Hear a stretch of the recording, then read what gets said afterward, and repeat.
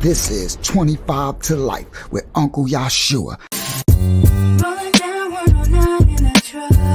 On my ride, I feel alive, that's what's up.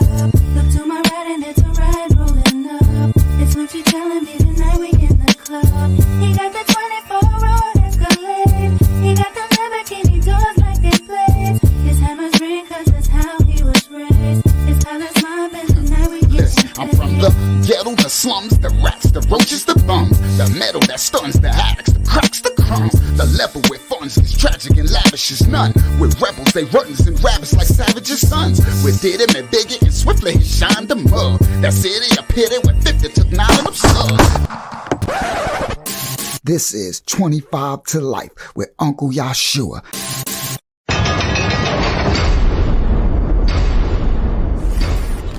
This is 25 to Life with Uncle Yahshua. rolling down 109 in a truck. On my ride, I feel alive, that's what's up. Look to my right and it's a ride rolling up. It's Lucci telling me tonight we in the club. He got the 24 road Escalade. He got the Lamborghini doors like they blades. His hammers ring cause that's how he was raised. His palace mob and tonight we get Listen, I'm from the ghetto, the slums, the rats, the roaches, the bums, the metal that stuns, the addicts, the cracks, the crumbs. The level where funds is tragic and lavish is none. With rebels, they runs and rabbits like savages' sons. With did him and bigger and swiftly he shined the mug. That city a pity with 50 took 9 of them slugs. This is 25 to Life with Uncle Yahshua. What's good? What's good? 25 to Life family. What's good, everybody? Hold on, let me fix that. What's good, 25 to Life family? Testimony TV in effect. How y'all doing tonight? Peace and blessings to everyone. Shalom and everyone. Shalom to everyone. All right. May the Most High bless your days. Hopefully everybody had a blessed a week since I've seen y'all on the 25 to Life. Everybody else, I seen y'all on the ministry.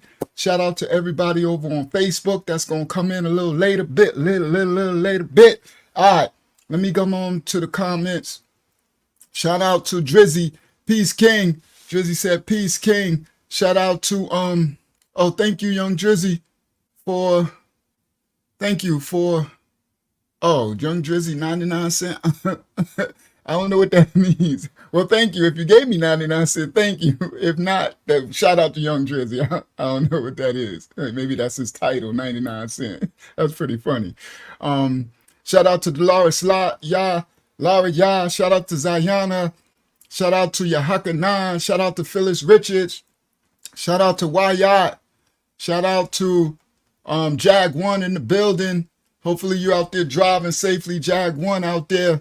Wherever you driving through, whatever state. Shout out to Kayana. Shout out to Yashara La. Shout out to everybody in the building so far and everybody who's gonna come in a little later. All right, so now we're going to shout out to Ozzy Claxton in the building. Shout out to Oz, Terra Ave, Hempstead Strong Island in the building. Larry Yah said he gave thank you.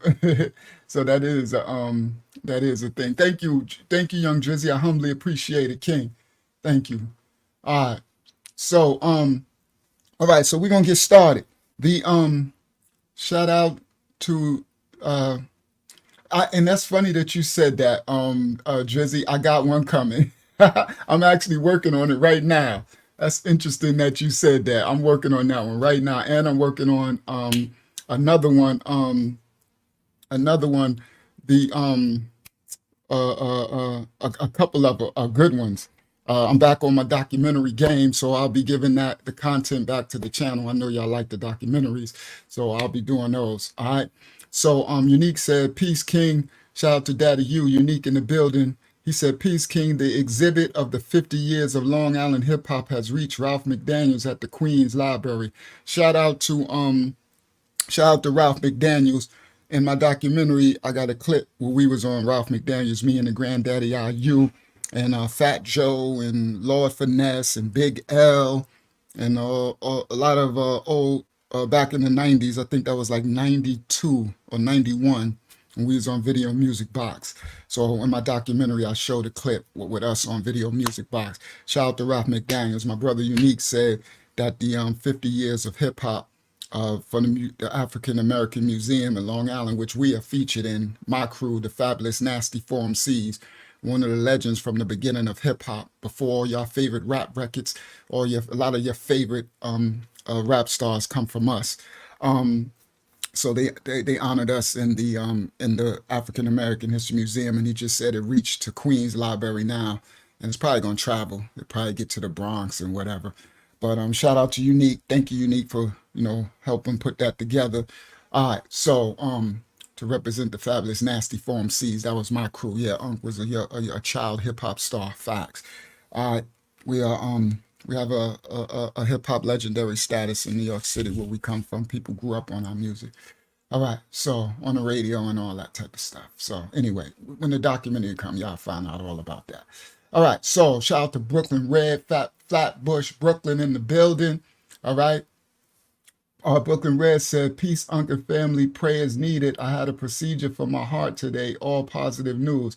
All praise to the Most High. Brooklyn Red, prayers up in the Most High's blessing and covering over you, King.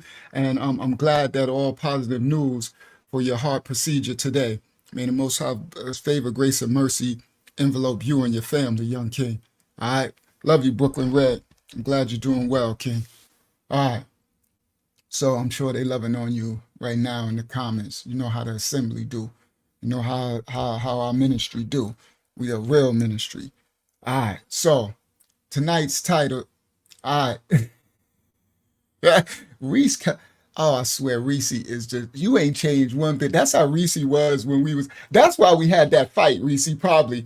You know, when me and Reese had a fight, right? So we was on a basketball trip, like so. We used to play ball and we was good. Hempstead, we hoopers, right? It's just back in the days.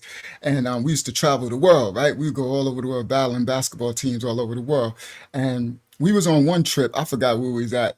And me and Reese got into it. We probably got into it because of this mess. This why we got into a fight in the hotel room. They had to break us up and everything.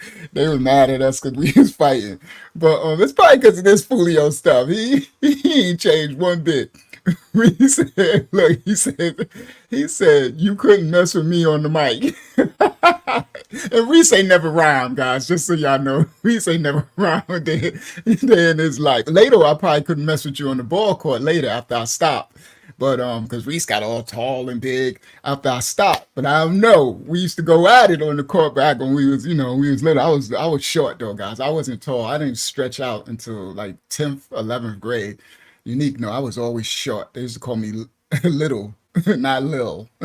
But yeah, I was always short. And then 10th grade, I grew like 5 inches and grew over everybody. All right. So all right, so let me what's the title? I think L'Oreal put the title. She said 37 years in prison. Ooh, all right. We about to get started right now. And I'm gonna tell in this. There are things that's coming out in this tonight, this 25 to Life episode, and then I'm telling a personal story of mine's in this episode as well. So everybody, shout out to Faye Ya in the Brooklyn, East New York. I said in the Brooklyn. Shout out to Faye Ya in the building, East New York in the building. All right, she up in upstate New York, but she from Pink Houses. Shout out to Pink Houses in the building. All right, Brooklyn, that's East New York, Brooklyn, guys. All right, so we're going to, so my thing downloaded. All praise to the Most High. Thank you, Father. I had some things I had to get together. So I made sure that one downloaded. So let me make this smaller so we can get started. And then I'm going to pull that into, where is it? There it go. Let me play it first, make sure everything looks good. There you go. There you go. Thank you, Father, Most High. All right, so now let me make that smaller and then pull it in to here. I can close that and then pull it into this other tab over here. Make that smaller. I'm going to pull that over here and then pull this here, right here into this tab. Bang. All right. We rocking, guys. We rocking and rolling, Reese. We rocking Reese. Reese a fool. All right. So we going to, all right. So now I can make that a little smaller so that I can pull this live chat, this screen over here, move y'all over here, and then I can see the chat too. Let me put the comments up. Comments. Oh, live comments. There we go. Shout out to uh Unique said you play basketball, Reese. You don't want none of this microphone business. Reese know who was the legends. You know Nasty Form C's. We was the legends. Him Stay Strong Island. We traveled everywhere though, guys. We did concerts everywhere. Thousands of people used to come see us. We were everywhere. All right, but y'all know that from the documentary when that documentary come out. Y'all enjoy that. All right, shout out to the original foundation of hip hop. Shout out to the original school, like Grandmaster Caz, Fantastic Five, Cold Crush Brothers, Crash Crew, Flash and all before they went all Hollywood and got all looking like they was rainbowed out or something, but the original hip hop. All right, Fantastic Romantic Five. Woo! We make the crowd come alive. Well, that was Nasty Form C's. Right? That's where we come from, that generation. All four of us on the mic, sounding as one. Make four MCs sound like one. Facts. You heard? We was no joke. We was beast mode. Name why we was nasty is because we were the nastiest dudes on the mic. We battled everybody. Facts. You heard? All right. So anyway, that's why Busta Rhymes got such one of the most powerful stage shows in the history of hip hop, because he come from us. That'd be in the documentary. Y'all understand? Out of his own mouth, when he wasn't even a rapper, coming to our shows, couldn't even get in, standing outside, him and the little leaders of the New School crew, to watch us pull up in limousines. You heard? At the show with all leather on, all leather everything. You heard? Facts. All right. So anyway, let's get started. Tonight's story. So the tonight's story is going to be very important because there are I see the Most High got me doing certain things on this channel.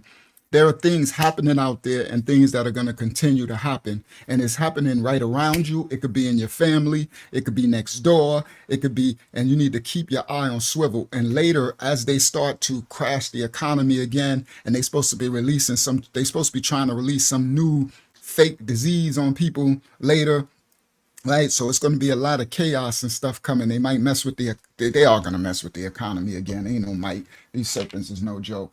And because of it, there's going to be more chaos, right? And more darkness. That's the word. A lot of darkness. So you got to keep your eyes on the darkness all around you, even for your family members, your friends, your neighbors. Keep your eyes on the darkness. All right. Keep your eyes out for that darkness that's out there. Okay. I thought I could. All right. It's all good. All right. So let's get started. So we're going to get started right now. I'm going to share my screen and Lego. All right. So here we go. Where's my share screen? There we go. Present, share screen, bang, share. Let me see how that looks. There we go. That's looking all right.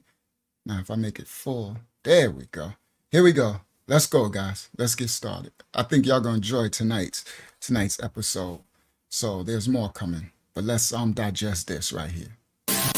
The suspect should be considered armed and dangerous is a direct quote from an alert made by the Newark Police Department on the 13th of October 2016. They were on the lookout for 26-year-old Newark native Jeremy Arrington in connection with a sexual assault case that involved a shooting 4 days prior. All right, so this brother in Newark, New Jersey, Jeremy Arrington, he was being investigated for a shooting. Okay, now this story is important because you have to be very careful of what your family, your children, people, especially because of social media, people just do anything, think they can post anything and say anything. But you got to be very careful because it ain't even got to be you doing it. It could be your niece or your cousin, somebody living in your household or something, or somebody that you know. and you can be just, over their house, or they could be over your house. All right. Now, here we go. On the 9th, a female friend of his had walked herself into the Beth Israel hospital where she would be treated for non-life-threatening injuries and made a full recovery, although the scars of that day would run deep and psychologically it would stay with her for the rest of her life. But weeks passed, and in November Jeremy was still on the loose. If he could commit such a heinous crime on a female friend, what did that mean for others around him? Shaken by the incident, a friend who's currently unnamed due to the graphic nature of this story we're about to go over shared that police alert on a Facebook post. But, ladies and gentlemen, the act of sharing this post would be the catalyst. Okay, so a woman who was let me go back a little bit, because Reese threw me off talking about something, even though you stole my name. I don't know what Reese talking about, but he said we got busy on the mic. Shout out to Reese. All right, Reese, let me focus, boy. Stop. You had me. I'm sitting there reading that. I missed my focus on the thing. Let me get to the story. I got to break this down.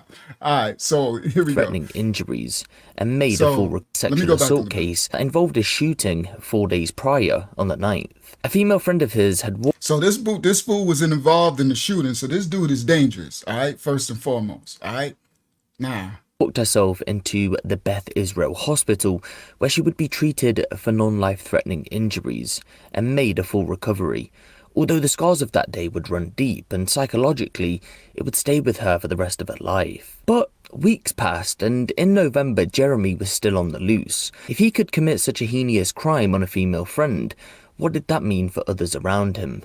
Shaken by the incident, a friend who's currently unnamed due to the graphic nature of this story we're about to go over shared that police alert on a Facebook post. So the police alert was out for this Jeremy dude, and he already shooting, involved and supposed to be shooting a friend. He is on the run, and they ain't found him yet. So this female friend decided to post the cop alert on her Facebook involving this dude. That is not very wise. Okay? This is to everybody. Watch your children, your family members. But in New York City, I don't know how it is now, but when we came up back in the 80s and 70s, 80s and 90s, when we came up, it was mind your business. We didn't get in other people's business. That stuff where we were from would get you killed. You mind your business. Facts. It ain't nowadays, everybody, it's like everybody caring. Like they done made everybody caring, right? Thinking you could just post something that ain't your business on Facebook, but it's not wise because you're posting something that's involving some dude that just shot, that's supposed to be allegedly involved in something with shooting a girl. So that girl's supposed to be a friend. So if this fool is crazy enough to shoot this girl allegedly who's supposed to be his friend, why is you getting anywhere near that man's business? Okay?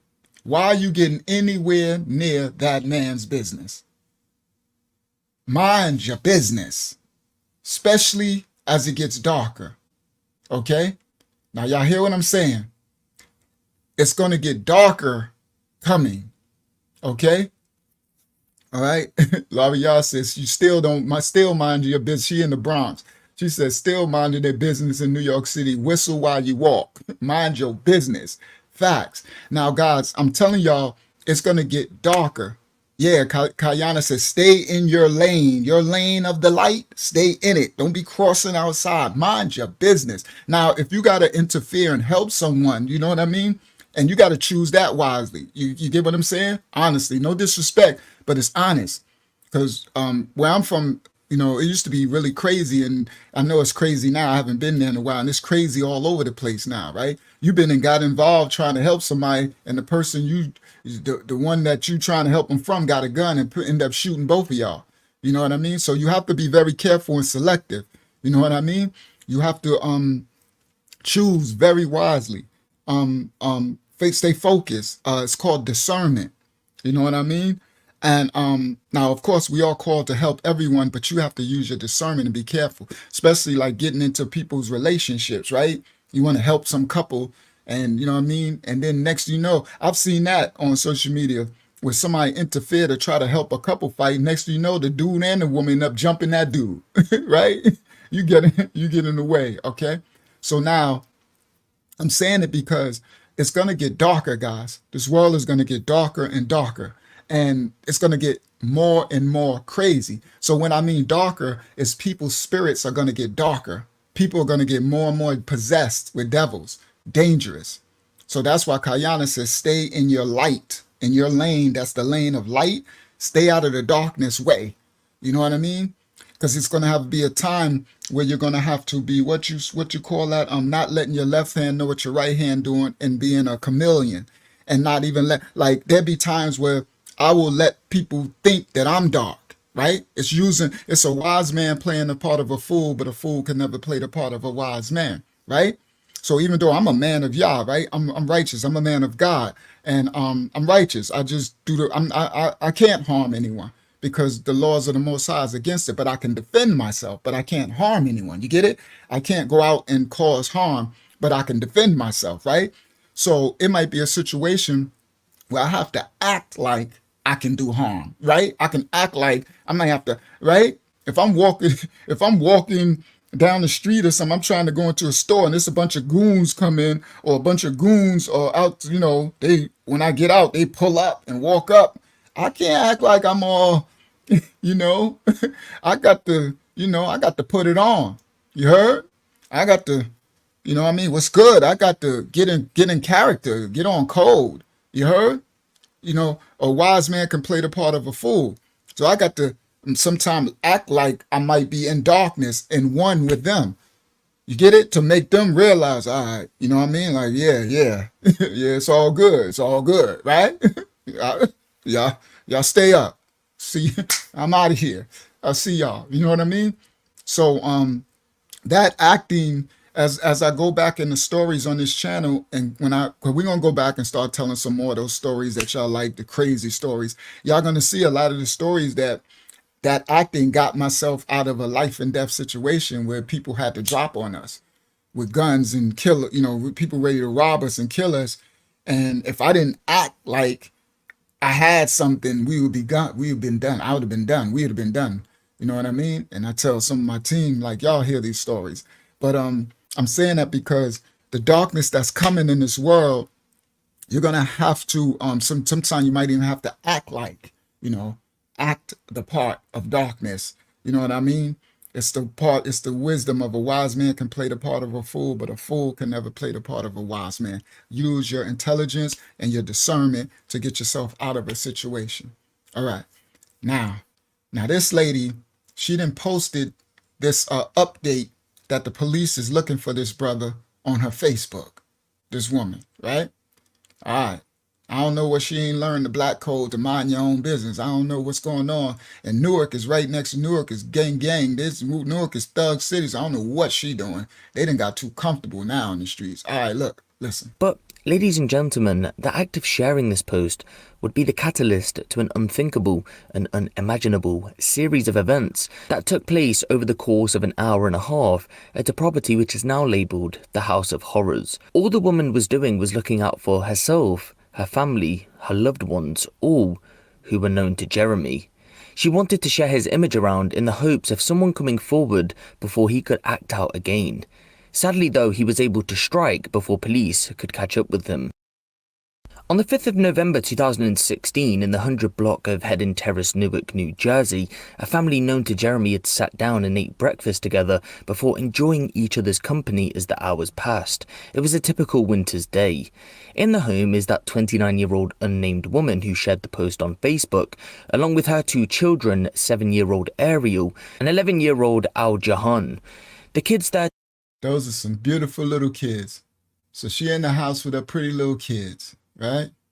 13-year-old twin aunt and uncle are also present, along with their other aunt, Bilquis Karam, and her friend, 23-year-old Asia McBorrows.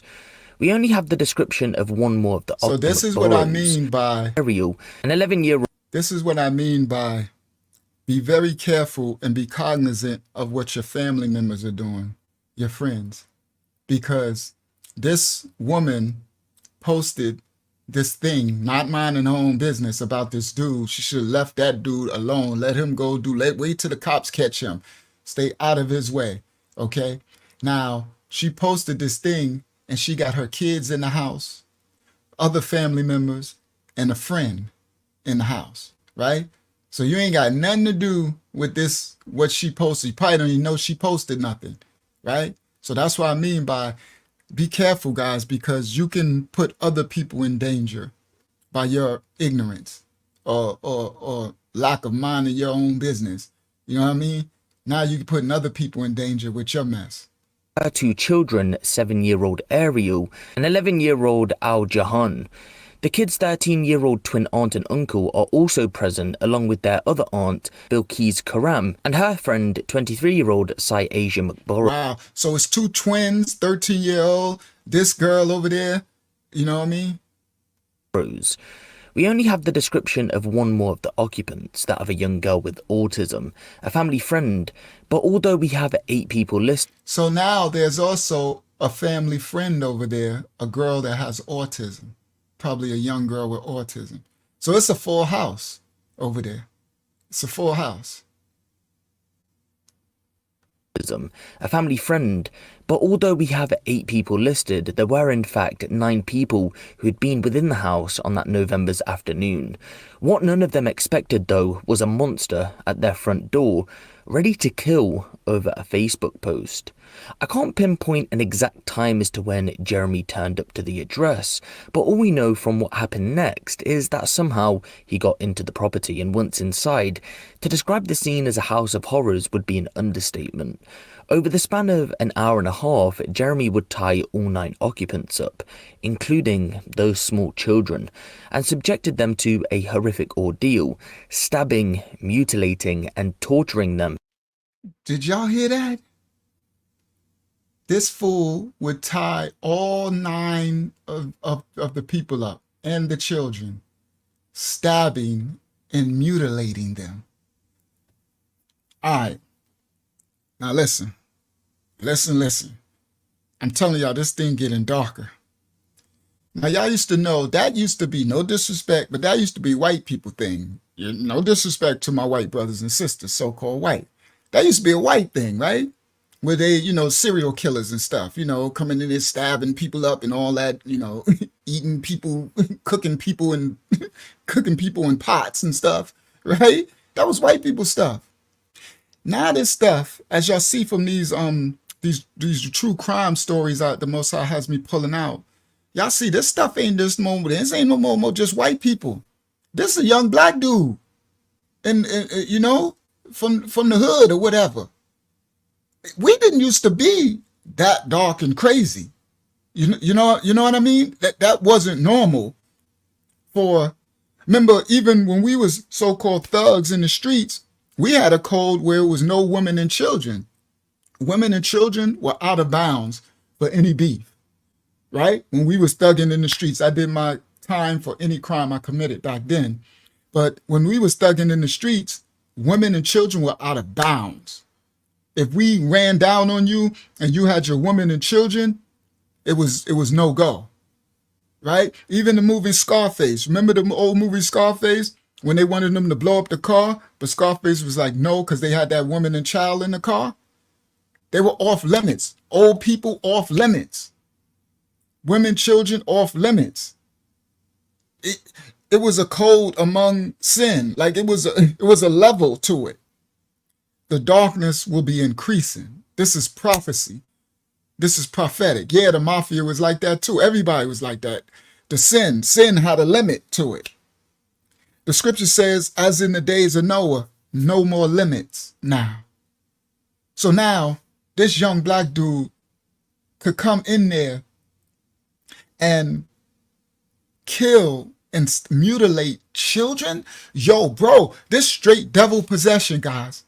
This is what I want y'all to understand and see, and keep your head on swivel. I don't care who it is, next door neighbor. I don't watch your 15-year-old, 16-year-old daughter going to school, and she done got some little dude who liking her. You better keep I'm watching you. right? You better watch everything. Don't sleep on nothing. Watch, smell, use your senses. Smell danger. Smell it. I can feel it, taste it, touch it, smell it.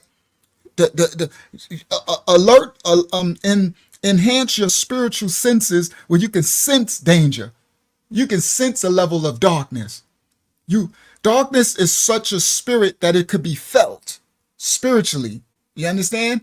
But people are numb. Stop being so numb by all the noise. That's why the Most High says stillness, meaning being calm, shalom, being a stillness. He said it exists in the stillness. Stillness means being a conscious, focused, meditative state where you can sense everything. You can feel. You ain't just running around, just doing everything, just all willy-nilly.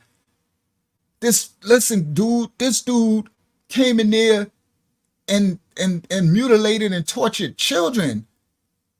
This a black dude. Jaguar said, I grew up scared of white male postman. You know, this a black dude. This used to be off limits before. This used to didn't happen. Yeah, and it's going to get dark. That's what I'm trying to tell y'all. All right, listen.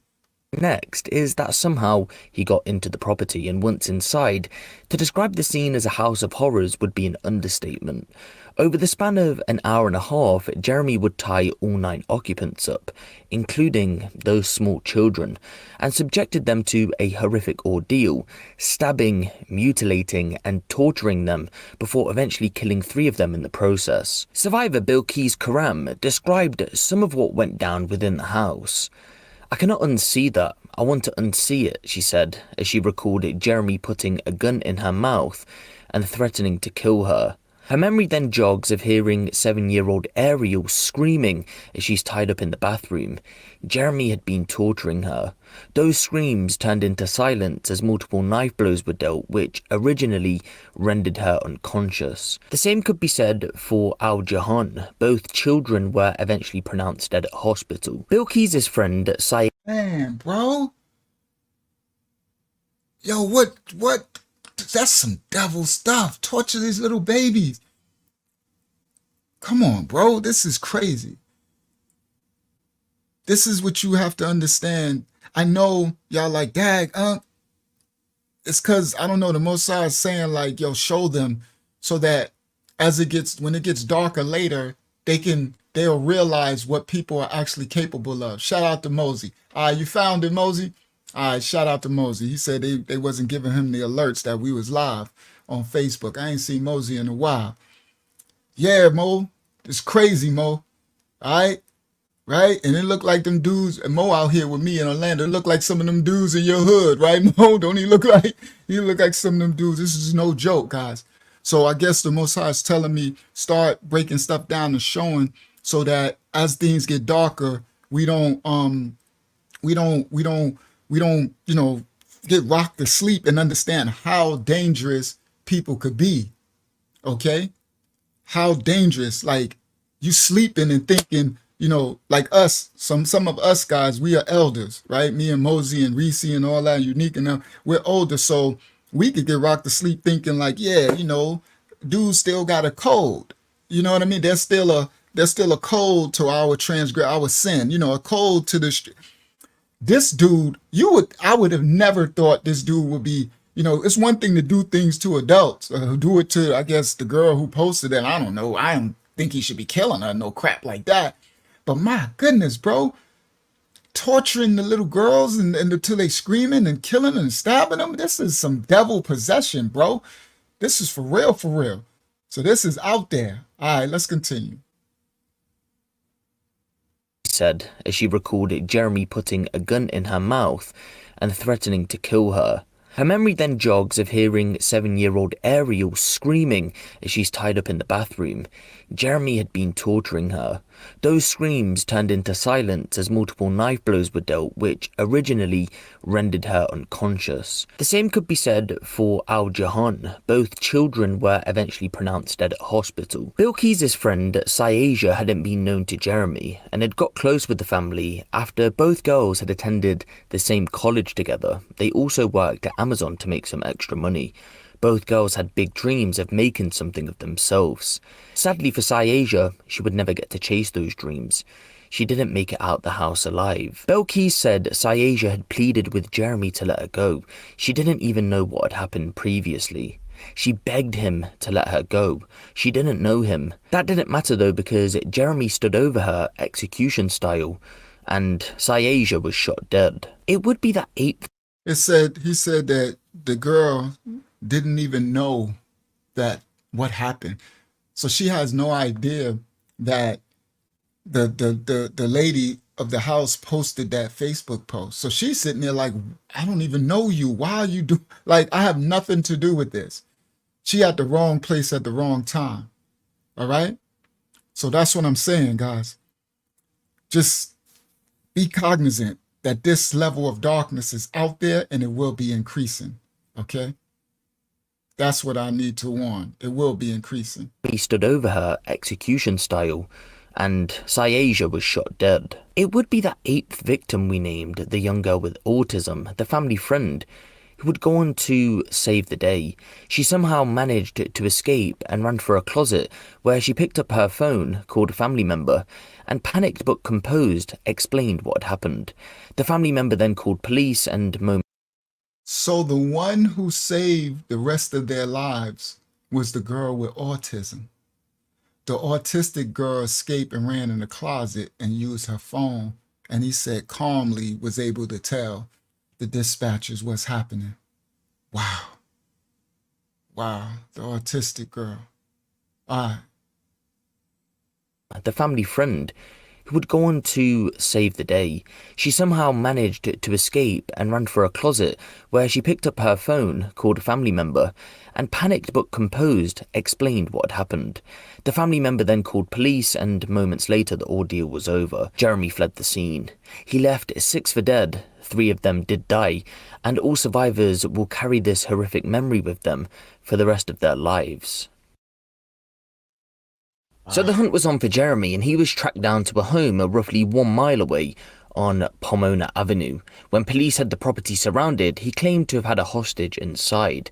The threat was taken that more serious due to the nature of the crimes he had committed only hours before. Eventually though, he surrendered, and the hostage threat was later found out to be false. Jeremy was eventually charged with 28 counts, including 3 counts of murder, 3 counts of attempted murder, burglary, criminal restraint, and weapons charges. See that face? That looked like somebody we all know, or somebody we all seen before. Like, this didn't used to be the face of like serial killers and people who would do that. You know, he's probably only 27, 28 years old or something like that, young. This wasn't the face before of this type of darkness. Now the darkness comes in all, has every face now. You have to include this face and any other face that you can imagine in your imagination. It's coming, it's possessing. These devils are possessing a lot more people. Darkness, all right? He had committed only hours before. Eventually though, he surrendered, and the hostage threat was later found out to be false. Jeremy was eventually charged with 28 counts, including 3 counts of murder, 3 counts of attempted murder, burglary, criminal restraint, and weapons charges. He pled not guilty to the charges that were brought against him, so he went on trial in March of 2022. The trial was to last 10 days, but for whatever reason, none of the trial information was released to the public, more than likely due to the circumstances of the crime and how there were multiple child victims. But after that 10-day period, reporting restrictions were lifted. I want to make a statement. Sorry that I keep interrupting, but that's what I have to do. It's a reaction. Young, for my brothers and sisters, especially my brothers, sisters, it's not as bad in there. You don't want to be there, but to the brothers, stay out of jail. I'm saying this because you see him? He's kind of thick. This dude is a straight psychopath, right? If you know he can do this to innocent children, imagine what he'll do in jail where it's kill or be killed. Prison, I'm gonna say jail too, depending on which jail you're in. But prison is kill or be killed. It's the strong survive. It's a bunch of killers, murderers, and psychopaths, and you have to defend your life and your manhood at any instance against some of the darkest. Do you understand? Do y'all not understand that they would put you in a cell with this dude and you would have no idea what he done, right?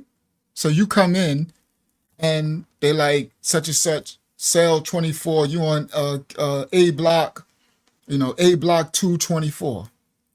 You got your bedroll, your bag and everything. You got your state greens or whatever, and you go in and they pop 224. They pop the cell and you walk in and he's sitting there like, yo, what's up, dude? You're like, yo, what up, man? You my bunkie? Yeah. All right, yeah, you got the top bunk. All right. And you just kicking it and you have no idea that this fool then stabbed and killed little babies and stuff. And you sitting there got to go to sleep around this dude. Prison is no joke. That these type of people are there. I'm saying the warning because, the world and hip hop, and they make it seem like it's all cool to be gang and cool, all that. Yeah, it's all cool until you end up in the cell with this dude. You end up in the cell with one of these, and it could be worse than that. This dude, if you end up with a cell with that spirit, but he's 6'8", you know what I mean? And he liked men. So, you know what I mean? There's just so many levels of darkness. So for the youngsters and for those out there who still trying to be living that life, it ain't worth it, my dude. It ain't worth it. Keep the laws of the land you live in. Don't try to break no laws. Try to do, because your freedom is worth everything. I'm good. They can have that. I'm good. I passed. I finally made it out, and I'll be doggone if I'm good. I'm good. And I was definitely turning myself into a monster to go do my 25 to life, because I knew I would have to survive with these type of psycho sickos in there. All right. I just want to state that. I'm trying to let this rock a little bit. I know people don't like too much interruptions. 2022. The trial was to last 10 days, but for whatever reason, none of the trial information was released to the public, more than likely due to the circumstances of the crime and how there were multiple child victims.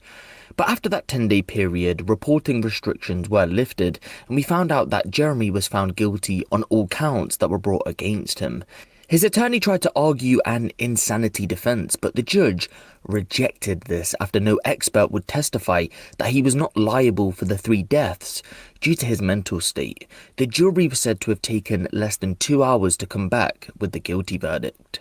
Bill and Sade, Jeremy Arrington did this because he was upset because someone made a bad comment about him on social media. So he burst into that family's home. He separated kids from their mothers. He tied everyone up, and then he went around and stabbed everyone. And when they were crying and bleeding and screaming, he made his rounds again, stabbing them all over again. And you know what? It is amazing. It is a miracle that anyone survived. Ariel Little Whitehurst was just 7 years old. Her brother Al Jahan was 11. Judge Ronald Wigler recounted how Jeremy Arrington tortured these children, stabbing them to death. Little Ariel Whitehurst sustained over 15 stab. One stab wound was inflicted with such force, the tip of the knife broke off in her skull. Little Al Jahan sustained over 12 stab wounds. You plunged the knife so hard and so deep through this young boy's back that it exited through his chest. This was sentencing day for the man who turned the home at 137 Heaton Terrace into a house of horrors, where Arrington terrorized a family for nearly 2 hours back in 2016, shooting to death 23-year-old Syasia McBurrows, a family friend who was visiting. He repeatedly stabbed 2 14-year-olds, twins. 9 victims in all. 3 did not make it out alive. Walk inside nobody's house and tie them up stab him, shoot him. Damn you. He had no right to take my daughter's life or the other two kids. He's a punk. Al Jahan and his sister will never. Ah!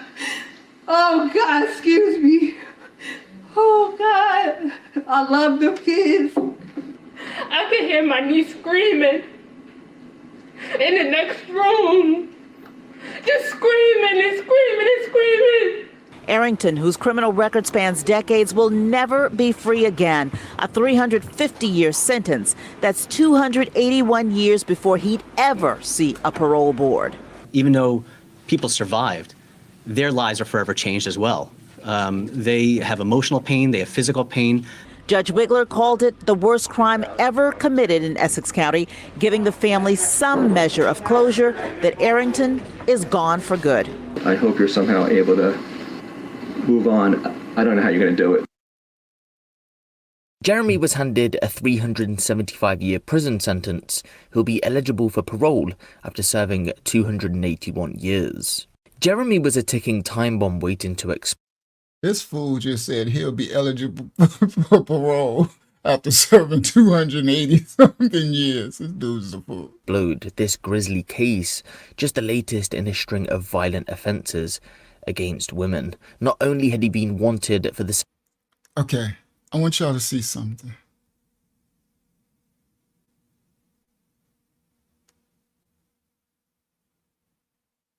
Right there.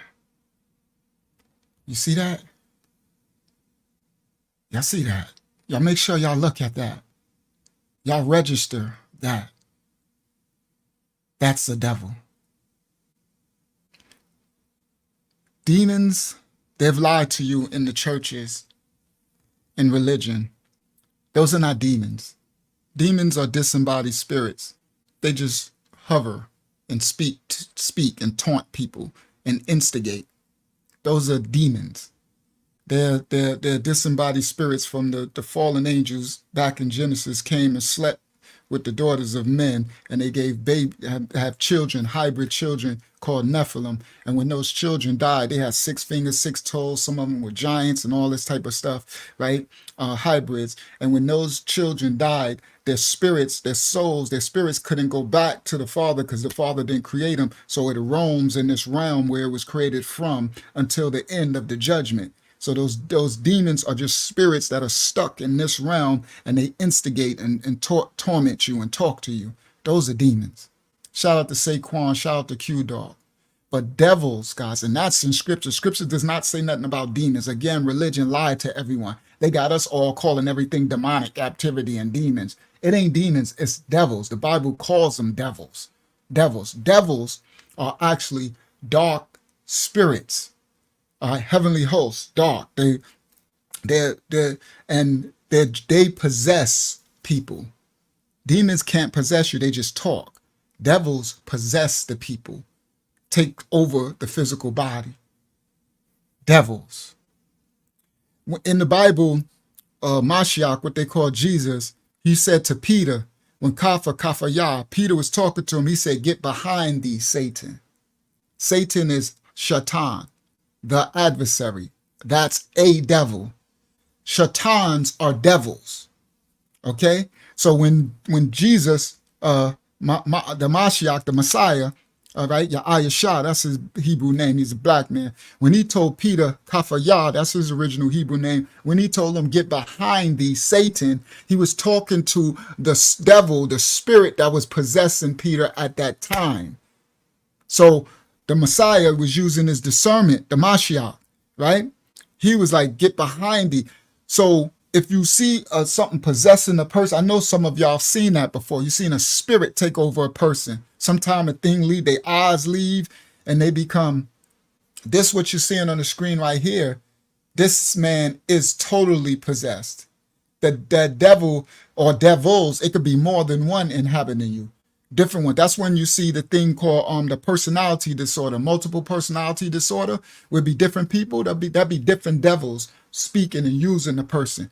Where all of a sudden the person changed. I got one that I'm gonna break one down on this channel where the person changed and it's a whole different person speaking. You can see their energy change, everything changed, their aura, everything, because the devil that's possessing them is took control of the flesh, of their flesh. So this dude probably got a bunch of devils, but you're looking at a possessed man body. That's why there's no emotion, the blank stare.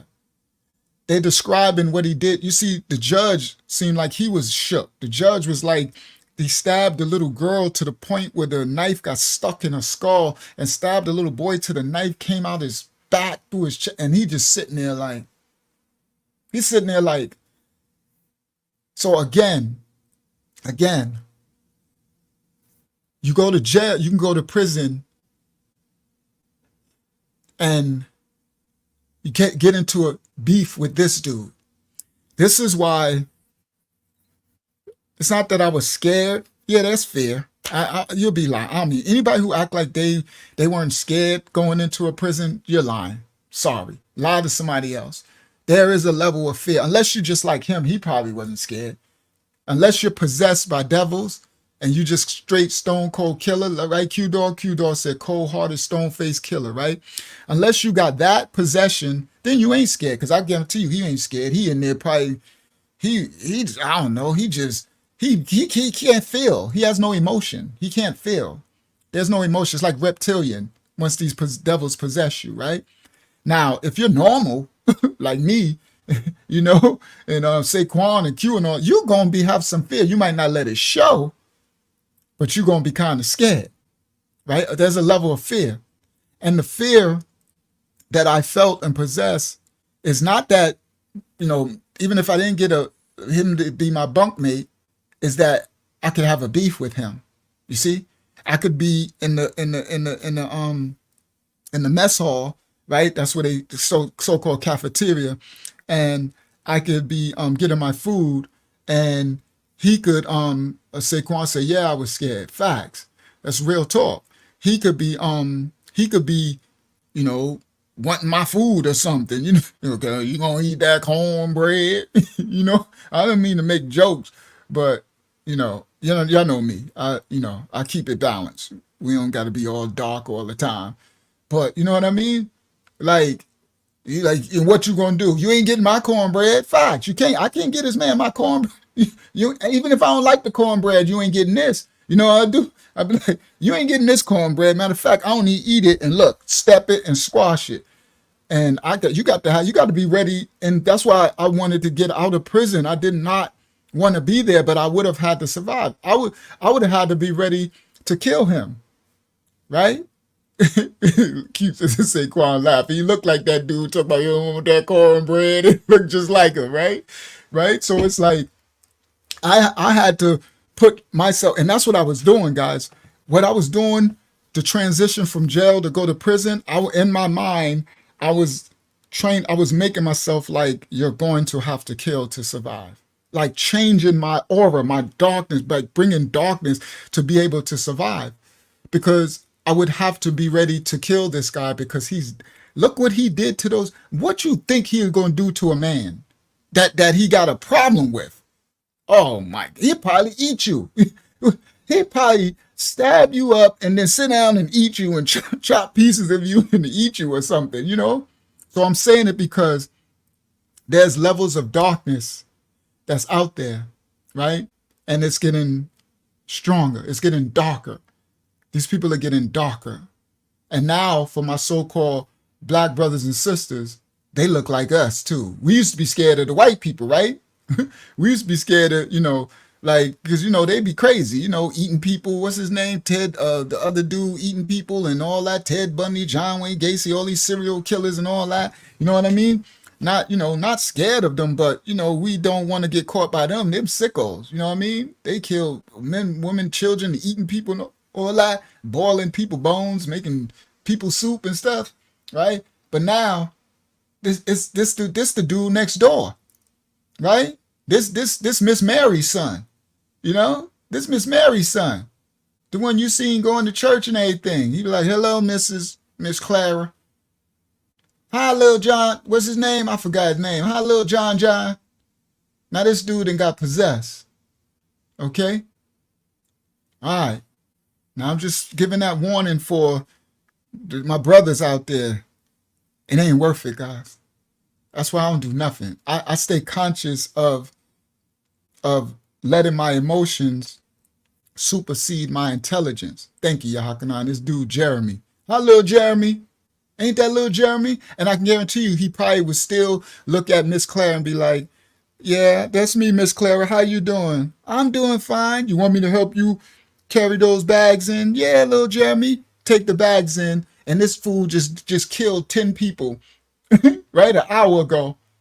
And he helping Miss Clara because the Miss Clara have him snap out of it, right? When she said, little Jeremy, he snapped out. He turned back to little Jeremy. And then the minute he leave her presence, he snapped back into the devil possession, comes back over. Okay? Facts. Q said, I had a transition in my mindset when I went up. Facts. Unique said, yes, this man is a devil. The devil is true and here in people. When you die, you go into Shamayam or to hell. Hell is here. Heaven and hell is here. Facts. Yes, it's coming here. Facts. It's here. And you will be gone. Facts. You're going to a place of torment with this fool, or you'll be going to a place of shalom in the new kingdom with the Father, but they definitely here. Facts. You ain't going nowhere. Ain't nobody raptured. You ain't going nowhere. It's coming here. The scripture says everything is coming here, but it will be renewed. It will be new. The darkness versus the light, the Armageddon that come. Watch the ministry channel. We breaks all that down. Mashiach Assembly Ministries, House of Yah. Just do at Uncle Yahshua on there. This 25 to Life will come up and the ministry channel will come up. You'll see my picture on there. Facts. All right.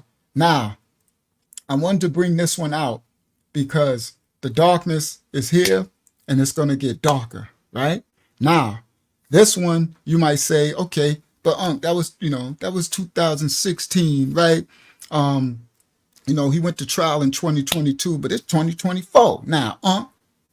Yeah, 2024. So let's get to 2024. You heard? And I'm gonna get to my story, but let's get to 2020. My story ties into what I'm bringing out tonight. All right. So I'm gonna get to 2024. Let me go here. Let me click that one, and then let me go stop share. Dang. And then let me go, how I do this. Here, bang, here, and then let me come back to y'all here. I gotta set this up. Present, share screen, and window. Let's come to 2024. 2024. Y'all see these fools on the screen? This 2024 right now. This was a couple of days ago. You heard? Y'all see this? You say Quan said he got 277 years. The fool already dead, right? He already walking there. He gonna be in there just seeing. Ain't no telling what that fool in there doing. All right? Now, look at this. Lavia said, welcome to everybody that's over on Facebook. Look at this. Look. Lavia said they got the same look on their face. They a couple. This dude and that's his girl. All right? Let me scroll in. Let me show y'all. Look at his face. Look at this dude. Right? And look at his girl. Hold on. Look at her face. All right? This now. 2024. These are Beavis and Butthead. These two dark souls. This in the middle, y'all see that? That's their refrigerator. Saquon said, that's a girl. That's their refrigerator. That's one of the refrigerators in their house. They had 3 refrigerators in their house. That's a refrigerator. That's their fridge in their house. Okay? That's him and his girl. All right. Let me make, this is the fridge. Look at the inside of the refrigerator. You see all that? That's rat feces and stuff all over. Rat feces and stuff all over. Larry, I said, I thought that was a dude too. All right. And this is old and moldy food. And I don't know what this is down here, but that looked like a rat body. I say, is that a rat down there? I don't know what that is. This is a refrigerator in their house. This how they living. 2024. All right? This fool. These two. These idiot juices. All right. Now, let me keep them up there. Now, here we go. Let me see if I make it bigger. Yeah, it cuts in. I can leave them just like that. All right. Now, here we go. These fools right now, they happen to be in Florida. I told you where I'm at in Orlando is the only safe space in Florida, meaning because of Disney World and all that. They make sure they keep the city beautiful and all that, and they keep it because the tourist destination in the world and all that. So it's some really nice, beautiful, clean places. But the minute you go outside of this little section, it turned to the crazy Florida with these crazy people, right? All right. So here we go. A Florida couple, them two, are facing child neglect charges after police allegedly found their 3 kids, them two, they got 3 children living in their home under deplorable conditions with multiple thick layers of feces and piles of rat droppings everywhere. The investigation started as an alleged traffic accident when the couple, her name Michelle Sophia, she's 38, and her live-in boyfriend, the black dude, Willie London, he's 41. They contacted the Bunnell Police Department on Monday to say that their 11-year-old child had been hit by a car while riding a skateboard. However, the driver of the car refuted the claims, which were proven correct when nearby. So the driver of the car said, I ain't hit their child with no doggone car. All right? Cue the background music. Now, the driver of the car refuted the claims, which were proven correct, that he did not hit the car, when nearby door cameras showed that he stopped his car before hitting the little boy. As the police officers were working on an arrest warrant for filing a false crash report against the couple, the police were called to go to the home on Tuesday after Sophia got into an argument with a neighbor. This time, the cops went inside their home where the couple lived along with their 11-year-old and 2 other children, ages 12 and 17. So 11-year-old, a 12-year-old, and a 17-year-old kids lived in this house. In a walkthrough of the house, the primary officer described their observation as layers and layers of dirt and piles of soiled clothing and thick layers of feces among piles of rat poop droppings throughout the home. The police department said in a Facebook post that within this residence, they had 3 refrigerators, of which 2 of the refrigerators were not operable, and they contained moldy, expired food and all type of flies and bugs and insects. There was no food or dairy inside of the 3rd mini refrigerator, except for a little variety of condiments. There were rats all through the refrigerators. The kitchen had dirty dishes on the stove, and the counters was infested with all types of cockroaches scurrying and running all around. One of the bedrooms had a thin mattress with no sheets on it, while the other bedroom, where the 17-year-old child stayed, didn't have a bed in it at all. and the child was forced to sleep on the floor on rat feces and human feces. A toilet was filled with feces coming out of the brim of the toilet, and there was no running water at all in the home. When a detective asked why was the home in such a bad condition, Sophia, the mom, responded, "I didn't think it was that bad." The children told the police that they had not bathed in over 2 days. The dad, London, explained that they were not able to shower because there was no water in the house. And the child said that they had to go to a friend's house or go to the county park to take a bath. Officers called the Florida Department of Children and Families, who responded to the home and swiftly removed the children. Police arrested Sophia and London on 3 counts of child neglect and 1 count of filing a false crash report. The couple are at Flagler County Jail, where they're being held without bond. Florida Department of Correction records show that London, the black dude, has spent 4 different times in prison, and stints in prison, mostly for drug-related charges, but Sophia does not have any prior criminal history. That's today. That's right now. This was day before yesterday, or yesterday. This is right now.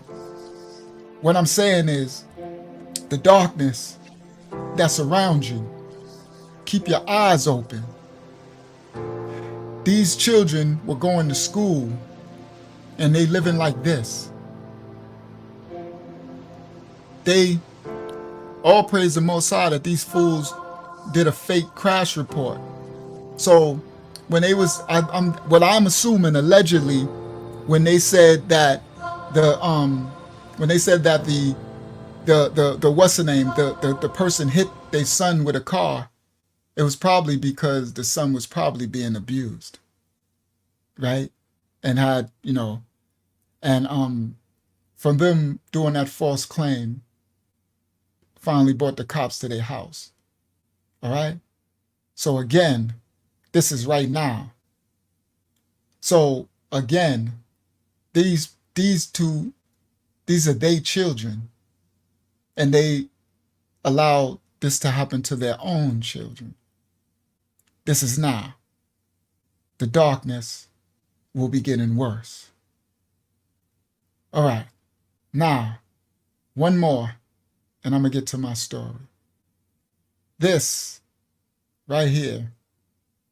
Let me stop share. Present. Share screen. Window. This.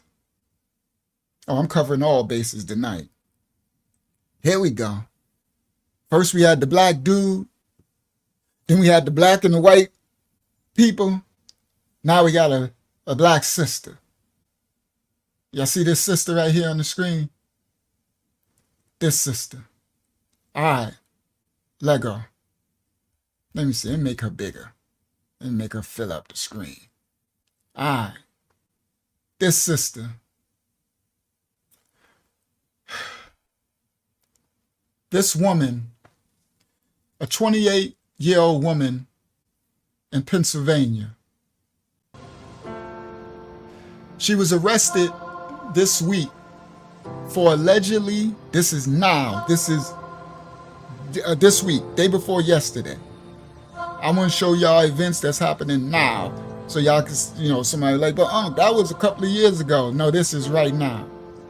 A 28-year-old woman in Pennsylvania was arrested this week for allegedly posting a series of videos to her social media account. Okay? She posted a series of videos on YouTube, which she slowly and sadistically tortured animals live on YouTube. She tortured chickens, rabbits, frogs, and birds. Her name is Aniga Mansi. She was taken into custody on Friday and charged with 4 counts of aggravated animal cruelty. According to a probable cause affidavit, authorities were tipped off about this woman making videos on YouTube by PETA, the children rights activist people, PETA headquarters. They said that there was a YouTube channel where a woman was posting videos. They said they was getting reports that a scantily clad woman, so she was trying to be sexy, was torturing rabbits, chickens, frogs, and pigeons live on YouTube while slowly disemboweling them and otherwise mutilating the animals while they were still alive. The document states that Mansi, this woman, was also severing the struggling and screaming animals' necks, cutting their necks off with a dull kitchen knife over the course of several minutes. One YouTube video that she titled Cooking Lucky. Now listen, she had over 20,000 subscribers. One of her videos she titled Cooking Lucky. She was cooking Lucky. I guess Lucky was a chicken and she was gonna cook Lucky. See, allegedly, Mansi's account showed her alongside a live chicken that she had in her sink. The chicken was alive. Before harming the chicken, Mansi allegedly commented about the number of viewers and likes that her live streams were getting and solicited more likes and views before she harmed the animal. So she was telling them, get your likes up. You know, this boy, y'all talk about Reese. You talk about darkness, Reese. Oh yeah, most I like, show him. All right, show him. This gonna get darker. This is now. This is today. This couple of days ago. This is news right now. All right, it's gonna get worse and dark. This is everybody, your neighbor, whoever. You be sitting up there seeing this girl walking to the mailbox and stuff, and you're like, hello. She's like, hello. You don't even know this fool. All right, now listen. She was telling the people, get your likes up. Get your likes up.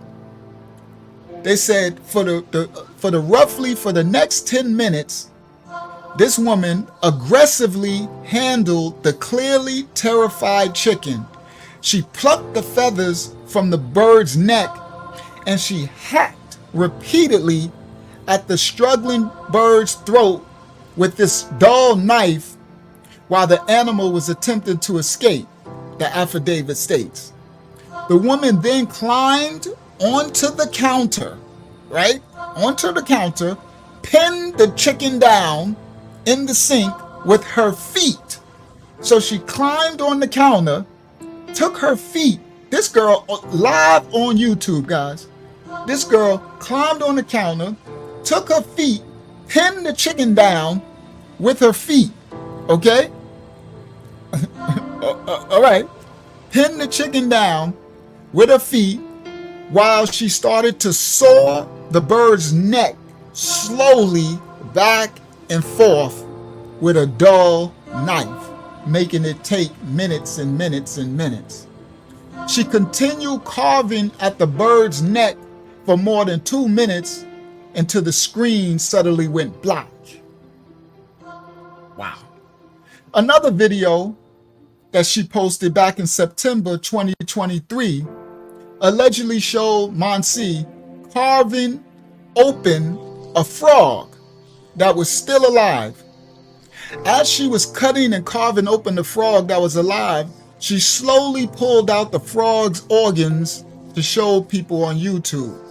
She also commented on the video, look guys, the frog is still alive, and joked that the frog was dancing while she was pulling out his organs. She then did the same thing to 2 other frogs while she was singing a song that she titled Happy Death Day to the tune of Happy Death Day to you, happy death day to you, while she was doing this to these frogs. Yo, all right, guys, all right. Now you been and met this chick, Saquon. You, all right, Q Dog, right? You've been and met this chick at the club or at the bar or something, all right? Yeah, guys, okay? While singing Happy Death Day to You. Another video allegedly shows this woman, Monsi, stroking a pigeon with a knife. Stroking the pigeon with a knife.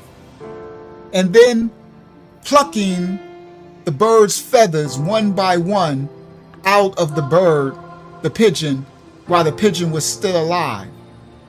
She then took the pigeon and put the pigeon's head under scalding hot water, torturing the pigeon live on YouTube, before slowly sawing off the pigeon's head with a dull knife for her viewers and likes. I know. Yet another video allegedly shows Monsi again using this dull knife, which she did on purpose, which would further torture the animals.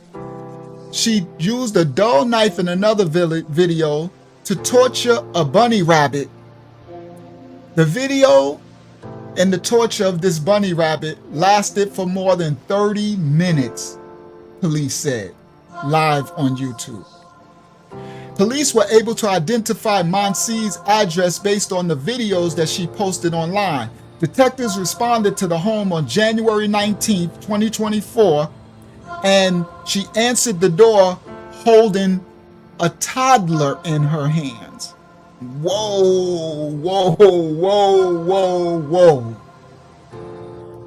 She answered the door holding a toddler in her hand.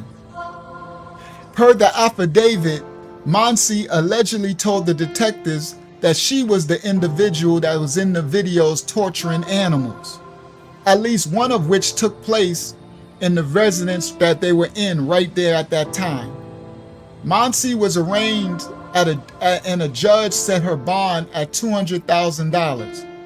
She is currently being held at the Delaware County Prison and is scheduled to appear in court again for a preliminary hearing on February 5th, 2024. It's just barbaric. It's inhumane that someone could actually do this, Upper Darbury Police Superintendent Timothy Barnhart said in a statement to the Delco Times. She's going to answer to all 4 of the incidents. Detectives looked into it and charged her. Hopefully, it will send a message that this cruelty is not okay. Monsi's YouTube channel had more than 20,000 subscribers, police said. He also added, even more disturbing is that there are people out there that are entertained by this torture, and there's a platform out there that's allowing this. Okay?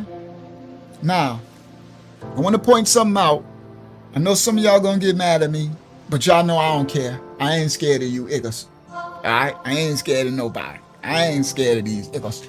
Alright?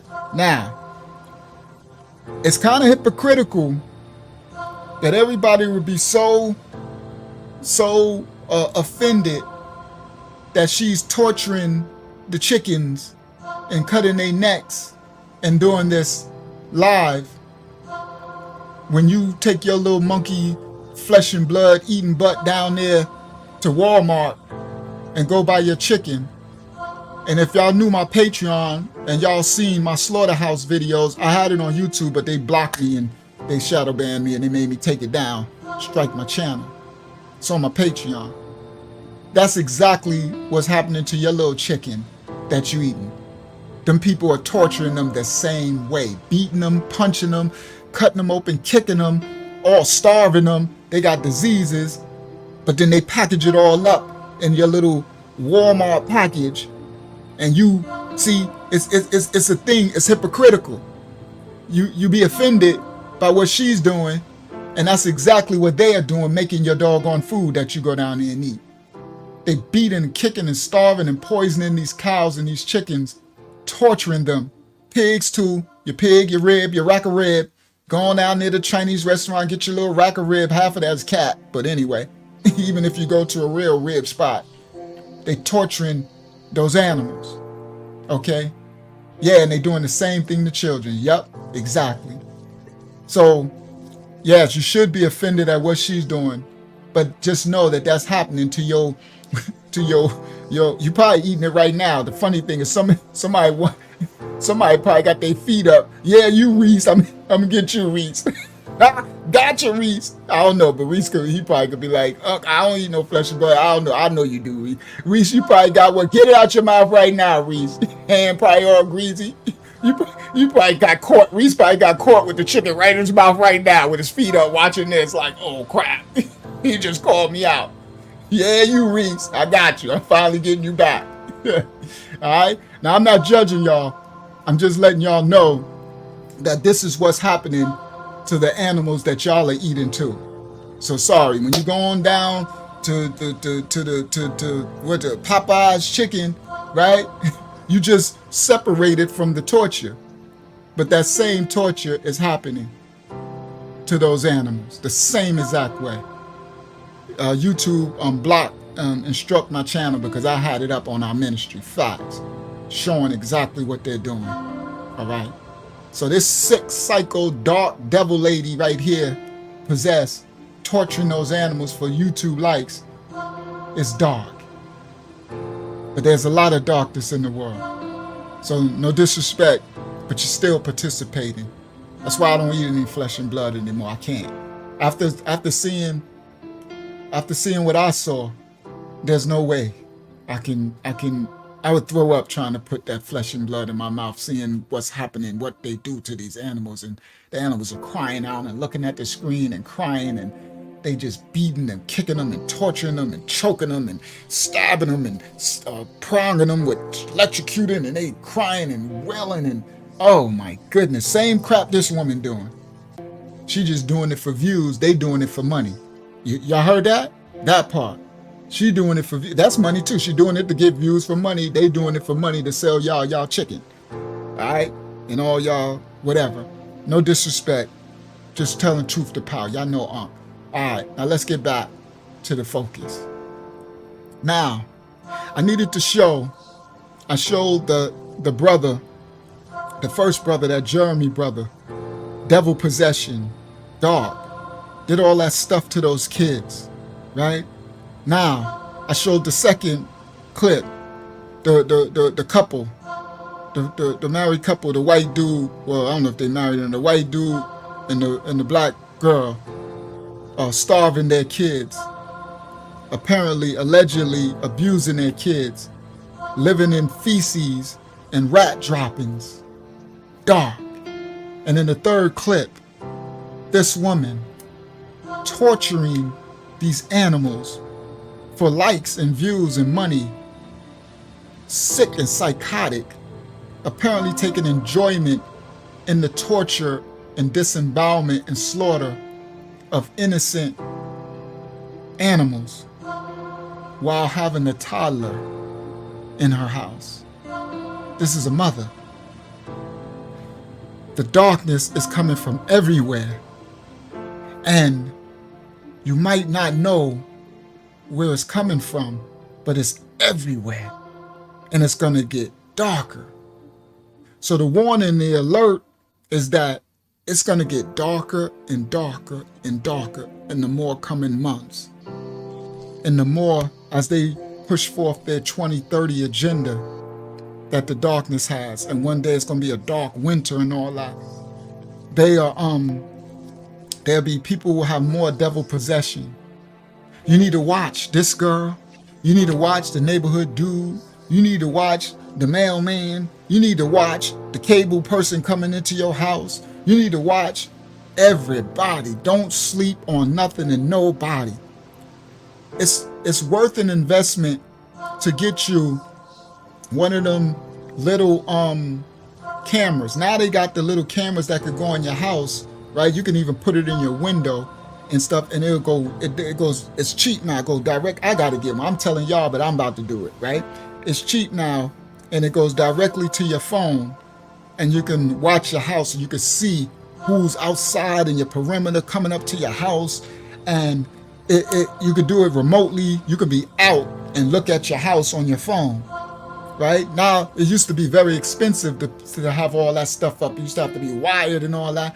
Now they got the ones you could just buy it and put it in, and it could be inside your window so people can't come and steal it or cover it, right? You could place one inside the window, place another one in that window, one watching the front, one watching the back, and you can have them wired to your phone, and you can have it go where you can alert 911 through it and all that, where you could be out and watching your doggone home.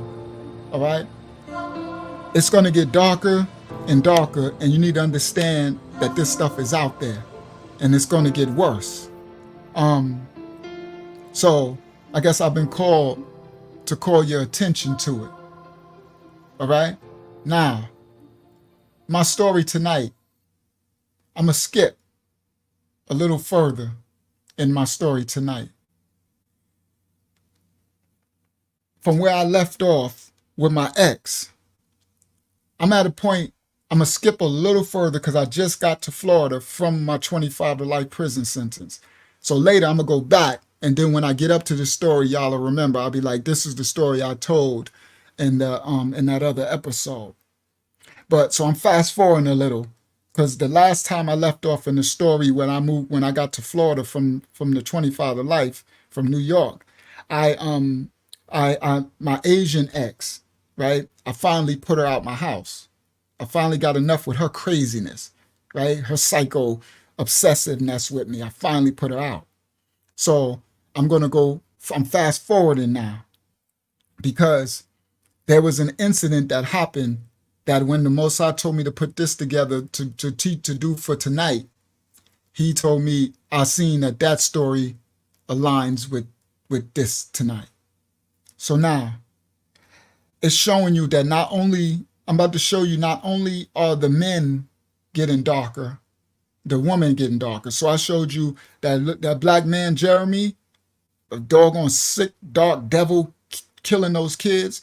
I showed you the black and white dude couple allegedly abusing their kids and doing that. Now I just showed you a black girl, woman on here, torturing animals. Not alleged, she did it. She's live on YouTube.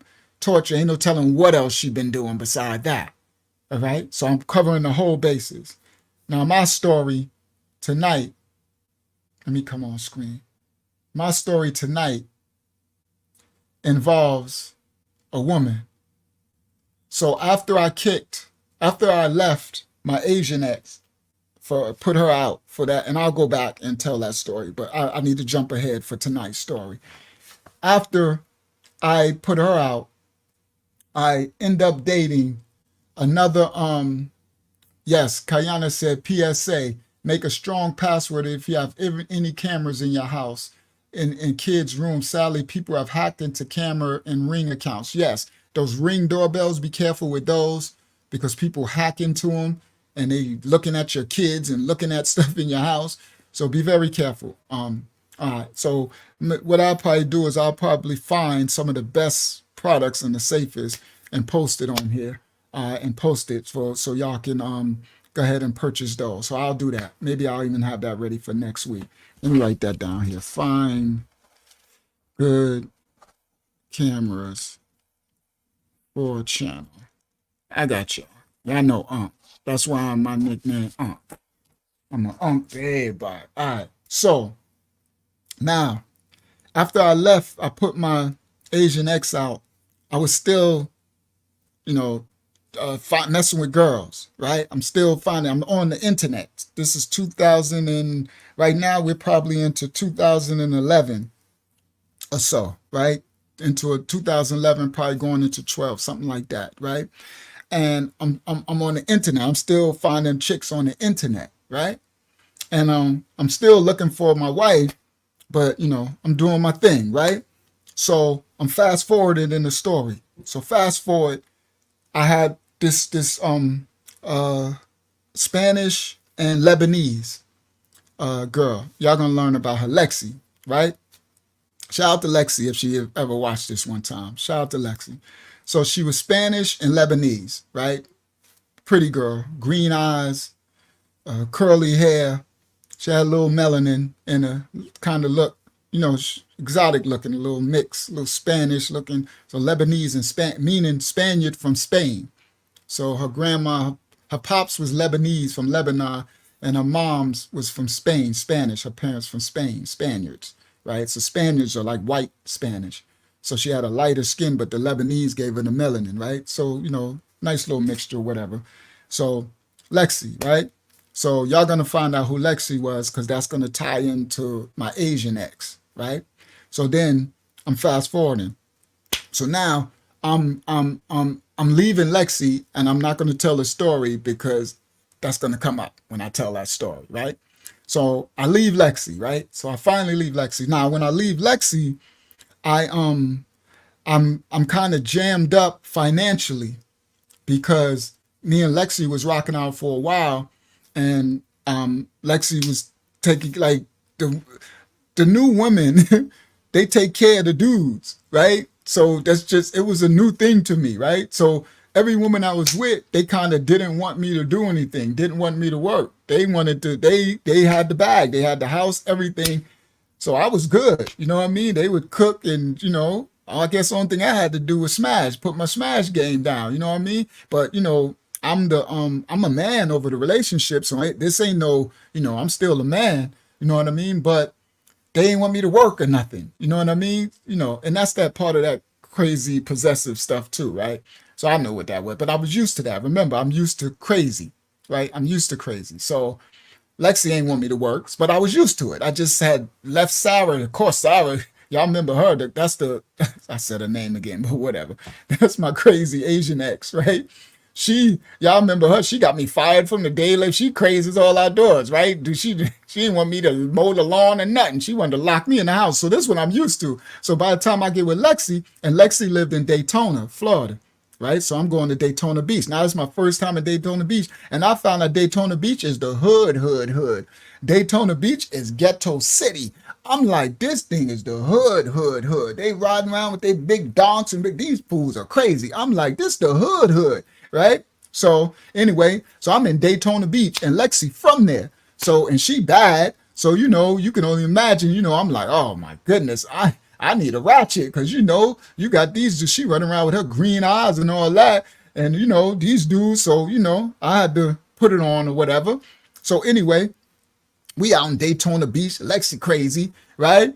But cook her butt off though. She cooks, food, but she crazy. But I'm gonna save that when I tell that story why I had to leave, right? And she had two little girls. They loved me and everything, but I had to go. Lexi's crazy, right? So anyway, so when I leave and I'll tell y'all that story, my pockets are hurt because coming from Sarah and then when I got with Lexi, after I left Sarah, I was scrapping. Remember I showed you I was in dumpster, so I was scrap metal. But when I went out there with Lexi, I'm not able to scrap because when I was home, I would scrap at 5 o'clock in the morning up until about 12, 1 in the afternoon, then go to the junkyard and dump my stuff. But when I was going out there with Lexi, once I get with a girl, they want to move me in, right? So Lexi didn't want me to go back home. So I'm living in Daytona in her spot. So I can't scrap. I got the purple truck. So I'm just chilling. And she working and she doing her thing. So we just doing us. So we end up rocking out I was with Lexi for about 6 months or something. We rocking out for a while or whatever. So by the time I had to leave her, my money I ain't got no money. So when I got back home to Orlando, to my brother's house, I was staying in my brother's house, I had no money, right? Because I had to just bounce on Lexi. Y'all learn that story. So I got no money, right? So now I'm there. I ain't got no paper at all, right? So I'm like, oh my goodness, refrigerator all empty, right? I get home, fridge is empty. I'm like, I ain't got no money. I probably got like $5 in my pocket or something because everything was paid for. Like I was living that life, right? Anything we needed, we was going everywhere. Lex had the truck with the system. She had big 18-inch speakers in her system. We was doing us, going to the beach all over because Daytona Beach is a beach. So we going to the beach and all over we just living, we doing us, right? So once I leave, I realize I ain't got no paper. So my dumb butt, I get back on the internet. That's all I know. Like, time to find me another chick, right?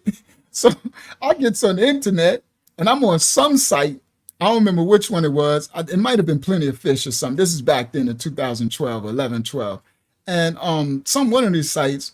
And now I ain't got no what I'm saying, what word I'm looking for. I ain't got no prejudices, right? Only thing, I don't care if you could be green or purple. I don't care as long as you fly.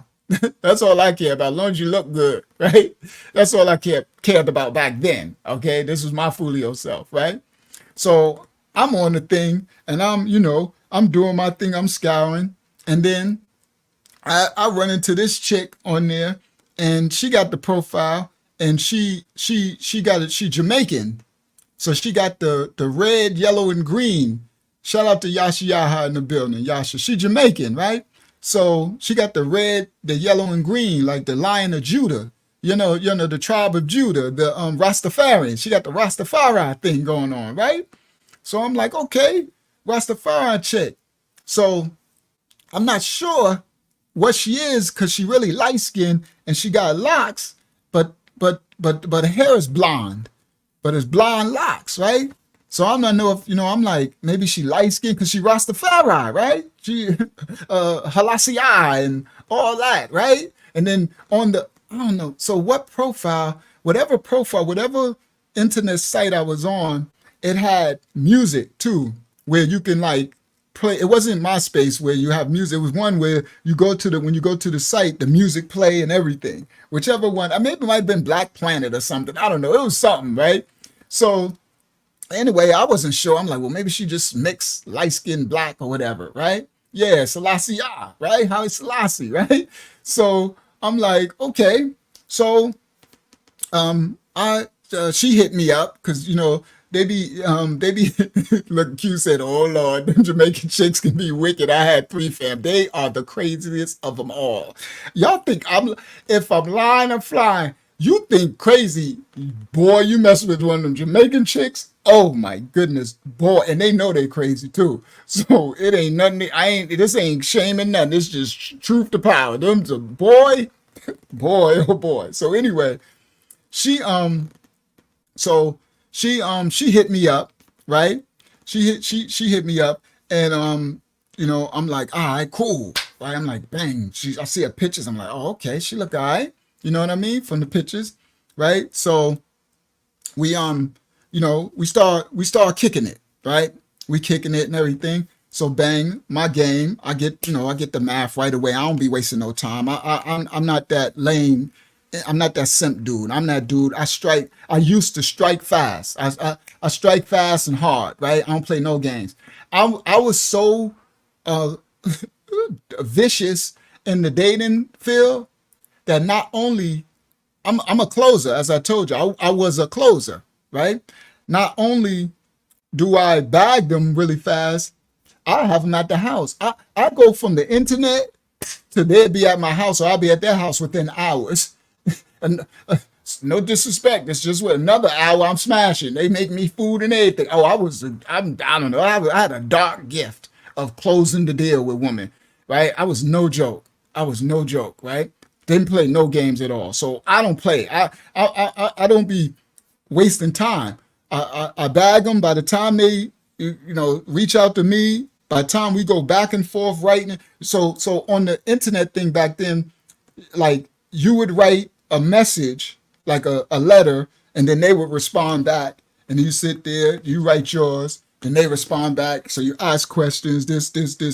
I get about 2 or 3 response back, and I'll be like, all right, listen, I don't really do all this. I'm not doing with all this back and forth, everything. Here, send me your math. If you're serious, send me your number, and then I'll text you, and then we get on the phone. Facts. I ain't about to sit up here back and forth for days and you get all, I don't do all that stupid stuff. So I do me, hit it up. She hit me back, send the math. I ain't sending my math. Nah. Send your math if you're serious. Other than that, I'm on to the next. Cause I'm popping over here.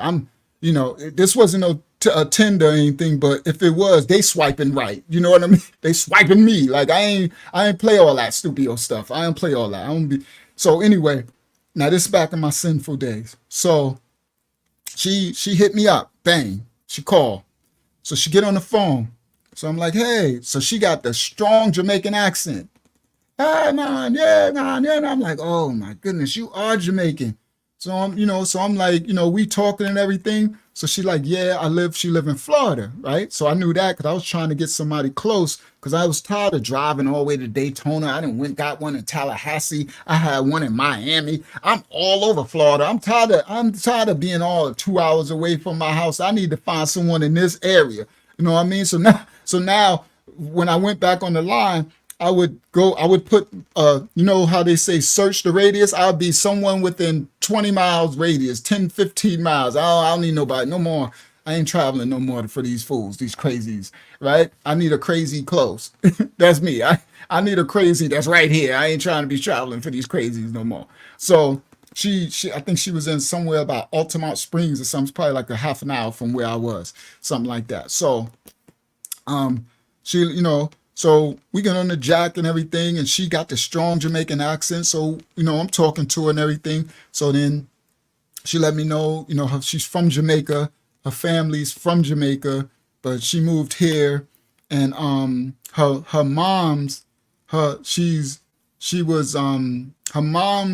parents were royalty in Jamaica.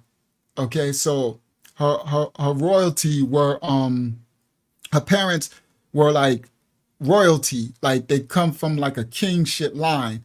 So like her dad was like a governor or some type of statesman in Jamaica and all that type of stuff, right? So they had a lot of money. So she grew up in like a compound, like a mansion with a compound with security, like militia, like Jamaican, because y'all know Yasha, you could probably help me with this.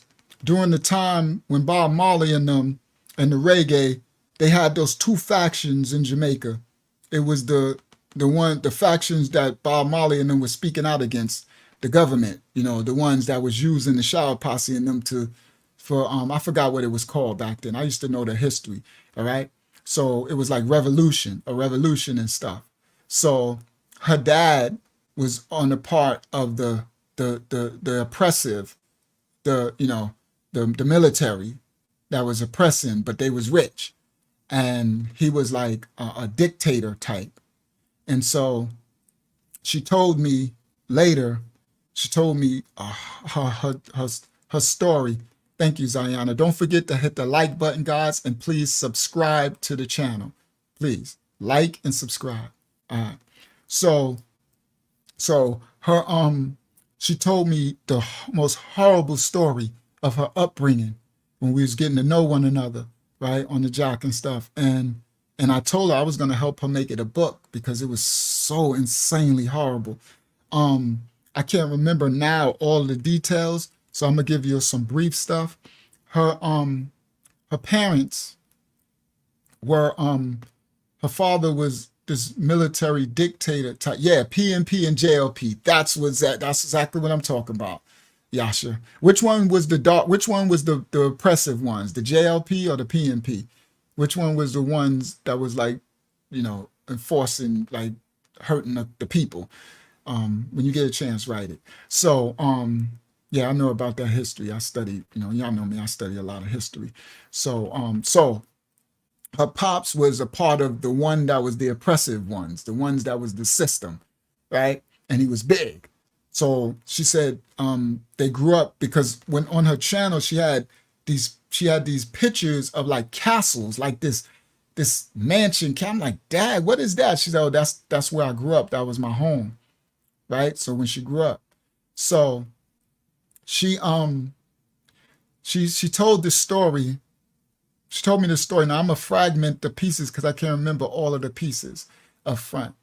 But she told the story. She told me the story that everything when she grew up, everything was she had an idyllic childhood of love, protection, provision. She grew up going to all countries, Africa, Ethiopia, on planes, sitting with dignitaries and presidents of countries, and limousines, and what you call them, maids and butlers and staff. And she grew up in a kingdom. She was a princess, and they called it that too, something. She was a Jamaican, a Rastafarian princess or something, right? And she grew up like that. And her dad treated her as a princess. She was like the apple of his eye. But when she got about, I think she said like 8 years old or 10 years old, something like that. I think when she got about 10 years old, she, Yasha said, JLP, I think, I just tremendously, you didn't want to be in your yard during elections growing up. Yep, the JLP. Okay. So that's who her dad worked for, the JLP. So she said, her dad treated her as the princess. Yeah, she was royalty. And he took her everywhere, and they even came to America. And then she found out she had family here in America, in Florida. So her dad, because he had like brothers or whatever, and they moved to America, to Florida. So sometimes they would come to America, but everything she did as royalty. So when they would come to America, they had kind of like diplomat status and stuff like that. She was actually royalty. So so she said everything, her life was like a storybook. It was like a princess story, princess tales. She said when she got, I think, 10 or 11 years old, the war that was going on in Jamaica, where Yasha said you don't want to be in your yard during the elections growing up. The war, and y'all could look on YouTube and see what I'm talking about. And this is that time. And she was like in the 30s or whatever, something. This is back then in 2012. She was in her 30s or something like that, somewhere around like 30, 29, 30, something like that. So she said back then, the war between the JLP and the PNP thing was so bad. These are Bob Marley days. These are the days of the Rastafari and the music, the revolution. And her dad got murdered in the war. Shout out to Jody in the building. Blessings to Jody and to your man. Shout out to your family. Shout out to Jody and to hubby. Shout out to you two guys. So she said her dad got murdered in the war that was going on between the people, what Yasha was talking about. And she said it devastated the family. The mom was devastated. The dad was everything. And she was crying. She like, I love my dad. I love my dad, right? And she's like, he's a king and he took care of everything. So the dad got murdered, and it was big. And so then the mom kind of went crazy a little bit. So the mom started to fall apart. So she said she remembered that the politicians supplied all the weapons. So she said she remembered that it was just always military police in the house. It was always like the house, their kingdom, their mansion, their palace, like turned into like the headquarters for the military. Because when they killed her dad, they killed their captain. So they kept, they were having meetings. So she said my home turned from a princess fairy tale story into a dark, like invasion of my house. So she said there would be military men walking around my house, looking in my bedroom. I would wake up, and I'm a little girl, 11 years old, and I would walk, and it would be military men looking at me. And I felt scared, like they would harm me or rape me. And my dad was gone. The one that was sent to protect me was gone. And she said, and my mom was so checked out, and the military guys were just everywhere. And she said it was one military, like lieutenant or captain or something, who would always be looking at her mom when her dad was alive. But her dad kept everything away from the house. He kept the house, the palace, as her, to protect her. She was the princess under him. And he would keep the house as the safe as possible. But now after he died, everything is there. So the mom, eventually, the military dude started kicking it to the mom. And the mom, because the dad took care of everything, she needed a covering. So the mom started dating the military general dude, and then ended up marrying him. And she said, I didn't like it because I love my dad, but I knew my mom needed someone to protect her because Jamaica was so violent back then. It was a war zone, as Josh is talking about. It was a war zone. And the opposition, I guess the PNP, was always trying to attack, right? So her mom married the guy, and now the house became his. And she said he always ran with military, like he stayed with a brigade around him everywhere he went, armed.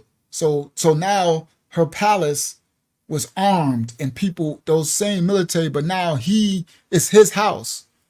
So the mom was kind of checked out mentally and let him run everything.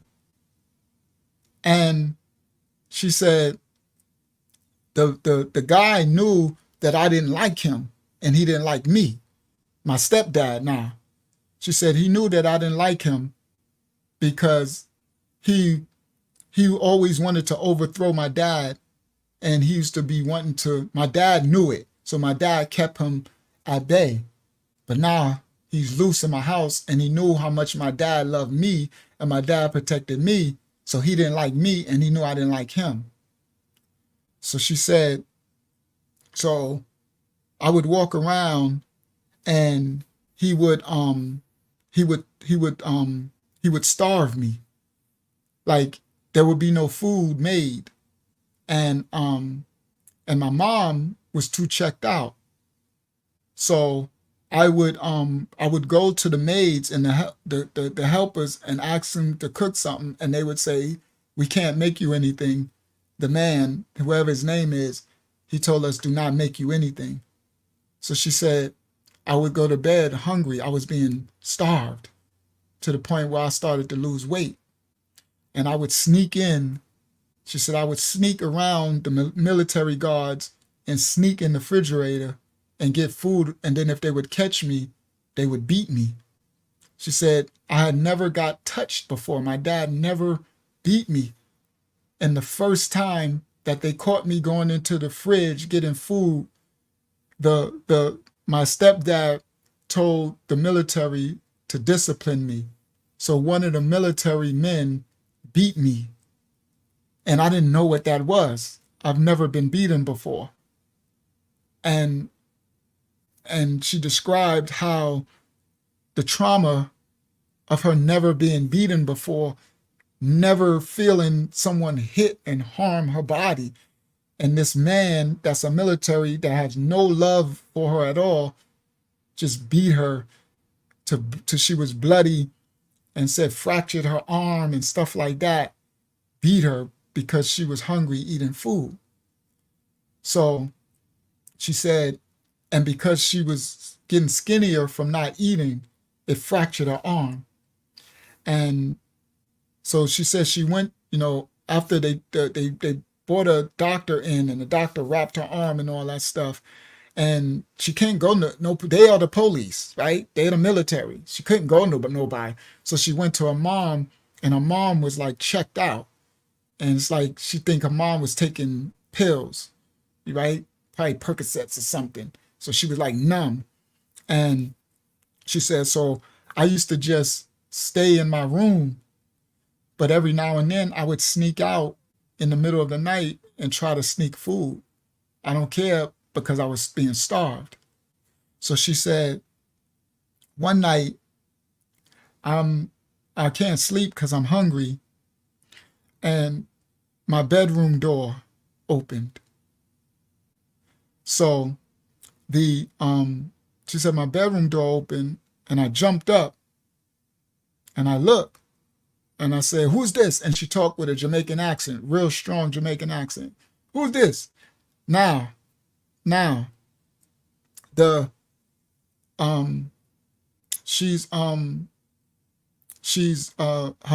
mom is white, so she's mixed. So she looks white, so that's why she got blonde locks. Her mom was white, and her dad was black in Jamaica. So so her door opened, and she jumped up in the bed and like, who is this? Who's at my door? And she said when the door opened, she seen standing in the doorway from the shadow in full military uniform. It was him, her stepdad. And she was like, she said, I said, what do you want? What do you want? I didn't get no food. I didn't get no food. I'm sorry, I didn't get no food. And he said, he walked in. She said he walked in. And he said, shut up. And she's like, I didn't get no food. I didn't get no food. I'm sorry. And she said he started taking off his clothes. And she said he walked over and he took off his clothes. Now she said, I have never been beaten. My dad didn't spank me. I've never been touched. I've never been beaten or touched. And this grown man, she said he was about 6'2" and fat and big, like Idi Amin. She said he looked like Idi Amin. Big and fat and sweaty. Monster, killer, right? She said, I'm 11 years old. I've never been beaten or touched. And he took all his clothes off. And she said, I didn't know what a penis was. I didn't know nothing. I was so protected by my dad. I didn't know nothing. There was no watching stuff on TV. There was no sexual nothing. And she said, I yelled, what are you doing? What are you doing? And he just continued to walk to her. And she like, what are you doing? What are you? And then he grabbed her and she started screaming and he covered her mouth. And she said she kept screaming, trying to bite him. So he took something and he wrapped it around her mouth, and tied it around her head, stuffed her mouth. So she, and she said, now I know this grown man proceeded to rape me at 11 years old, a virgin. She said, his size and everything, she said, I'll never forget what it felt like as it ripped me open, and he just continued to do what he did to me with the blood and everything. And she said the sweat, his smell, his stink, and the sweat, I'll never forget it. And she said, he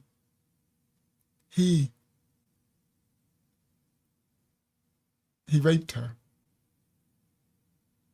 And she said she was tormented.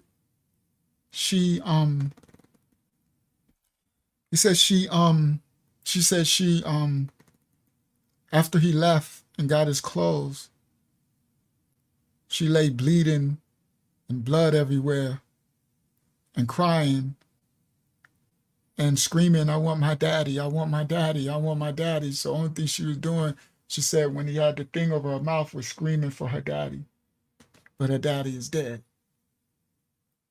And she said that after he left, just these visions, his smell, the sweat, what was happening, the pain, her past life of her daddy and her playing with her animals in her yard, her compound, her palace, and all the different things, her trips traveling as royalty with her daddy, and then the torture of the darkness of this sweaty big man, what he's doing, and then the police beating her, and all those, she said she was tormented by all the visions and the thoughts and the blood, and she couldn't sleep, and the fear. And she said after that, he allowed her to eat again. She said after that, the doctor that was on the compound came in and looked at her and, gave her stuff because she was ripped open down there and all that type of stuff and all that. And then she got instructed to go to the kitchen area where the cooks would make her food. So she was able to eat. And then once she got back to the room and stuff, they came and they bought her brand new clothes for her to get dressed. So she said, so then my stepdad would feed me and clothe me and parade me because he wanted me to be beautiful for him. While my mom was taking the drugs. She said, so I would tell my mom, and my mom would say, you're lying. I don't believe you. Don't talk about him like that. And her mom wouldn't do anything. So she said, about every 2 or 3 days, he would come in the room and rape her. So she said, it happened so much that I couldn't sleep from thinking that this shadow was going to appear in my doorway. She said it became like what they call the boogeyman, like a scary dream, the boogeyman. And the shadow would appear in my doorway. So she said sometime I would fall asleep and I would wake up, but it would be a dream. I would see the shadow in my doorway. But she said sometime it wasn't a dream. The shadow would be in my doorway. And he would come in and take off his clothes. And she said, so it became normal to me to just, when he show up in my doorway, that I would leave my body. She said, I learned the practice of leaving my body. So as he would rape me, the pain, I would leave my body and he would just be doing it to a body. And then then she said he would leave and always get, the next day she would always get brand new gifts. They would bring all these gifts from these rich stores and clothing. And he would want her to be dressed up and get her hair done, her locks done, and all of it, and be around and take her out. So when he would go out and do photo ops, she would be there, like my daughter. And she said, I would lash out because I would tell anybody that I could that he was raping me. But everyone was scared of him. He was a dictator. She said, my mom, she was numb. She didn't care what I say. But I would tell all the cooks, I would tell all the help, and they knew the help. A lot of them knew my dad. And they would tell me, shh, shh, he will kill you. I can't help you. He will kill us. And she said, no one could help me. But she said, I would tell everybody that I can. So then he would get mad, because if he would take me out, I would tell anybody what he's doing to me. So she said, so one day I'm at the house and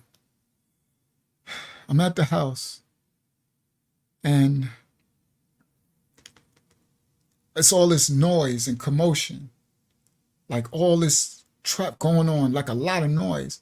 So she said, I come out my room and like, what's going on? And it's all these people in commotion. And she said, one of the military guards came up and said, pack all your stuff. And she like, why? He said, don't talk back to me. Pack your stuff. And so she said, I wouldn't pack the stuff. So they sent the helpers in there, and they were packing the stuff. And I'm asking them, why are y'all packing my stuff? Where am I going? They're like, we don't know. Please don't talk to us. Please don't talk to us. And she like, I'm not going nowhere. And she said, they packed all of my stuff. And I'm steady asking my mom, where am I going? Where am I going? He said, my mom was crying and was saying, bye, bye. And like, bye, where am I going? And she said, my stepdad came and said, say bye to your mother. You'll never see her again. You're going away.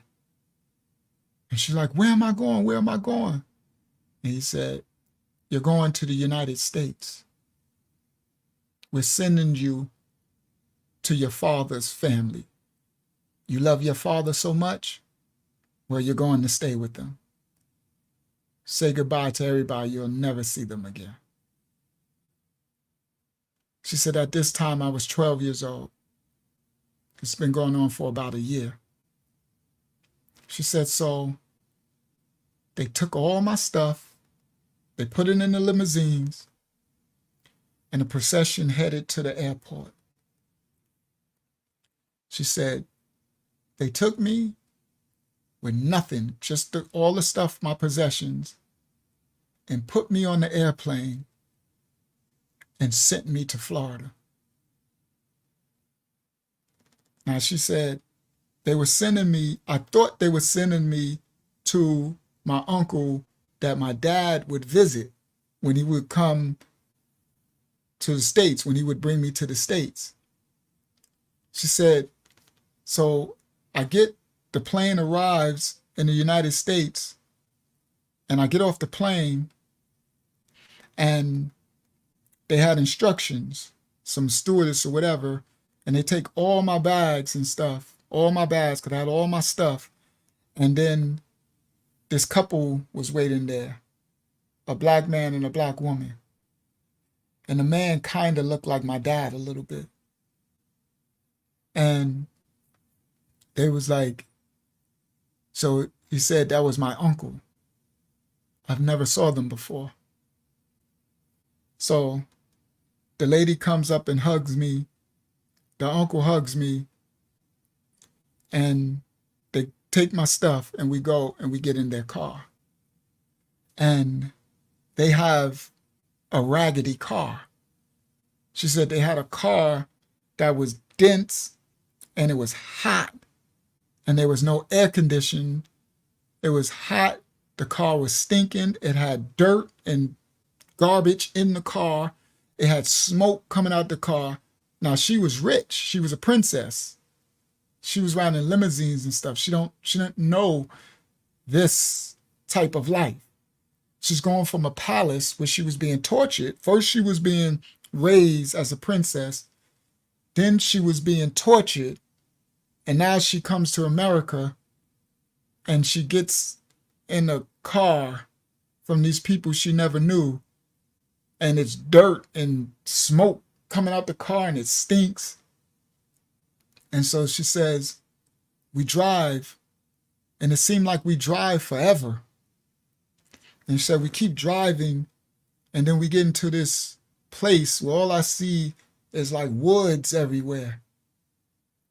And then we pull up, and the woman said, we're home, you're at your new home. And she said, I said, this ain't my home. My home is in Jamaica. And the woman said, this is your home now, itch. She said, when I said, this is not my home is in Jamaica. She said, the woman turned around and said, this is your home now, itch. And she said, the look on her face and the tone as she called me the BITCH. And the look on her face was the look that I seen in my stepdad's eyes when he would grate me, right? She said, I remember that cold, dead stare. Devil possession, guys. And so she said, I immediately had fear, like when the boogeyman would open my room door. She said the car pulls up to this, what they call a house, but it was like a shack. She said they grabbed my stuff, all my bags, and we go in, and we go into what would be called the living room, but what was something the size of the smallest bathroom in my house was the living room. She said once we went in, there were flies, and the heat was like sweating. The walls were sweating. It was dirt all over the floors. And she said, I lived in a palace. I had cleaners, maids, and she said, once they got all my stuff, so she said the woman controlled the man. She said, my uncle did everything that she said. She said, she is my aunt, he is my uncle. She said, whatever she commanded him to do, he did. Yes, dear. So she said, now these are black people. She said, she told him, go get the stuff. So he went, he got all the rest of her stuff, and they brought it into the living room. And she said, she went to grab her suitcase, and a woman smacked her hand. She said she smacked my hand so much that it bruised my wrist. And I started crying. And she said, shut up, you're crying. Shut up. Shut your mouth before I give you something to cry for. And she said, but I said, but that's my stuff. And she said, it's not your stuff no more. It's mine. So she said she opened up my suitcases and she pulled out all my pretty dresses. It was like, ooh, look at this. Ooh, look at this. Look at this. Look at these shoes. Oh, we could sell this. Oh, we could sell this. And she said she went through all of my possessions, and anything that she liked for herself, she took it. And everything else, she said, we're going to sell. And she told me, this is my stuff, because you're going to pay to live in this house. So we're going to sell all this stuff and that's going to pay for you in this house. And she said, I told her, well, you can have it because when they come and get me, then I'll get new stuff when I go home. And she said, the lady said, I told you, itch, this is your home. Ain't nobody coming to get you. This is your home. And so she said, I just sit there and cry. So then she said, after she sat there and made me watch her take my stuff and put on my clothes and do all this stuff and, go through take all my stuff, she said, come on, this is your room. And she said, they took me into this, what I describe as a closet, like 2 feet wide, 2 feet long, a closet, and said, this is your room. And they took sheets and put them on the floor, but the floor had no carpet. It was this old crickety hard wood. And they put sheets and put it down on the floor. And she said, that's where I slept. She said, the floor was so hard that it would bruise my arms and my shoulders, and I would moan and toss. She said, but I slept in this closet on this floor for over 5 years, crying every night, praying for my daddy to come and get me. But he was dead. Remembering the life that I had as a princess, of my dad kissing me and taking me places and rocking me on his knee. She said, I would be in the house and the woman came in and said, you're going to earn your stay here, Itch. She said, the woman always called me Itch to the point where after years later, it felt like Itch was my name. It's like my name was Itch. It became my name. So if someone would ask me my name, I would say Itch.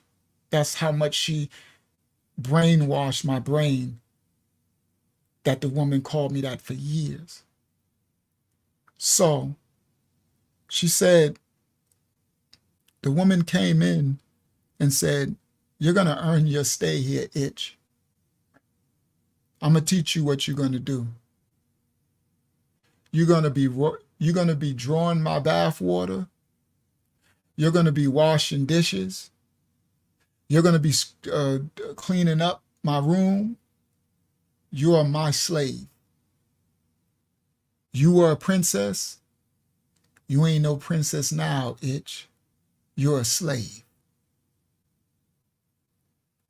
And she said the woman told her, you won't ever be seeing anybody because no one knows you're here. You won't ever be going to school. No one here, you're illegal. So the plane that they flew her over was a chartered flight. So that's why the stewards had instructions to give her over. So she came here illegally. And no one knows she's here. In Jamaica or America. The woman said, you are my slave. And you will do what I tell you to do. There will be no school, nothing. So she said, the woman made her clean for her scrub her floors, make her bath. She would, anytime she had an attitude, the woman was in a bad mood, she would beat her. She would call her, "You ugly white itch." She would take her locks and pull her locks. "You think you pretty? You think you pretty?" She said she would grab a handful of my locks, wrap it around her hair, and then punch me as I'm 11 and 12 years old, to the point where my eye was swole shut and big, black and blue, and my teeth would be knocked out, and the side of my face, my lip was swell like a grapefruit, and there would be no doctors to come. And I would sleep on the hard floor. They didn't give me a pillow. She said, so I would take the scraps of clothing that they gave me and ball it up, because if she would beat the side of my face, I couldn't lay it down on the hard floor. I couldn't sleep. And there was never no doctors. I would sit there and it would get infected, and they would come and put alcohol on it. Alcohol was what she would use, not peroxide. Alcohol to disinfect anytime she would beat me, and I get cuts and whelps and split lips. And she said, so when she would get on her menstruation, her period, I knew. She said, I thought that my stepdad, the boogeyman, she said, but this boogeyman was worse. This woman was even more vicious. She said, when a woman would get on a period, she would beat her and call her, "You ugly white, and you think your hair is pretty and all that." And she would just say, when I finish with you, you're gonna be ugly. You think you pretty. She said, I never thought I was pretty. I didn't see looks. I knew nothing about, I didn't know no evil. I didn't know anything. I was a child. And she said she would beat her whenever she want over anything. She said, I was in that, and they kept sheets over the windows. So it was always dark in the house. And whenever I would try to look out the window, if I get caught, I would get beat, bloody. So I would risk my life to look out the window to try to see sunshine, the sun, to try to see the sun. And it was so bright, and I could see the green of the grass. But they kept the house dark because they kept sheets, because they had no air conditioning, and to keep it dark, to keep it cooler. But it was like 100 degrees and humidity in that house, to the point where in the summertime you can't inhale. And I would clean, she said, I would clean the floors because the dust and the dirt, you would inhale it. So I would be on my knees mopping and cleaning the floors and keep it clean just so I wouldn't have to inhale the dirt. She said, and sometimes she would beat me for that. She said, because I would clean the floors and she would get jealous and say, oh, you think you clean, princess? What, you come from a palace? You think we dirty? And she would beat me because I keeping the house clean, when she telling me I have to keep the house clean. So then she said, I was there for she said, I used to lose time. She said, so I lost probably a couple of years time, because I didn't know what day it was, what date it was, what year it was. She said, I didn't know anything. And I was a prisoner because nobody knew I was there. And where the shack was, there wasn't no neighbors. It was like the next house was far. So she has no idea where she was. So she said later she found out she was in some country part of Florida. So she said, I don't know when this was, but I've probably been there maybe 7, 6, 8 months or something, maybe a year or so. And she said, one day the woman came and she said, you're going to do something. You're going to make us money. And she said, all right. She said, come here. And she told her husband to come, my uncle. She said, he was my uncle. She was his wife. She said, come here. And she said, take off your clothes.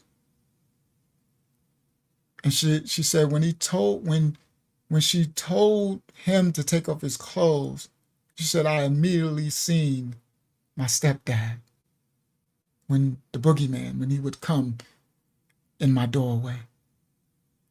And she said, my uncle looked and he said, no. But she said, what did you say to me? Take off your clothes.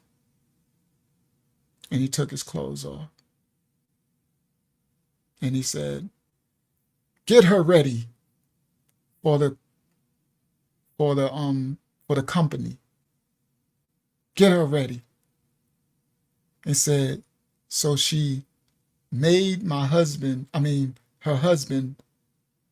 my uncle, rape me. And said she watched at first and then she went away. So she said, she made him rape me. And she said, I entered that place that I used to go when my stepdad. So I was able to handle it because I leave my body. It's a secret place I go. And she said he raped her. And then the next day, she made him do it again. And the next day, she made him do it again. And again, and again. She said, but then he came to like it. And she said, as she would make him grate me over the weeks, she realized that he liked it. And she got jealous. And so she would make him grate me, but then she would come in there and hit him and tell him to get out and then beat me because he desired me now. She said, so then what ended up happening was this would go on, but then he would sneak in. Sometimes she would go out to go shopping and he would come into my room because he ended up liking me and he ended up falling in love with me. And she said, honestly, that felt good because I hadn't felt love in so long since my dad died. That the way he would caress me and kiss me after he would finish his act, and he would say, I love you, and kiss me. As sick as it sounds, she said, that felt good. Because that's the only bit of love I've had since my dad died. She said, so I would look forward to when he would come in, because I know that after he would do what he would do, he would hold me and kiss me and tell me, I love you. No, they were black, Lavia. They were just black. Just black. Black, Jamaica. They were from Jamaica here that live in the house in the wood hoods. Yeah, they were from Jamaica here. They spoke Jamaican and everything. She said, the only she said it got to the point that the only bright part of her existence was when her uncle would finish doing the act with her, the kindness and love that he would show her. She said, so then he started to sneak her food. He started to, when they would go out, if they go out to eat, he would stuff chicken in his pocket and hide it and stuff and bring it to her. And she said, that act of knowing someone cared for me was the gift of healing that I needed. She said it was the only ray of light that I had, that in this dark world, somebody cared. It's just as sick as it was how he cared, the fact that somebody cared. And then she said that went on for about 2 months. And then one day, here come this strange man in the house, loud man. And they were drinking and being loud and playing loud music. And then the woman came and opened the door, my bedroom door, and here go a new devil. She called it a demon, but I know these are devils. She said, here come a new devil standing in my doorway, drunk, with a look on his face. And she said, there she go right there. Ain't she pretty? Get up, girl. Get up. And she said, I stood up. And she said, come here. And she took my hair and said, look at all this pretty hair. Look at her. Pretty. Look at his skin. And said, take off your clothes. And took her clothes off. And said, and then she said, the man reached and she smacked him and said, you got to pay. And she said, right then is when they started to prostitute me. And she said, they left, the man came back, and he did what he did to me. I went to my other place, and then it was rotating.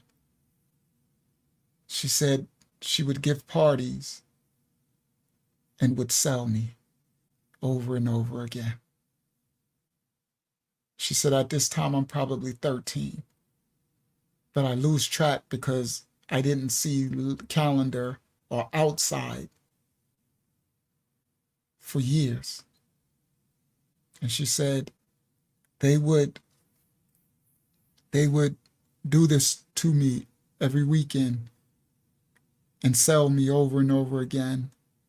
And the woman started to make a lot of money.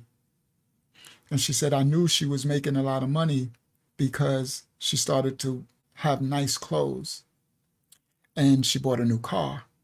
She said, when I would sneak and look out the window, I seen a new car was in the front. And so the woman would start to be dressed up. And she would start to go places because they made a lot of money. She started to get rich off selling me. And they would go places. The woman would go places. So she said, this happened for maybe 5 or 6 years.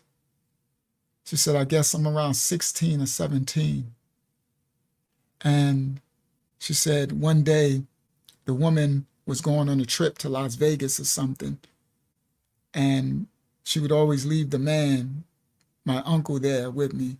She said, so the woman went and left on the trip, right? So they would lock her in. They had a lock on her door. They would lock on the windows. She was locked in.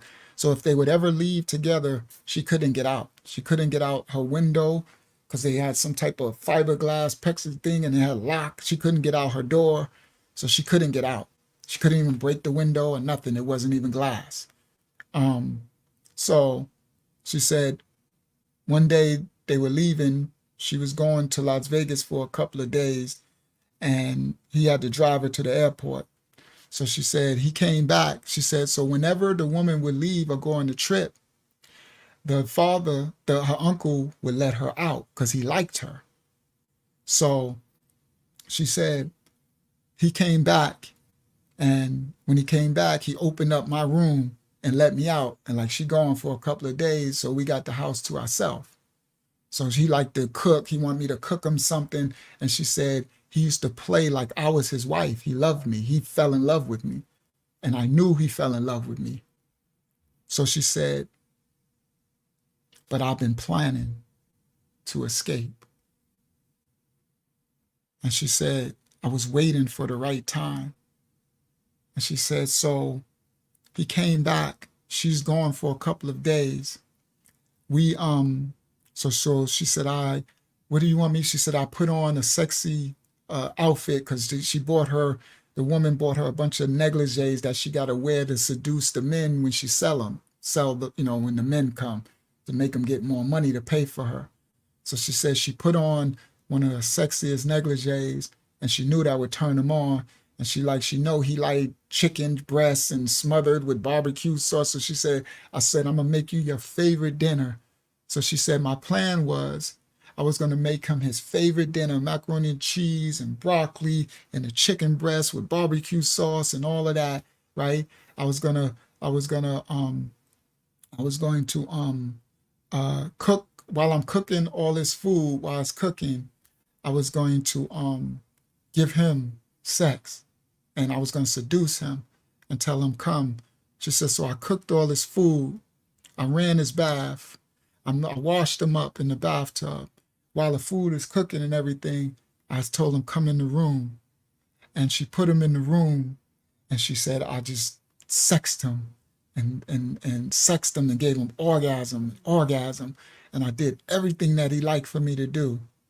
She said, and then he was all in love, and I love you. And I said, I love you too. And I said, come in here, come on, let's eat. And she said, I made all this food, and I fed him all the food. And she said, and he ate all the food, and he was sitting back, and I put his feet up in his chair, and I put the TV on, and I put his favorite show on, his program. And she said, I laid with him, and he hugged me, and he watched his show. And she said, and he went to sleep. And he snores when he sleeps. And I knew that how much food I fed him and how much I sexed him, that he was going to sleep hard. She said, so I got up out the chair, and he was asleep snoring. He just turned over. And she said, I went, and this was the moment I've been planning for a long time, for years, but I was too scared to ever do it. But now she said, I think she said she was like 17, she was older now. And she's like, I'm like, I gotta go. And she said, the moment that I was supposed to go to the door, the fear of the military in Jamaica, my stepdad, the beatings, my aunt here, the rape, the grapes, the beatings, all this fear had me scared. She said, as much as I wanted to go to the front door and open it, the fear had me stuck. I couldn't even take a step. She said, I look over at him, he's asleep, snoring. I look at the door, freedom is on the other side of the door, but I couldn't move. And I slumped. She said she fell down on her knees on the floor and tried to crawl, and she couldn't move. She said it was like something grabbed her and stopped her, that she couldn't move. And she said, I lay there in like a trance, crying and looking at him and knowing that if he wakes up, I'm going to lose my opportunity. But I couldn't move. She said, I sat there crying, trying to inch my way and move. Shout out to Dylan in the building. Trying to inch my way and move. but I couldn't move. And I just kept crying. I'm trying to stop my cries because I don't want to wake him up. She said, what seemed like hours, I don't know how long it was. She said, finally, it was like an angel came and said, get up. But I couldn't move.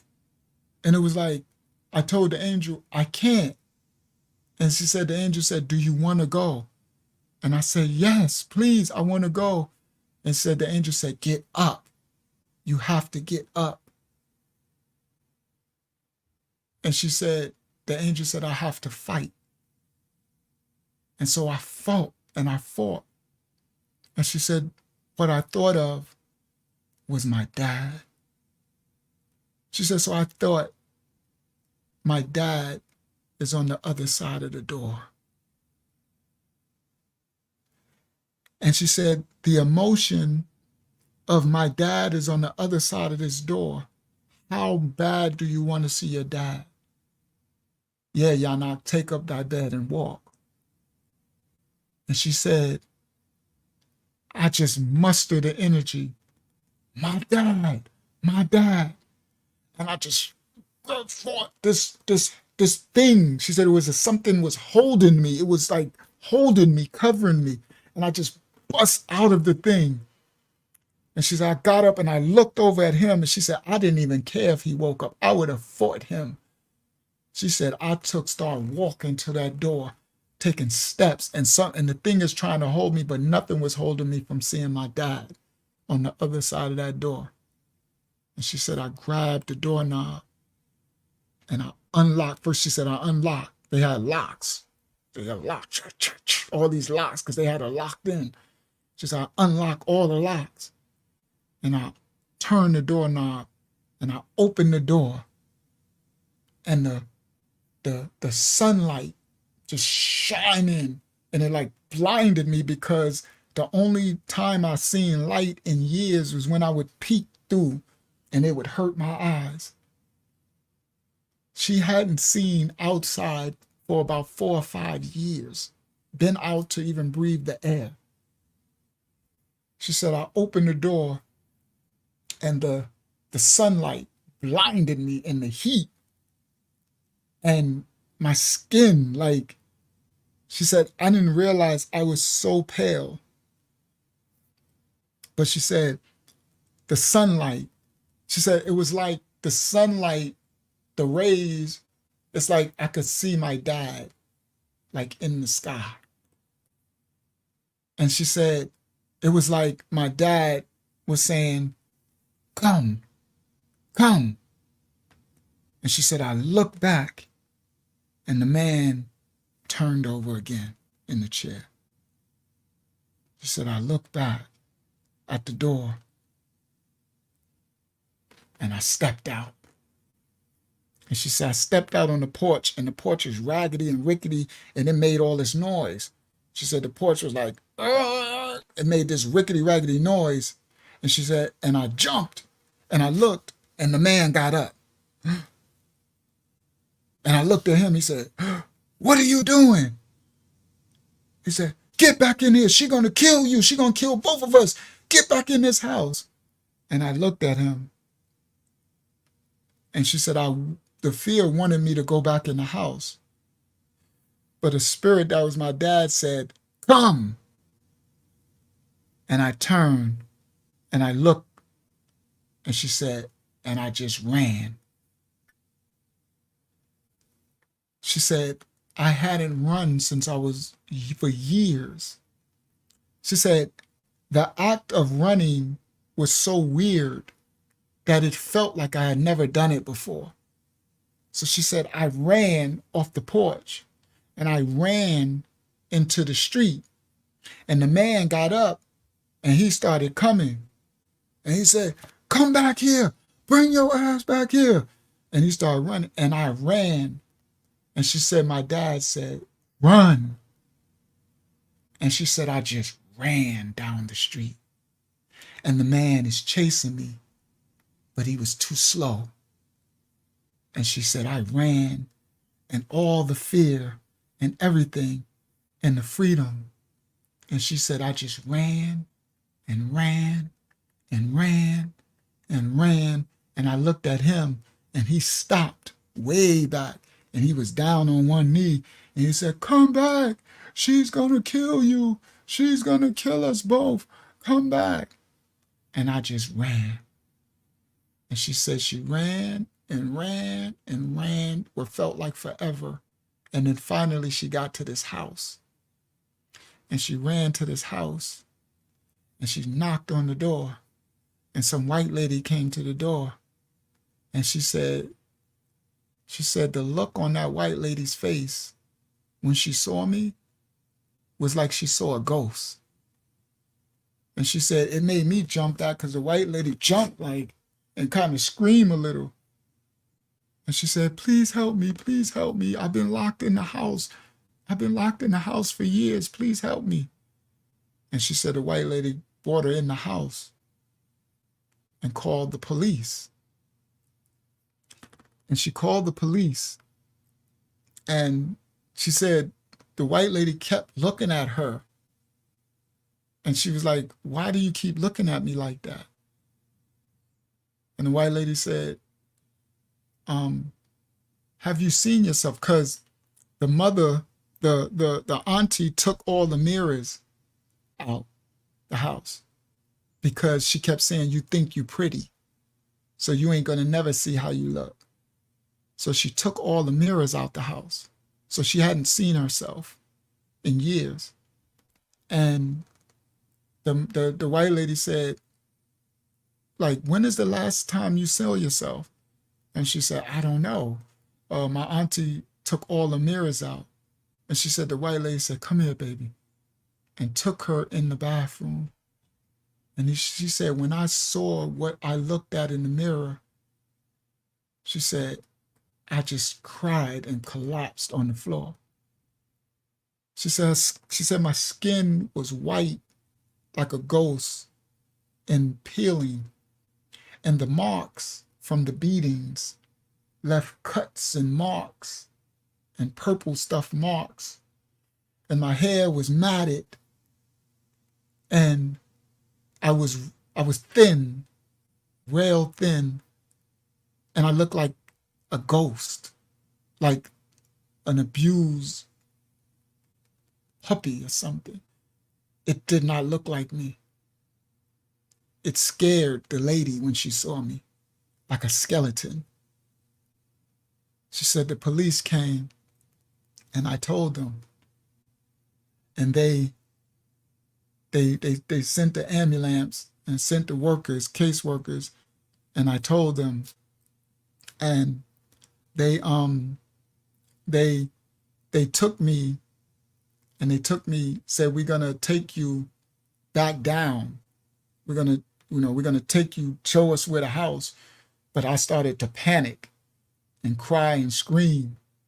And like, don't take me back there, don't take me back there. And so then she said, a big thing happened, all these police officers and all this stuff. And then finally they let me to, I described where the house was to the lady, and the lady said, I know that house. It's this one up here. It's the neighbor up there. And, they didn't have to take me. And they said it was this big thing with the newspapers and the social workers. They put me in the system. Then they found out that I have no people. So I told them, I don't know. I was from Jamaica, but they put me on a plane and I was they had no access to, I belonged to no one. Only way I belonged to was them, but they didn't have paper. So she said they put me in the system, and this was back. This is like I think in the I don't know, 90s, 80s or something. So this was back before the immigration was what it is today, and they had nowhere to send her, and they just put her in the system. So she said I think she was probably 17, about to turn 18. So they put her in the system, but then she turned 18. And because they had her in the system, she was able to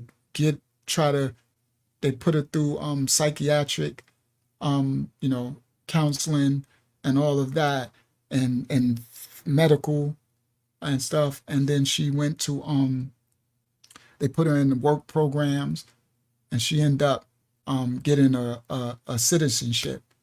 She had to work to get her citizenship, and they put her in it and all that from the trauma and all that type of stuff.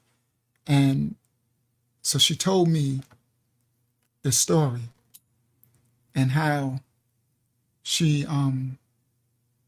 got a job, she went to school, she went to college, she made something of herself. And, you know, she met a guy, and then she ended up having children. So at that point when I met her, she had like 4 children. And she was she was successful. She did real estate. She owned a whole apartment complex in Orlando.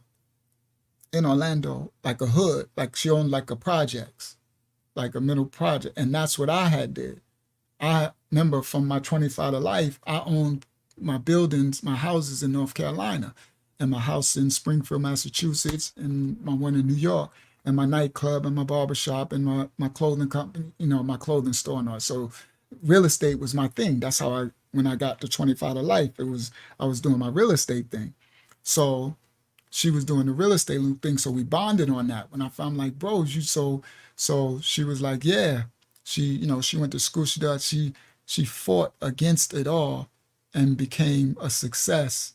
And she raised her children, and she loved the mess out of them. She gave them everything. Like they were some decent kids too. I met them.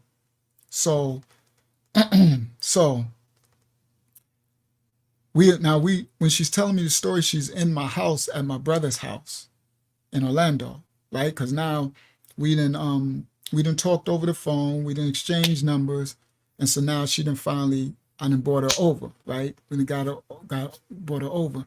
So she told me her story, and I was like, man, we gotta write a book. We gotta make this. You know what I mean? Story is incredible, right? So then, and that's the time I was writing my book for my life, right? And so then I told her my journey, my story. So we were connected, you know what I mean? My trauma, you know, I just had 25 to life and all this other stuff and, you know, all that, right? So anyway, so then we, you know, we connected, right? So she took me around, right? So when she's telling me she do all the real estate, she found out I did the real estate. We was like, wow. So she was like, yeah, I'm gonna take you. I want you to show you. I wanna show you, you know, if, you know, she liked me, right? She wanted to be with me. So she was like, you know, this is, you know, this could be ours, right? So we own, you know, she's like, we got this whole projects. So she was buying another project. So she owned one strip of buildings in the hood. She owned some houses, and she was buying this project, the projects in the hood in Orlando. She was buying this whole projects. So she said, I want to show you. So she said, I got this closing coming on this real estate and buying these buildings. And it's on, I think it was on Friday. So she said, I want to show you. Come on, let's go. And I'm like, all right. So she drove a Benz, right? So she drove, she had a 300, right? This is back then in 2012. So she had a brand new 300 series Mercedes. And it was nice. And y'all know me, I'm coming from the 25 to life. I'm like, yes, you know what I mean? And she got the bag, she got paper. So, you know, and like I said, when I left Lexi, my money was messed up because I wasn't working. So it was like, all right, cool. I hit the jackpot, right? Now, I'm like, you know what I mean? I'm like, all right, you know what I mean? Cool. You know, this could work. You feel me? Now, the only thing that I was a little skeptical about was she was Jamaican and she had that energy, right? And I know, no disrespect, but y'all know, anybody who knows them Jamaican women can be no joke, right? you got to make sure you get one that they got their stuff under control, because they can be, boy, they ain't nothing to play with, right? So I'm like, so I was keeping an eye on that, right? So, because I dated one before, Nikisha, and Nikisha was bad, but she was crazy.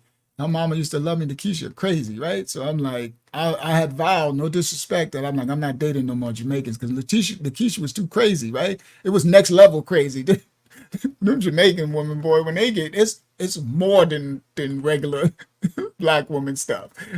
Look, Laurie, I like, hey, now, I just declared it, Laurie. You know, some of them could be crazy. I was like, I'm not messing, because you know, you mess around with them, they put roots on you. They do voodoo, and they mess around, put something in your food. You know, they be putting blood in your chili, all type. Like, I know that. I know. I'm like, I'm not messing around.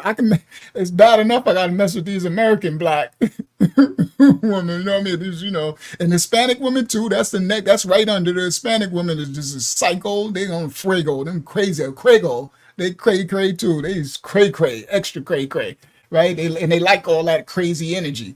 Hispanic women like that crazy. I'm generalizing, but y'all know what I'm talking about. Anybody know what I'm talking about? They like that. They proud of it. Just like the Hispanic men crazy. They call it macho. These people crazy, right? So anyway, so I had already vowed I wasn't doing that no more. I wasn't stepping into the Jamaican pot no more, because after Nikisha, I'm like, no, right? So anyway, so now I got an extra, you know, eye on her for that, right? So anyway, so we get in the car, we go to Orlando, right? We go to the hood. Now, I don't really know Orlando, right? Because from the time I came from 25 to Life from New York on the plane, I was at that Polynesian chick house. Then I was at this chick. Then I went to Tallahassee with the T-Pains, right? Then I was with the crazy Asian, right? So I ain't been nowhere. And everybody been trying to lock me in, right? The crazy Asian Orlando, I ain't went nowhere, right? So I still ain't been nowhere. Funniest thing is I really now because I was driving Uber, I've been everywhere, but I still ain't been to places and stuff. So at that point, I ain't been nowhere. So I don't even know. Look, Larry, y'all talking about they love you long time. Jaguar said, you ain't never lied, facts, right? So I'm like, you know, so I ain't never been nowhere. So I never been through Orlando. You know what I mean? I heard about the hood. It was called Pine Hills, but they call it Crime Hills. So that's supposed to be the biggest, well, it is. The biggest hood in Orlando is Crime Hills, Pine Hills section. And then you got Mercy Drive. So I know the hoods now, right? So, but anyway, so Pine Hills, Crime Hills. So I remember when she said her projects, her subdivision that she's buying was in the hood. So I'm like, the hood? I said, I want to see the hood, because I'm from the hood, right? So I always want to see the hood, right? I'm like, I want to see the hood. I never seen nothing. She's like, you've been here for all this time. I'm like, yeah, I've been in Tallahassee. I've been everywhere. I ain't been everywhere and nowhere, right? I've been, you know, with women. I ain't tell her that. But so I'm like, yeah, I never seen the hood. So she said the projects that she's buying was in Pine Hills. And she said, but they call it Crime Hills. So I said, okay, they call it Crime Hills. I said, okay, that sounds like what I'm talking about, right? That's what I'm used to. Take me to Crime Hill. That's because my brother got me in Smallville. You understand? I'm living in Pleasantville. You know, I'm living, ain't no people, ain't nothing. You got big crane birds walking around, top of the morning to you and stuff. Ain't nothing but big birds, 6 foot tall, walking around. You know, it's just a nice neighborhood. I can leave my doors open. I'm like, I need some Crime Hills in my life, right? I'm like, I am bored to death out here. So I'm like, take me. So she take me. So we go, and then she takes me to this strip mall, right? And she takes me to the spot, meaning it's a strip mall, you know, it's a strip mall, and you know, the strip mall in the hood where they got the deli and all the thugs out there and they rolling dice, you know, the Florida thugs. So she takes black, you know, blackity black, right? And she looks kind of white, right? So she really white skin with blonde locks and all that. So she looked like a white girl, but she not, you know what I mean? She mixed, right? So I'm like, so she pull up, I'm like, Dad, bro, she said, oh, these my people. I'm like, so you? She said, oh yeah, I'm from the hood. Like I know the hood, like cause she been in the foster care and stuff, right? So after being free, after escaping from them people, and then she said later they got arrested and they got deported and all that. So she told me the story that they got in trouble, they got arrested, they got deported, and she don't know what else happened to them, but they got deported back because they was there illegally anyway. So they got deported back to Jamaica. So so anyway, so she like, yeah, she grew up in the hood. So she says, she when she do the foster care and the programs and jobs and everything, right? So she know about the hood, right? So she takes me to the strip mall and all the dudes is out there, all the Florida dudes out there, whatever. And she's taking me to this store. I forgot what it's called now. It's not Lucky's. It's called something. I almost had it. So he's probably still out there too. It's some famous hood dude, Jamaican dude who he owned the store. So he owned the store and then he owns a what's that green, I know it's here in Florida. It's a Jamaican spot that sell beef patties and cocoa bread and stuff, but it's green and yellow. It start with a K, I think. I can't think of it. It's here. If it come to me, I'll say it. So he owned one of those on the strip, and then that turned into a nightclub sometime. And then he owned a store like a delicatessen. What was it called? Not Lucky's. It's his name, right? And so when you open it up, it smelled like Egyptian musk, the oils, the New York oils, Blue Nile, Egyptian. You open it up and then they got red, black, red, yellow, and green Jamaican music, Golden Crust. That's it. Lauria. He owned the Golden Crust. That's it. So he got the Golden Crust on the strip, and that turned into a club on the weekend too. They have a little, and then he had the store where they sell all the, people come in and his name. She knew him personally. Like she was popping. Like they knew her in the hood. Like she was established. So she got out. So she pulled the Benzo up. She got the fresh, crispy Benz, right? So me, I got to get in character, right? Cause she looked white, but she ain't white, right? She looked like a bad looking white girl with locks, you know what I mean? But that's hood, but she not. She mixed, right? But she looked it. So she half. So I already know she pulling up to the hood with these Florida dudes with their pants sagging and all that, they unkempt locks looking crazy. How Florida, how these countries, shout out to the dirty South. You know how the dirty South do it. They dirty, you know what I mean? So, they dirty and proud to be dirty. They dirty and proud, right? So, me and, I'm from New York. So we're not dirty South. We hood, but we clean hood. You see, we fresh and clean, right? So they, you know what I mean? So it's like, so you could tell the difference, right? But you could tell real that tech real, right? So she pulled the bins up and they out there, it's a bunch of them. And I'm like, oh, I got to put on. Because when she opened the door, I already know she's stepping out and she bad. You know what I mean? I know, you know what I mean? I'm like, oh yeah. So I know they're going to be looking. So I get out, I'm on extra grind, right? I get out, I walk around the car and they immediately like, I forgot her name now though. They immediately like, saying her name, and she like, respect, man, and she talks Jamaican. She's from Jamaica, you know what I mean? So she talk straight patois accent, all that. She just looked like she white, right?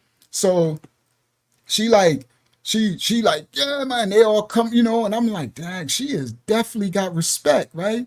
And so, some of them look, but and I got locks, right? They shorter than this at that point. But I got locks, right? So, and I look Jamaican. I look like a lot of people think I'm from the Caribbean, right? From my locks and everything, right? So they automatically think I'm Caribbean. They're like, rude, they're like, respect. I'm like, respect, man, right? And I says New York thing. I say respect, because that's what we do when we see Jamaicans, because we grew up around a lot of Caribbeans. So I'm from New York, from the land of the melting pot. You heard everybody there. The whole world is in New York, so we grew up around everything, right? So I'm like, respect, Ross. I'm like, respect, right? So I'm like, and you got to do all this, right? That's why I told you earlier, you got to get into character. You heard? I'm straight up, Dylan. I'm in character, Dylan. I'm like, all right, I know what this is, like, So they like, okay, rude boy. They're like, respect, man, rude boy. So they talking to the to her, like, oh man, something, yeah, rude boy. And she like, yeah, rude boy. I'm like, yeah. She like, New York City. Oh, New York. I'm like, yeah, New York in the house. They're like, Brooklyn. I'm like, yeah, Brooklyn all day. I'm from Brooklyn, Queens, and Strong Island. Brooklyn, that's what I always say to everybody. I don't leave that out. I don't be fronting because I am. I lived in Brooklyn, Queens, and I'm from Long Island, Strong Island. So I always say that. That's exactly what I say because everybody always know Brooklyn. The minute you say New York, Brooklyn is what, I don't care where you go. First thing you say, New York, Brooklyn, Brooklyn, Queens, and Strong Island. So I always say, oh, you from all of, yep. Oh, that's right. Brooklyn, Queens, and Strong Island, where I live. Only place I ain't live is the Bronx and Staten Island. That's where I'm from. Facts. To this day. All right. So all day, every day. And then they start, oh, my uncle live in Long Island out in, what do they call that? You know, they start naming Amityville or something, Wyandotte. Like, ooh, you got an uncle in Wyandotte? Oh, yeah, them boys crazy, Or they'd be like, oh, my brother in Queens, Jackson Heights, or Brooklyn, you know, whatever. They just start to relate. You know, I'm New York all day, born and bred. You heard? So, anyway, yeah, they be thinking I'm everything, Laria Trini. They think I'm everything. So they, you know, then they shocked when I say, no, I'm from New York. What do you mean? No, New York. Born and bred. I'm not from the islands. I'm not Caribbean. Nah, man, you're Caribbean. I'm like, I'm not Caribbean. All right. So anyway, so, you know, they're like, rude boy, you know, and I'm letting them know, yeah, she's with a rude boy. Facts. I'm a rude boy. I know what that means. Facts. A rude Yankee boy. You can call that all you want. Yeah, I'm a Yankee. Rude Yankee boy. You get that right. Yankee boy, but don't forget the rude. You hear that, Yasha? Yasha, with an extra set of rude on top of the Yankee. Don't get that twisted one bit. Extra rude. You heard? Going down. I'm not watered down. This ain't the fake New Yorkers. You know, the people that come there be acting like they from New York, but they left when they was they be, I'm from New York. Everything after you find out they left when they was 2 years old. They left in second. Boy, you ain't from no New York. Boy, you went to elementary here in Florida and everything. Knock it off, bro. Then I got the other ones guys that tell me they from New York, right? They from New York. Everybody be front, I swear. And they tell me from New York. And I start talking. They be like, Brooklyn, with Brooklyn Avenue or something. They be like, Brooklyn. They'll name something that don't even exist. I be like, you know what? Just to save face, I be like, yeah, respect, right? I'm like, they kill me with that. They do it all the time too. I'm like, all right, so where you from? Oh yeah, well, my mom and them moved down here when I was 6.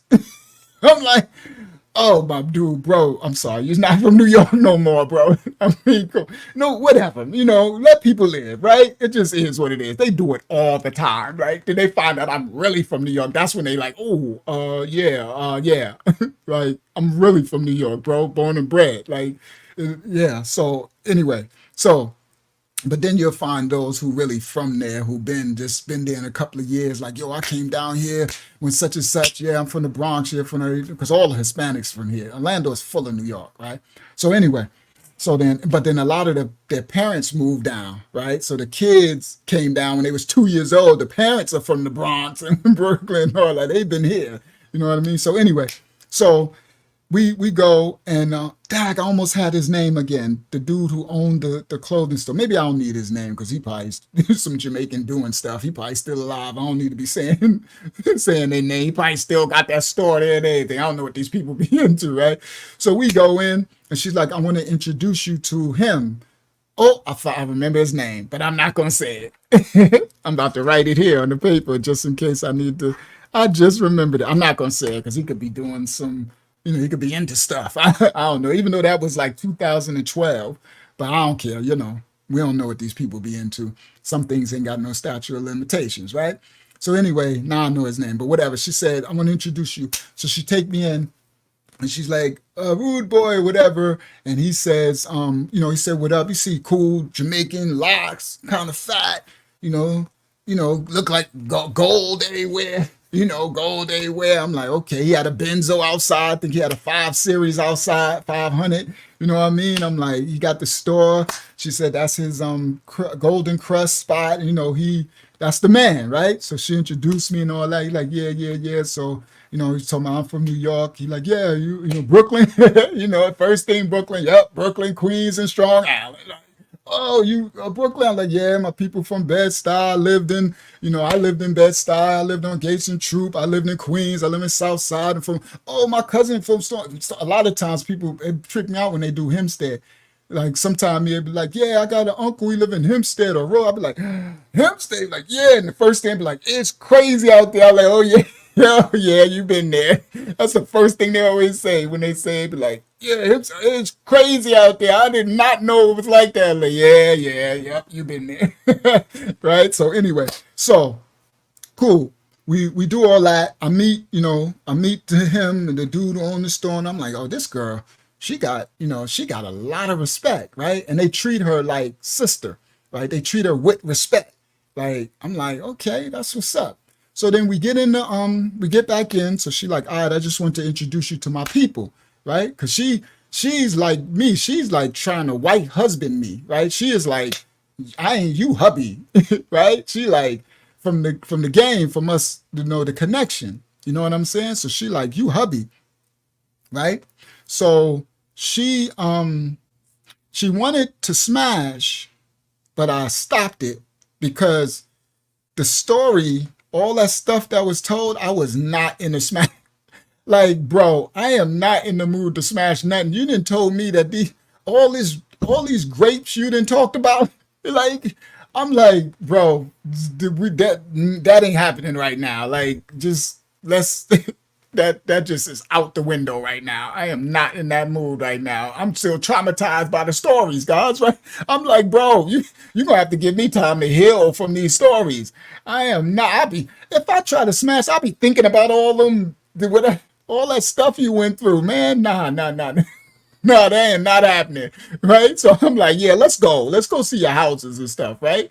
So I ain't smashed. That's one time I did not smash. Y'all can chalk that up to me. That's one time I did not go down. So now we leave, right? We get back in the Benz, we drive, right? So now we go to the hood. We go, because I'm like, so first thing I said, all right, so you take me, I said, take me through the hood. So this is what I said. Now, no disrespect to nobody. I said, this is what I want you to do. I said, now I see you well respected. I see the top of the hood, because they were getting money, right? That dude who owned the thing, he had all the gold, he getting money. He had all the goons all out in the store, everybody outside, the whole strip. It was in the hood too, in Pine Hills, a strip in the hood, right? So I'm like, okay, all the I see the top. Right, you hood. I respect the hood. She not fake hood. Like my ex Sarah, the Korean, the Asian, she fake hood. Right now, she had respect from the thugs in the hood and all that, but she fake hood. Right, and they respect her too. But this Jamaican chick, she real hood. Like it's a the different levels. Right, real that tech real. Right, so I know this girl real hood. Right, so I'm like, all right, and she real hood, and real hood people don't act. What I mean by that is they're not acting tough, right? They don't front. She's just herself. She, that respect, I like, it's that respect that's just there. It's just in you. So I'm like, all right, real detect real. So I said, take me to the most hood place. Take me to the most dangerous place here, because if I'm gonna live here, this me, because I'm living in here in Florida. Most High told me to come here, so this one I'm not going nowhere because I know I've been called to stay here. But so as I know, I need to know my surroundings. So I need you to take me to the most dangerous hood of them all. I need to see what I'm up against. You know what I mean? Right? Basically, take me to Brownsville, Brooklyn in 1989. You see? Take me to the projects. Take me to Brownsville houses or Howard or anywhere, Cypress or take me to Pink House. Take me to Brownsville, East New York, Brooklyn in 89. You heard? Take me to the worst of the worst. Right? That type of thing. Because I need to see how bad it get. I need to know what level I need to be prepared where I'm living at, because I've never been here. You understand? I'm brand new. So she takes me. She said, all right, I got you. So I'm in the passenger side. Seat back, she in the benzo.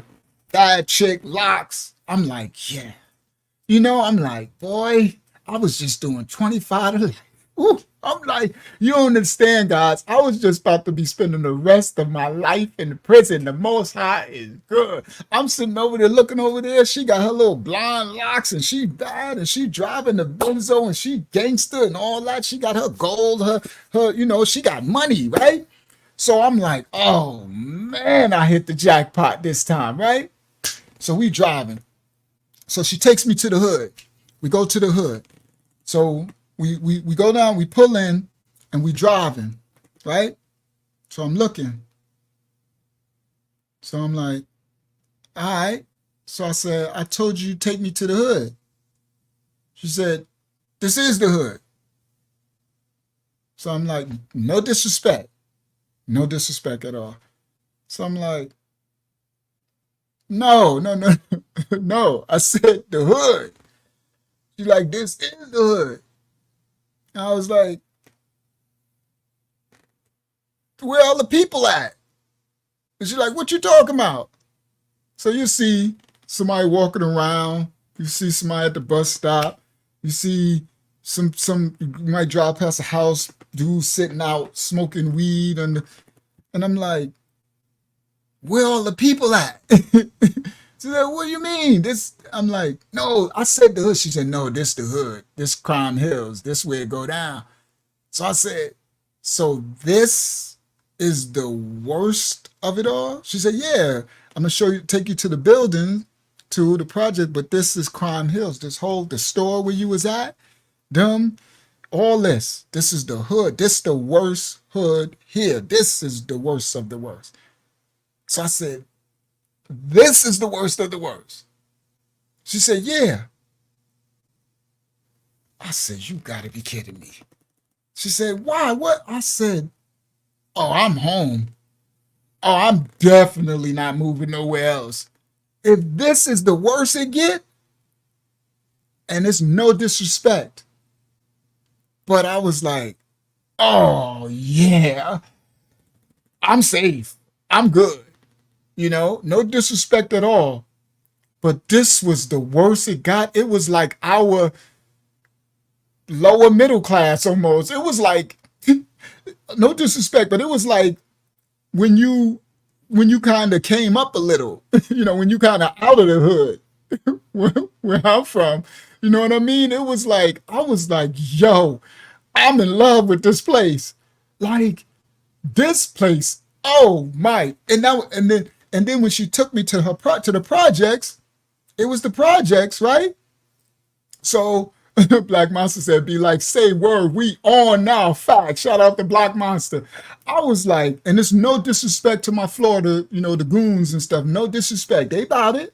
I'm just letting y'all know it's just different levels of hood. You know what I mean? That's all. That's all it means. I don't mean anything about it, right? So I'm like, so she take me to the projects, the projects that's in the hood. And it's a projects, you know, it's the 2-story projects like in the South, right? We got some 2-story projects where I'm from in Strong Island, Martin Luther King Drive is 2-story projects, right?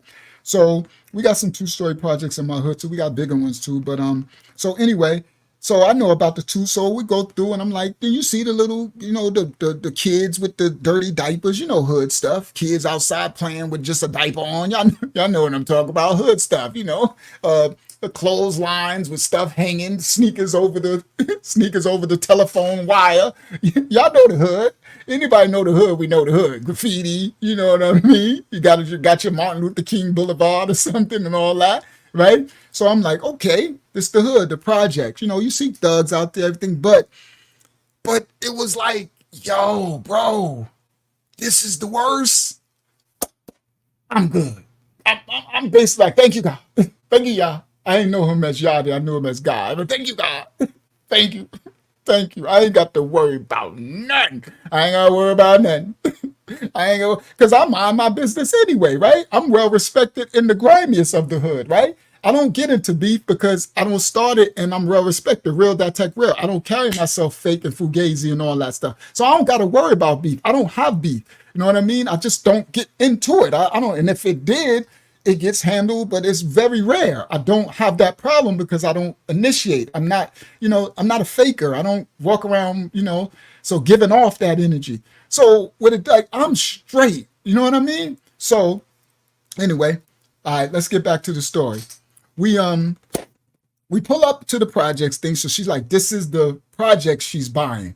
So I'm like, yo, you buying this whole thing? She said, yeah, the whole thing. I'm like, that's what I was doing. Because that's what I was doing, guys. Before the Most High gave me my 25 to life, I was going from my commercial real estate, my residential real estate to commercial. So first I was going to buy strip malls. The strip mall like that brother store is on in his Golden Crust store. First thing I was buying strip malls. That's what I was working on when he gave me my 25 to life. Then after I was going to do my strip malls, then I was going to start buying subdivisions, like owning the projects. You know what I mean? So she's doing what I was going to do. So I'm telling her like, yo, that's what I was going to do. Like, so we kicking it, like we it's on with us. Right. So I'm like, yo, this is crazy. Right. So I'm like, we get there. So we get out. So we walk and she's telling me how many units. I think it was like 30, 40 units. Right, she owned and all this stuff. And then the closing was on this Friday coming with the lawyers, right? So we go in and we go into looking at some of the apartments. She went to show me one because she had to do a walkthrough. She was meeting somebody there, somebody that's gonna do construction, somebody, because she got to fix up some of the apartments to rent out and stuff. So she was meeting a construction dude there. So we met up with him, some Hispanic dudes and everything. We walking through. So as we walking through the apartment, I owned a construction company in a real estate development company. Y'all seen it on the channel when I showed all my houses in North Carolina. So this is what I do. You know what I mean? So she knows because we're talking the language and she know I owned all the houses and I took my development company and everything. She know I know what I'm talking about because I didn't went to closings. Like she doing what I do. So I'm like, so it's on and popping. So I'm walking through with the construction dude and me and her both like, oh, so we could do this. So we working and she like, yeah, but she's constantly, guys, saying we. She like me. That's how I am. Like if I'm feeling you and I'm with you, then we won. It's ours. Like that's just how I am. Once we lock in, we locked in. If you wifey, we rocking out to death. You understand? We Bonnie and Clyde. We balls out to the wall out. We all down till it fall down. That's just how I get down. I don't know nothing else. We ride or die all the way to the end. It ain't no gray area, ain't no lukewarm. We won, we together. And I used to be like that in my sin and transgression. So when I rock out with them, that's it. We do or die because the life I was living, the police could come, stick up kids come. You got to be ride or die with me. We could die at any time. That was the life I was living. I did my time for the crime I committed, but the life I was living, you could die with me at any time. We riding in one of my big Benzes and one of my things, it stick up people trying to stick me, shoot me. I got all this ice on and rollies and all this money. I did my time for the crime I committed, but I did my time for it, but I had keys and stuff.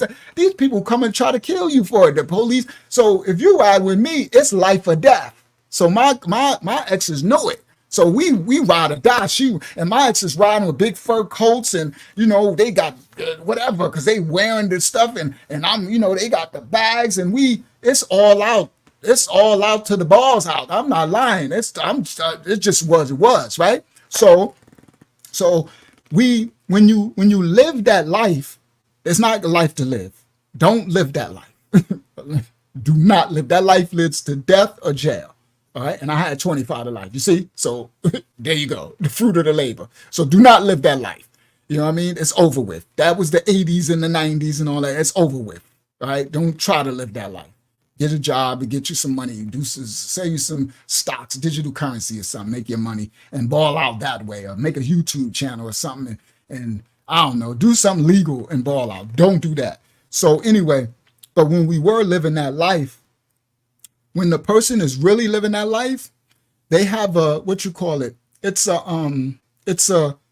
all-in personality type. Meaning once you lock in, that's it. So she was like me because she's a survivor and she's a hustler. So she had the same personality. So she was like, oh, I'm locked in. Like, you like, I'm locking this down, you hubby. So everything she was saying to me was ours. And that's how I would get down. Like, this is ours. And we gonna do this. So as we walking through and talking, she like, yeah, we gonna do this and this. So she, and I'm like, oh, she on cold. I'm like, she already locked in and loaded, right? So she locked and loaded, right? So I'm like, all right, I'm feeling that, right? Because I'm feeling it because that's how I get down, right? And I'm rocking with it too. Now the only, I'm 90%, and it's only because there was a lot of trauma. See, there was a lot of trauma there. So I'm 90%, but that meant it's something else in there that's not addressed. I know spiritual warfare. I know trauma. I know hood stuff. I've been a psychiatrist in the hood and a psychologist all my life in the hood. So I understand the mind and mental behavior and trauma and spirits. So I'm 90%. Everything else is good. The looks, the money, all of that. But the 10% is there's some serious darkness there. And I know it. I can feel it. And it needs to be addressed before I'm all in. You see? Because of all the trauma and the stories. Yeah, Laria said she knows how to put things away mentally too. Facts. Okay? So we in the building, we doing all the walkthrough with the Spanish dudes, everything set up, everything done.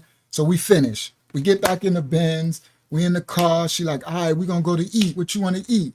So I'm like, I don't care, whatever, let's go wherever. So she like, oh, well, we going to, she a 5-star chick, right? She got money. She worth millions, right? So she like me before I got locked up, right? So she like, and then she took me to her house. She got this big like mini mansion, and made me meet her kids. Her kids got their own, she's living good. You know what I mean? So anyway, so she like, everything I do 5 stars. So I'm like, let's go. I'm straight from prison. So I need all the 5-star I can get, right? I'm fresh out of 25 to life. 5-starred up. Let's go, right? So we driving and everything. So so she enjoyed when we did the walkthrough with the construction, because I know what I'm doing. And she like, wow, she like, I've been doing this by myself for so long. It feels good to finally have a real man. So I know what she feels like. She's like, Dad, with you, it finally feel like I can kind of take a back seat. Like I will actually be able to just chill, and knowing that you, my man, gonna handle everything, because that's what you already do, right? And she already know my 25 to life. So she told me her story. I told her my story, and I have pictures. So that's why I showed y'all my receipts on the channel. For those who haven't, who watched this video, I'll be putting the receipts up later. So I ain't just talking, right? So I showed her my houses, and then my insurance papers, my name, she's seen everything. So she would have believed me anyway saying it, but I got receipts, you know what I mean? So she's seen my cars and everything. She know the last trucks was my Escalade and all that type of stuff. So she knew all that, right? So then, so she knows. So she like, finally, it feel like with you, I'll be able to just be a woman. You know what I mean? And not have to be a man and a woman. Right? And I'm like, that's what's up, right? So everything good. So then we went to dinner, and she started saying stuff like, she wanted to get married. Right? So I'm like, oh my goodness, she going hard and fast, right? But I understand. I get it. Like, remember I told y'all guys, I'm used to a certain level of crazy, right? So she going hard and fast. I'm like, she open, right? And I ain't even smashed yet, right? So now that's another thing. So I'm like, dang, she open like this and I ain't even smashed yet. But then I start thinking, I'm like, the smash ain't gonna matter, because she's disjointed from, right? She has an escape. I don't know how she's mended that separation between her sexuality and intimacy, right? Because I don't know her yet. You get it? We all within a week of knowing one another, right? I don't know you yet. And I ain't Boo Boo the Fool, right? So I'm like, okay, that's going to be interesting just to when I can break the barrier between it's going to be a lot of mental, psychological breaking down for her to remove that trauma, for me to get to the core of that little girl who used to be the princess in Jamaica. Oh, I'm very wise. I was a psychologist and psychiatrist in the hood growing up with my brothers and sisters in the hood. So I know the mental and the spirit, right? So I already know I will have to break through to the little girl to get the love and the healing for the little girl to trust me, not this other personality that these things have happened to, right? So we at the dinner, and she's like, she already locking in. She told me I'm married, so I'm like, okay. I'm like, well, actually, I am, right? So I ain't about to marry you. This is me. I'm like, I'm not about to marry you, right? I don't know you yet, but I do want you to have the peace to know that that's what I'm working towards, right? From prison, I know and she believes in God and all of that, right? So she's a believer. So she know my story from jail, my visitation with God. Now she know I was a God restaurant. So now she knows so she believes in God. So I said, yes, my ultimate goal is to find my wife, right? And then she knows about Sarah, the crazy Asian, and the whole marriage thing. She know about that whole story I told y'all. She know all that. Cause we talked, we stood up the whole night. She told me her whole story. She know my whole story. So we know everything about one another. There's nothing hidden besides something maybe that she might hide secretly or whatever. But anyway, so I let her know, yeah, that's my ultimate goal. But after Sarah, that's gonna have to be a minute. I need to know, who really are. She's like, no, I'm fine. I'm good. I'm away. You mine. She like, I'll never meet nobody like you again. So she is that type. She like, I don't care if it take you 10 years. I'll be here for 10 years until you ready. And I'm like, okay. She say everything is right, right? Everything is right, right? Just her personality. She's calm. She's loving. She's kind. She's generous. Everything is all good, right? I'm like, cool. So then we eating and talking, and she's like, so this what I'm gonna do, because she know all my trauma. She said, I know your pain and your trauma. She said, so what I'm gonna do, I'm gonna set you up, because you're my man, and I know who you are, and I know your heart, and I know you deserve. Shout out to Yaba Yan in the building. Shalayama Yaba Yan. She said, I know you deserve better, right? She said, so what I'm going to do is, she says, I was going to buy, I think she said, I was going to buy something. She was going to buy something, some type of car or something. She said, but what I'm going to do, she said, I'm going to take you tomorrow.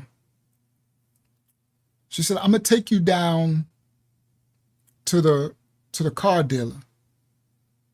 She said, there's this burgundy Escalade that's down at the car dealer. Because she was getting a car maybe for her son. Her son was graduating something. She was getting a car. And she says, I know you like the Escalade because I hear you tell your stories how you missed your truck, right? And she said, so there was this burgundy Escalade down there, and it was already hooked up. It had rims on it. I think it had 24s on it. She said, so we can go down tomorrow and we can get you your truck. And I'm like, what? I'm like, nah. She said, no. I know there ain't nothing to you, because she know my story. She knew I was rich. She's right. That was nothing. My flying spur, which was 180,000, I was at before I got locked up. That was something to me, meaning that was a lot, right? By that time, my Escalade, when I bought that, that was a couple of years, that was 70,000. When I bought it, it was a lot. But at that point, when I got to 25, the more money you get, the less value it has. That's what I mean. If once you're worth $10 million, $1 million is really not that much. 100,000 be like $1,000 to you when you're worth 10 million. That's how money does. And I experienced it to the point where $10,000 was like me spending $1,000. That was crazy to me, that I would just spend $10,000 and it's like nothing. Like we're right now $10,000. You see what I mean? So that's just how money is, right? It just changes as you go up. Your status, your tax bracket changes, and your perception of the money changes. Okay, so she knew that Escalade. She was right. Like that was like, So she was like, I know that ain't nothing to you. I ain't buying you. I ain't buying you your Bentley, right? So I'm like, I see what you're saying. She like, nah. She's like, my man, come on, bro, you deserve it. Come on, all that. Look at all that you've been through. Your heart. I know who you is. That's the least I can do. So I was like, nah, I don't know, man. You never been received. She said, I know you never received nothing from somebody, but remember you said, no, but she said, because no, that was after that. She said, but you got to learn to let people give to you, right? She said, I know your story. You spent your whole childhood giving to others, always giving in the hood, always giving, taking care of your boys, always doing all that. Sometimes you got to let somebody do something for you. And I'm like, yeah, but it don't, I'm not used to. She's like, just ignore it. Just let it go. It's just my gift. She's like, whatever. When you make some money, pay me back. I don't care. You're going to be my husband anyway, so whatever. So I'm like, all right, that's what we'll do. I said, we'll do that. I said, I'm going to write you an IOU. She said, whatever. I'm like, she's like, well, if that make you feel good, whatever. I feel good knowing that my baby is riding the way he likes to ride. So now I'm like, oh my goodness, guys. We at a 5-star restaurant. I got this bad chick over there. She telling me she about to take me to the car dealer, the mall, to buy the crispy Escalade. They already got 24s on it. I'm like, I'm back. You know that movie Trading Places with Eddie Murphy and them at the end where the two old men was like, we're back, when he gave him the money at the end? I'm like, yo, Dylan, I'm back. I'm back. Like, I didn't hit the jackpot, guys, of all jackpots. So I'm like, oh, so now that's set in, right? Because now with the IOU, I'm feeling good about it, right? I'm like, cool, because I know I could pay her back. With her, I'm about to do the doggone thing. I got a winner.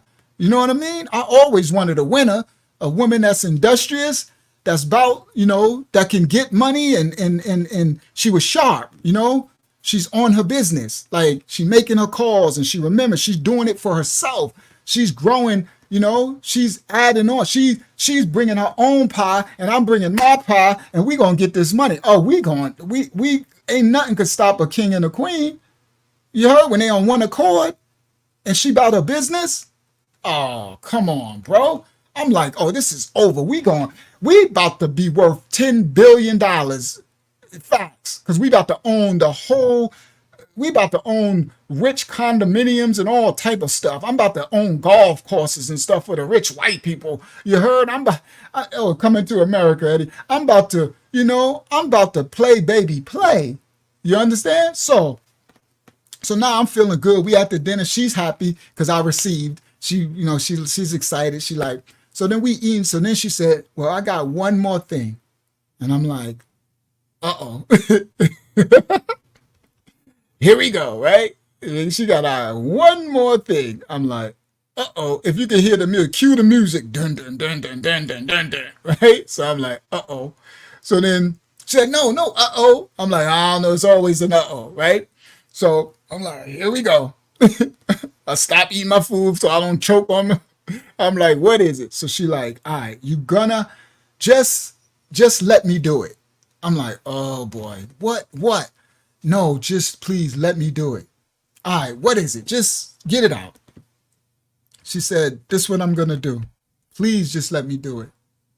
She says, the closing is Friday. She said, I'm going to have my lawyers draw up a contract where the wing that we just looked at, where the workers, the one that got to be worked on, she said, that wing of the subdivision, I'm going to draw up my contract that I'm going to gift that wing to you. She said, I'm going to have the lawyers draw it up where it'll be in your name and the title and everything is yours and no one can have a claim to it. It will be gifted to you and it will be yours. But you have to work with the construction crew and fix it up however you want to fix it up because it's yours. It consists of, I think it had 10 apartments in that unit. So she was like, all 10 of those units are yours. She said, and that will be your foundation back into the real estate game. So you take the 10 units, you fix it up, you flip them, sell them, rent them out, whatever you want to do. They're not mine, they're yours. Only thing I ask that as my man, you help me continue to run mines and continue to help me to, keep my tenants paying their rent. And we just do a partnership with your construction or your real estate development mine, and you get your my real estate development company. I'm about to say Yes You Can Life Zone. That's my new business. Y'all about to find out about that. It's Community Uplift Enterprises, my LLC for my real estate. So she said, my company, I forgot her company name, and your Community Uplift Enterprises will do joint ventures in the future, any future projects. So now I got help. And she said, just let me do that for you, please. And I'm like, wow. Dude. She said, you deserve it. If anybody I heard deserve it, you deserve it. All you care about people. Please let me. And I'm like, well, the only way I could accept that is if you let me write you another IOU that once I get it up to it's paying for itself and I get on my feet again, I'll pay you back for it. She like, I don't care because you're going to be my husband by then anyway. So whatever makes you feel good. So I laugh because I'm like, I love that. I do love that. I love when people own something, right? When they like, you're going to be my husband anyway. Or like, that's how I be. I'm like, you're going to be my wife anyway. So you can knock yourself out. You just don't know yet. That type of thing. I'm that type of dude. You just don't know yet. You already bagged. You just don't know it yet. You know what I mean? So anyway, I laugh at stuff like that. So bang. Now all this happened at dinner, right? So it's like, okay, so now she's happy, I'm happy. So now in my mind, I'm like, I'm back. Vladimir, I forgot what they say. We're back in the Coming to America. They did the other one in Coming to America, and then the other one was Trading Places. Coming to America is when they was back. I don't know, one of them two. Yeah, Trading Places when they came. I don't know, one of them two. But anyway, I'm tripping. So as we riding back, so now she's driving back to drive me home. So as we riding back, I'm in my head like, my goodness, God, you gave it all back. You gave it all back. Like I'm back already, right? I'm about to go by an Escalade. So I'm going to be in another truck tomorrow. I was like, my brother going to be tripping when he come home. When he come home and see an Escalade in the garage, the driver, like, who truck is that? Like, where you get that from? Like, bro, I hit the jackpot and I own the buildings and I own the projects. I own a piece of the projects. Like, boy, my brother probably gonna be like, your smash game is insane, bro. You need to write a book. I ain't even smashed nothing, but it just, it was what happened. So anyway, so as we riding, in my head, guys, I'm like, yo, this is crazy. I'm like, I'm back. I'm back. Now, guys, I'm back, but I still got a purpose under God, right? I'm not awakened yet. So I know I'm still going to be a minister, and I know I still can't do no crime. I'm not in sin. You understand? I'm back. But so whatever I'm going to get from this money being back, it's going to be to help people and to establish my ministry. Now, I don't know I'm going to be a Hebrew later and all. I don't know that I'm awakened and all, but I just know that my life is not mine. It belongs to the Most High. You understand? So I know that because I'm supposed to still be doing 25 to life. So everything is not, I'm back, meaning I'm back Luciano or Rashawn, and I'm back in my Escalade. I'm back, you know, making that money and traveling and messing with girls. No, I'm back, but I'm a man of God now. So whatever I'm going to do is going to be to help people, the poor, right? And establish my ministry because I need to administer the word of the Most High to people. I just know that from jail. I know from the 25 to life. So it's not mine. So that's what I mean by I'm back. But I don't have to struggle no more, right? Because I was in dumpsters at that time with the truck. That's what she's like. I like your truck and all that, but you don't need to be in no dumpsters. You're a king. That's how, because you know she's from Rastafari, right? She's like you, because she calls herself a queen. She's like, you a king. You're my king. You ain't gonna be in nobody's dumpsters no more. If anything, we gonna own a dumpster company. She like, well, we can buy a dumpster company. Like she a woman after my own heart. She talking that talk, right? So I'm like, so I had to receive, right? So we riding. I'm like, Dad, I'm back. You know, the Most High did it, right? I'm thinking like it's on. You know, I'm thinking of the good I can do and all that. So we driving back. We get to the house, right? So she's dropping me off and she's supposed to leave, right? So I go in the bathroom and then I call my daughter Star, my eldest daughter, because I can't believe it. So I'm like, Star. She's like, yeah, Daddy. I'm like, I'm back, baby. She's like, what you talk about, Daddy? I'm like, yo, you don't understand, Star. I met this girl. So I'm telling Star. Star like, what? I'm like, yeah, tomorrow, Star, I'm going to buy a brand new Escalade. And then on Friday, we got the closing. She's like, Daddy, you back. You did it. I'm like, yeah, I did it. You know, so Star's all happy. And I'm like, yo, this is crazy. She's like, God is good. I'm like, all the time, right? You know, like all the time. God is good all the time, right? So we, you know, I finished whatever the coordinator, I come out. So now she's there, right? So now so we in the house, right? And so then I'm like, all right, so, you know, I know you got to go home, right? So she's like, yeah. So then she's like, you know, I'm like, uh-oh, she wants something. Okay. Thank you, young Wyatt. What'd you say, Wyatt? Wyatt said, thank you for being there and being a righteous God and to help me, Unc. What you do for me, I can't find anywhere else in this world. Praise Yah, the Most High. Thank you, young King. I humbly receive, and, you know, I love you as a child of the Most High, and I'll do anything I can to help you because that's what we're called to do. And so thank you, young King. I humbly receive and appreciate it. All right. So she's now me. I was from the streets, right? So I'm like, uh-oh, she wants something, right? Because you know how, guys, you know how women start procrastinating, right? I'm like, she's walking around and I'm like, she's supposed to just drop me off and leave. And she's like, I'm gonna come in for a second. And I'm like, okay. So she comes in and I'm like, so now, this is the funny part, guys. I'm not attracted to her sexually yet because of all the stuff she just told me. You understand? I got some healing to do from the stories. That stuff is traumatic that I heard.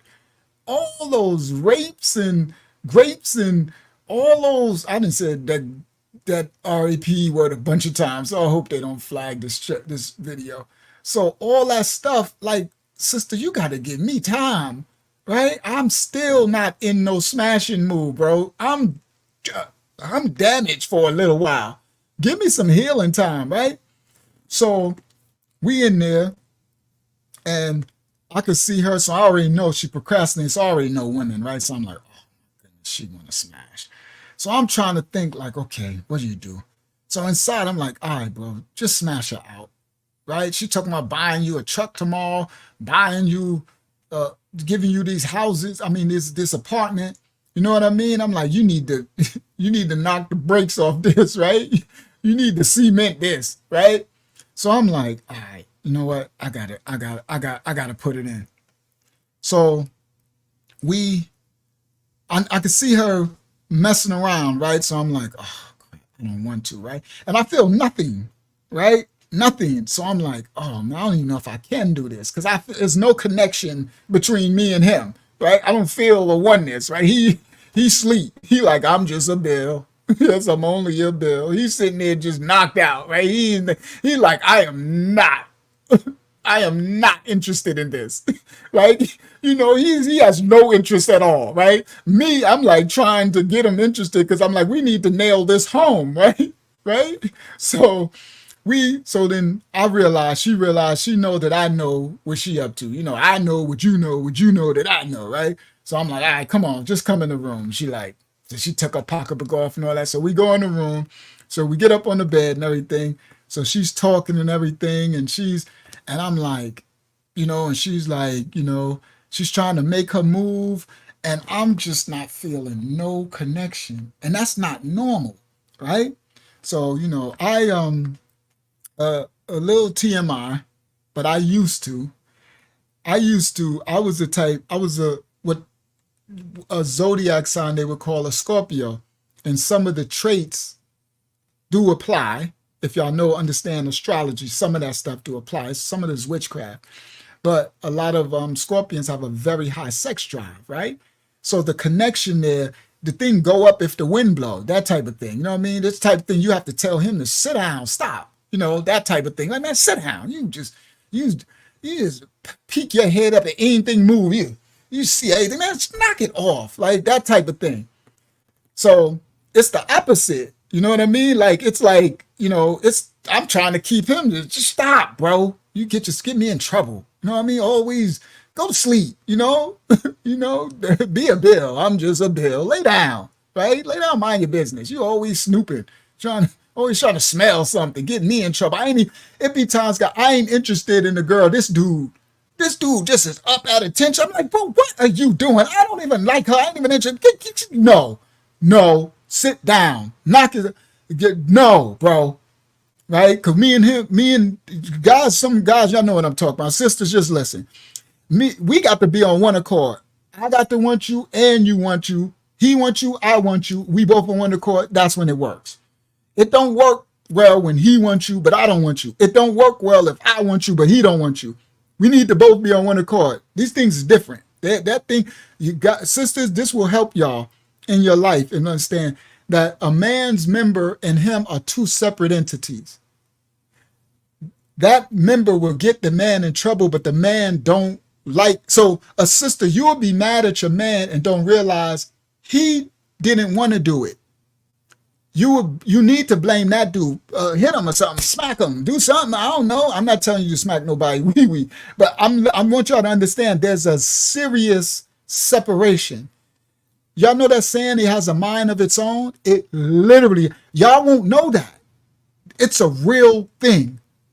Y'all going to see on some of the story, I don't know if it's any of them are worth mentioning. They might not be worth mentioning, but there's been plenty of times where I wanted the girl, but he didn't. And sorry, they're like, what can I do? He don't like you. I'm like, I do though. It's crazy. And then there'd be times where I don't like you, but he like you. And that get men in trouble too. I don't even like her. I can't stand her. And he like, I do. He like, I do. I love her. You know, bro, stop it, bro. So anyway, we in the room and I'm sitting there and she's trying to do all this stuff. And I'm realized there's literally a disconnect. There is no, and I'm like, ooh, ooh. I'm literally like, uh-oh. Like this dude is not, it's like, guys, it's like he ain't even there. It's like, is somebody home? I'm like, where are you, bro? This dude done checked out. He done tapped out. Whatever she done said, that stuff he heard, he ain't interested. So I'm sitting there and I'm like, oh my goodness. Now she's doing everything and she has no, so she's making a move. Now, God, women, y'all know when a man is making his move. See, ain't nobody stupid. Those who are smart and men, us men, we know when a woman is making a move. For men that have been seduced, we know when a woman making a move, right? So she doing all her moves and she over here by my ear and she want to be on my neck and she want to rub it, right? So I already know what she doing, right? She tried, so I'm like, okay, she making her move, right? She on the move. So I'm like, okay, she has no idea that the disconnect is really going down. And that ain't normal. Usually, not no more, but that dude used to be out of control. He won't ever go down. Like he the type, he's smelling. You can't. I'm like, bro, stop it, my dude. What you just walk around looking for stuff? He walk around like a bloodhound. He walk around sniffing the floor, sniffing the ground. Like, bro, stop it, bro. You not getting me in trouble messing with you. You been and got me in some trouble. Some crazy people are locked up or get some disease, messing with some wrong stuff and all that. Nah, you gotta keep that man in control. The little man, you keep little man in control. You got to be in control of that dude. Keep him in a headlock. That man, that didn't topple many kingdoms, got man life in jail and had all type of stuff, right? That dude, he's separate from the man, sisters. Y'all better, that'll help y'all in your marriage to understand, right? That's why some of the sisters that, what's that saying? You keep your man drained, keep him on empty when he leave, keep him, right? Especially when he's young and all full of testosterone, you drain him, keep him empty, right? You better. All right, so now, anyway, now, so she's on the move, right? So she doing all her stuff. So now I'm sitting there, I'm like, uh-oh, this about to be bad. I don't think, this dude ain't even home. And it was one of the worst cases of that. Like I've never experienced it like that. Like he ain't even there, right? Like I'm paralyzed or something. So she does all this stuff. And so then she goes in for the kill, right? So she goes in, I'm not going to be TMI. She goes in, everything, and she opens my pants, right? And I sit there, let her do it. She opened it, and it's just this. It's just a bill. Yes, it's only a bill. And I'm like, and she look at me, and I'm like, and she like, okay, so she's trying to mess with it, and it won't even, I'm like, bro, are you dead? I'm like, it started to worry me. I'm like, oh my goodness, this has never happened before. Right? So I'm like, okay, this ain't okay. I'm like, bro, get up. Right? I'm like, get up, bro.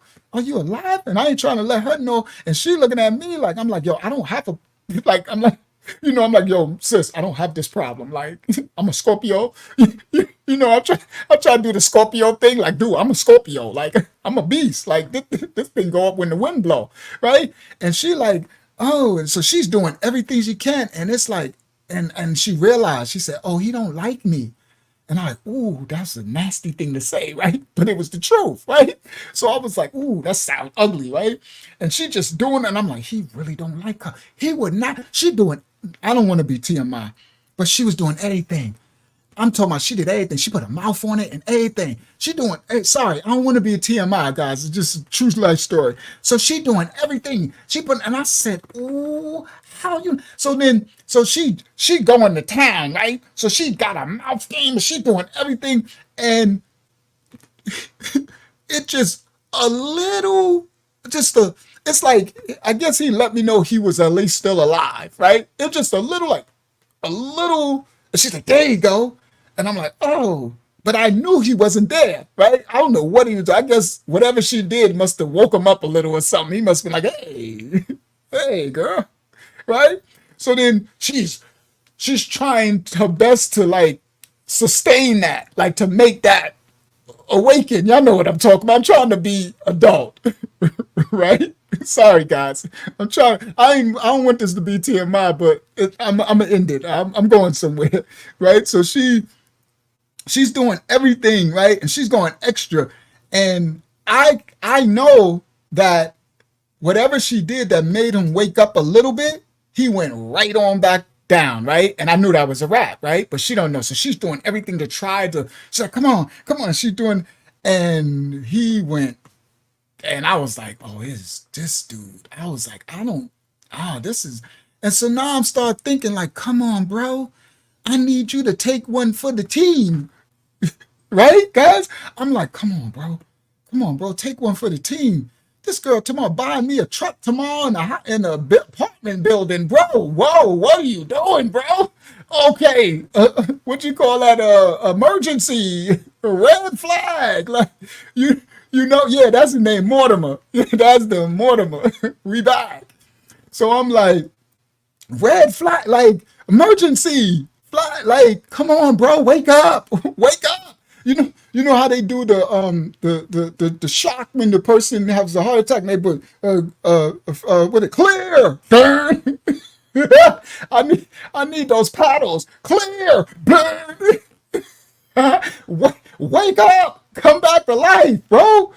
You killing me here. Come on, bro. You get yourself in trouble messing with these crazies and all this. Here it is. So then she doing everything to no avail. Okay? Now she done tried everything. Yeah, defibrillator. She done tried everything she could do. And so then I'm like, yo, like, I'm sorry, you know, and I'm trying to like, and she's like, and I'm like, no, I don't have a problem. Because she was like, well, are we going to have a problem in our sex? Like, I'm like, no, I don't have problems, right? So I'm like, I don't have, but I'm like, and so she's trying to figure out. So I'm like,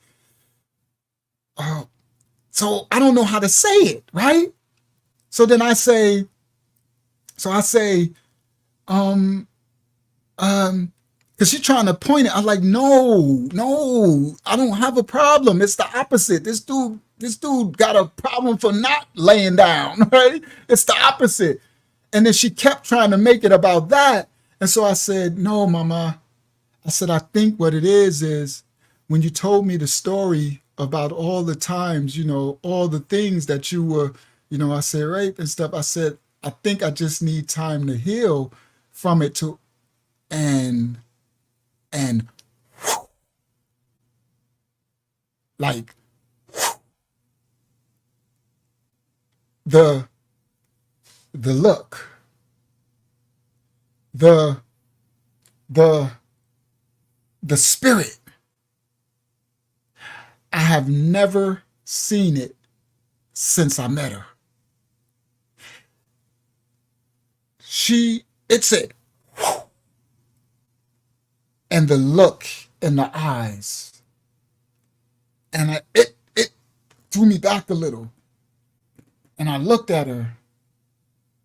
And she said, what? Where a man gone, where a man gone. You know, she just went full-fledged Jamaican. She went full-fledged patois.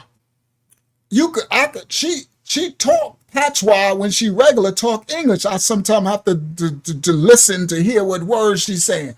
I ain't even understand her. She's like, she just starts speaking another language. She just went 0 to 1,000,000. Face flush red, eyes, everything left, spirit came over.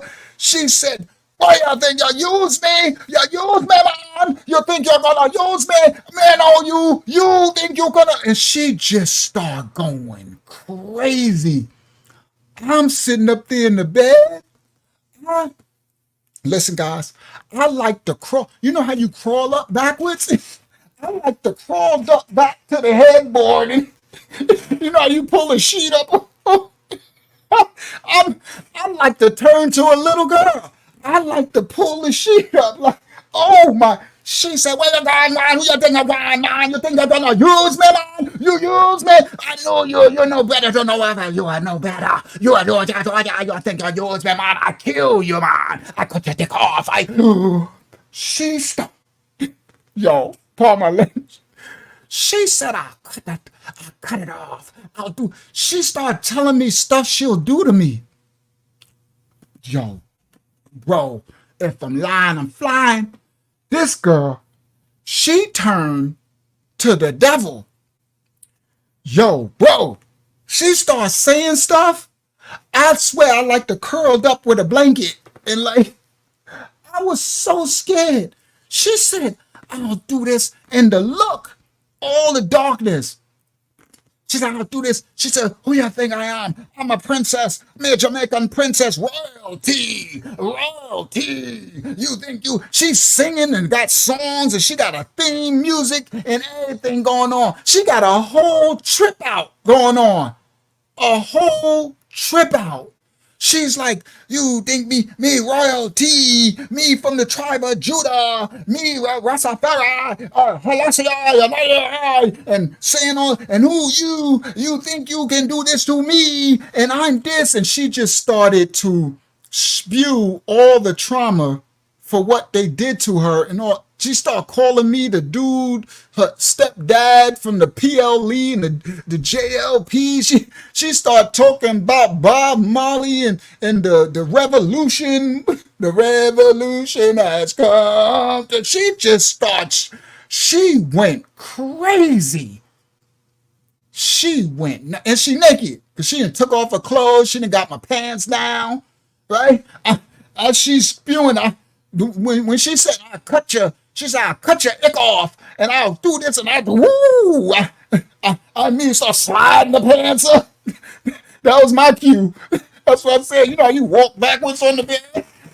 Whoa, I start sliding my pants up, and she's sitting up there, locks flinging, titties flinging, sorry guys, locks and titties flinging everywhere. She just, and just the devil all in her face and her eyes. And I'm sitting there like, ooh, this thing will kill me. She said, listen, guys, she said, I'll kill you. I'll cut your ick off. I'll stab you over and over and over. I'll stab you in your sleep. You think you gonna do this to me? Me Jamaican queen, me royalty, me the queen of Jamaica, a princess. She said, I'll take you and I'll stab you. You'll wake up and I'll have a jugular knife to your jugular throat and I'll do that. And I'm like, I'm sitting there like, and she just going off. She going off. And she says, you think I am the queen? No one deny me. I am a princess of this and this. And she grabs her clothes and she picks up and she puts on her clothes and she's cursing me out and what she'll do to me, and she'll kill me 9 different ways, and she'll poison my food, and she'll castrate my wee and she'll stab me while I'm asleep, and she'll do all this stuff. And she was putting on her clothes as she's saying it and grabbing her pocketbook, and she's doing all this stuff, and she's just cursing and going, and I'm just sitting there looking at her, and she's saying it all in emotion. She's all in one spirit, and she just going and saying and everything, and she grab her stuff and she head out and she opened my room door and she walks out and she's your blood clot, rasa clot, your bumper clot. She call me a body boy, and you can't get it up, your body boys. She going off on me. She called me. She go, you can't get it up. Your mom get it. Your mom can't get up. You can't get it up. You bate boy. I'm a princess. And then she just went crazy. And then she walks all the way out my door. Boom, and slammed my front door. Boom, and went out. So I go to the front door because she crazy. So I run to the front door and I open the front door. Look, she like, my boss, she outside walking to the car. And who I'm think I'm talking to? Me, queen of Jamaica. Me, she just going, she loud. I'm like, I'm going to say, lady, this a residential neighborhood. Shh, this is Pleasantville. This ain't Crime Hills. This ain't, shh, right? But I know to shut my mouth. This lady crazy, right? So she going off to the car. Who I think I'm talking to? Blah, blah, blah. She opened the car door. Blah, blah, blah. Boom, closed the car door. I can hear her yelling in the car. She in the car. She start the car. Broke up. She pulled the 300 Mercedes out the thing. I'm watching the brick. I'm watching the pretty. I'm watching the beautiful locks. Beautiful girl with all the money. I'm watching my Escalade. I'm watching my apartment buildings. Yo, it was all good just 5 minutes ago. I was rich. I was back, Mortimer. Yo, Yo, I was back, Mortimer. I'm like, it just all going away just as fast as it came. I just called my daughter about 15 minutes ago. I'm like, oh my goodness. I'm thinking, oh, I gotta tell Star it's over, Star. I'm Fred Sanford. I'm like, I'm coming to see you, Elizabeth. I'm back in the purple truck. It's gonna be me. I'm coming in the garbage dump, Elizabeth. No more money. I'm back poor again. Just that fast. So she gets in the car. She peels out. I'm like, I want to say it's a residential neighborhood. Shh, you can't peel out. The subdivision, it's quiet. You know, it's quiet, right? So she peel out. She take off, and I can still hear her yelling through the car. She turned, then you gotta go up a hill, because I live in the valley. My brother lived in the valley, it's down. So she going up the hill, and I'm looking at this brand new Mercedes take off. She peel off, and I'm sitting there in the house like, oh my goodness. Yeah, I knew better than to hush crazy. One thing I ain't moving before. I wanted to hush her, but I knew better. Do not say no. I don't know. She might have a gun. She could have a gun and lose it, right? I'm like, just don't say no. Let her go. Get her. So she peels off. She leaves. So now I'm sitting there, and I'm like, oh my goodness, what happened? Now, in the one instance, I'm like, dang, she was so fine, right? Right? I'm like, oh man. On the next, this is a man thing. On the next instance, well, the first instance was my money, right? The car is gone. I was just going to have an Escalade tomorrow. On Friday, I would have these apartment buildings and the work crew. She was giving me the work crew, right, to work with. And I had a bad girl. She's a nice girl. She's kind. She's respectful. She's calm. All of it. And it's all gone. But then the reality was, thank you, God. This darkness was some of the darkness, probably the worst darkness I've seen. This woman said, I will cut your thing off and I'll poison your food, and you wake up, I'll be jabbing a knife into your jugular while you sleep. She said all type of stuff. She was just spewing hundreds of years of pain, of darkness, and I'm sitting there like, whoa, bro. I just needed a couple of time to get over the mental trauma for what you said. I'll be able to smash you out if you give me a minute. That you just told me that stuff earlier tonight. Like, this with the dark, like, come on, bro. Like, she went crazy. Oh, if I would have smashed, boy, you have no idea. If I would have smashed that. All right, so anyway, so I'm stuck. I'm sitting there, so I'm dealing with myself that night. So now it's over, right? It said it's over. I'm back on. I might as well sit on the corner of my block on the curb and say, I'm just a bill. I'm back to being a bill. I'm just a bill. Yes, I'm only a bill. I ain't got no money. I'll be taking this raggedy truck going up this hill, going back to the dumpsters in Orlando, and I'll be throwing all the trash in the truck, and then I'll be headed to the scrap yard to get about $50. Every day in the hot sun, I have no AC, and I'm not gonna have my new Escalade, because she's laughing, I'm just a bill, right? I'm on the road again, right? So I'm screwed, right? I'm back to reality, right? But I'm not stupid enough to not know that the Most High just saved me from the darkest things that could ever happen to this. Now, hold on. So let me complete the story so we can close out. I didn't know I was going to do 4 hours tonight. I knew I was going to tell a story, but I thought I was going to tell half of it. But it's all right. Let me complete it. And I ain't told the story in a while, so I know y'all appreciate it. So I'm back to reality, right? back to where I started, right? So now I'm still screwed again because when I left Lexi, my finances was messed up. I met her right away and she was paying for everything. So I had a little bit of money, but she was going to transfer. I think she said she's going to transfer like 5 G's in my bank account, right? While I fix on the houses. Cause she like, I'm gonna buy you the Escalade.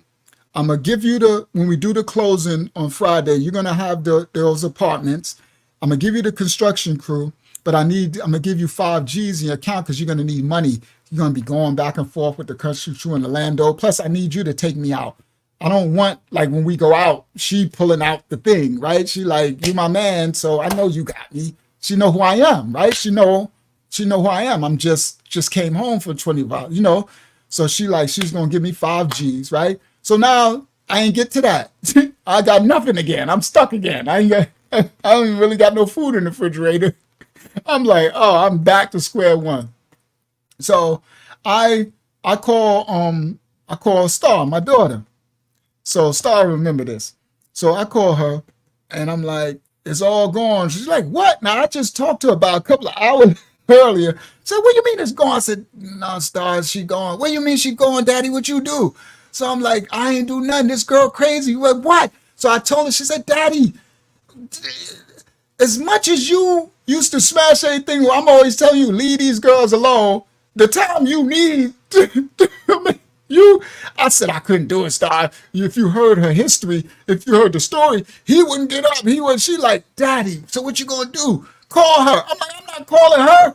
She like, but Daddy, she's gonna give you the house. She's gonna give. I said, I know, but this girl crazy. She like, I don't know, Daddy, you need to call. I'm like, I'm not calling her, Star. I'm not. So she was funny because she kept telling me, man, forget all that. Daddy, the house, she tried to tell me because she know where I came from. She like, Daddy, you got your way back in the game. Like, you back. And, you back, Mortimer, right? So I'm like, nah. So anyway, so then the next day, I go to sleep. I wake up and I look at my phone and it's like 10, because when I sleep, guys, I put my phone on silent. So for anybody who write me, I see it when I wake up, right? So I don't let nobody, so the thing don't bother me.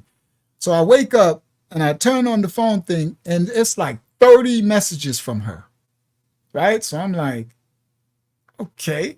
So I click the message and I hear, me sorry, me black king, me beautiful black king, me sorry, me apologize. Me know when we're wrong, me beautiful black king. Me know when, like, she just, please answer me, me black king. Me don't want to come to your house and be disrespectful. Me sorry, please. And a message after message after message all day long.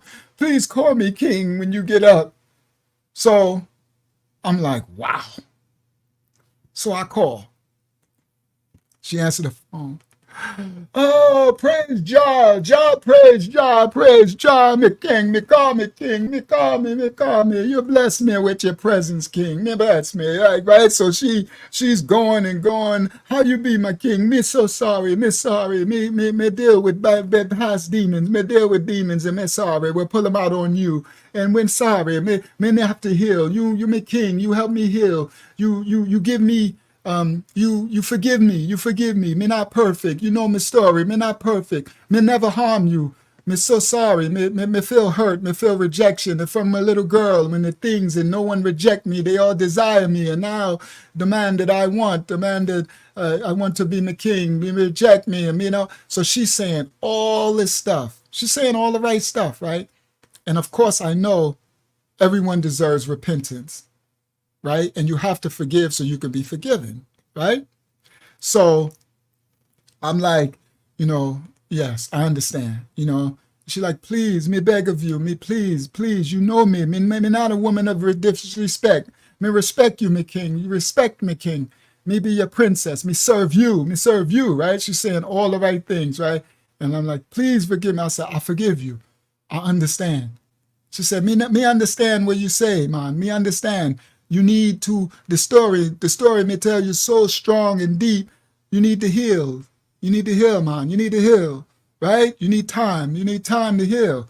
And I say, yes. I was just saying, you just told me earlier. Me understand. Me so sorry. Me emotions get ahead of me, man. Please, respect you. Please forgive, right? And I'm like, yes, I forgive. So, she finished. She was crying and stuff. I could hear the tears.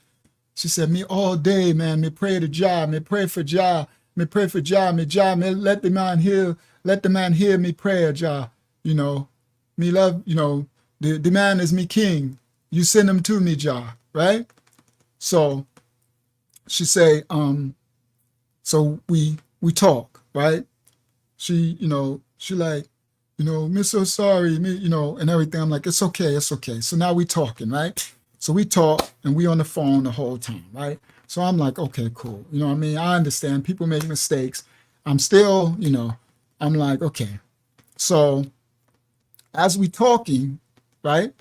We talking and everything. She talking on the phone, like, it's over. We laughing, we talking, and something happened. And all of a sudden, this idiot juice goes like this.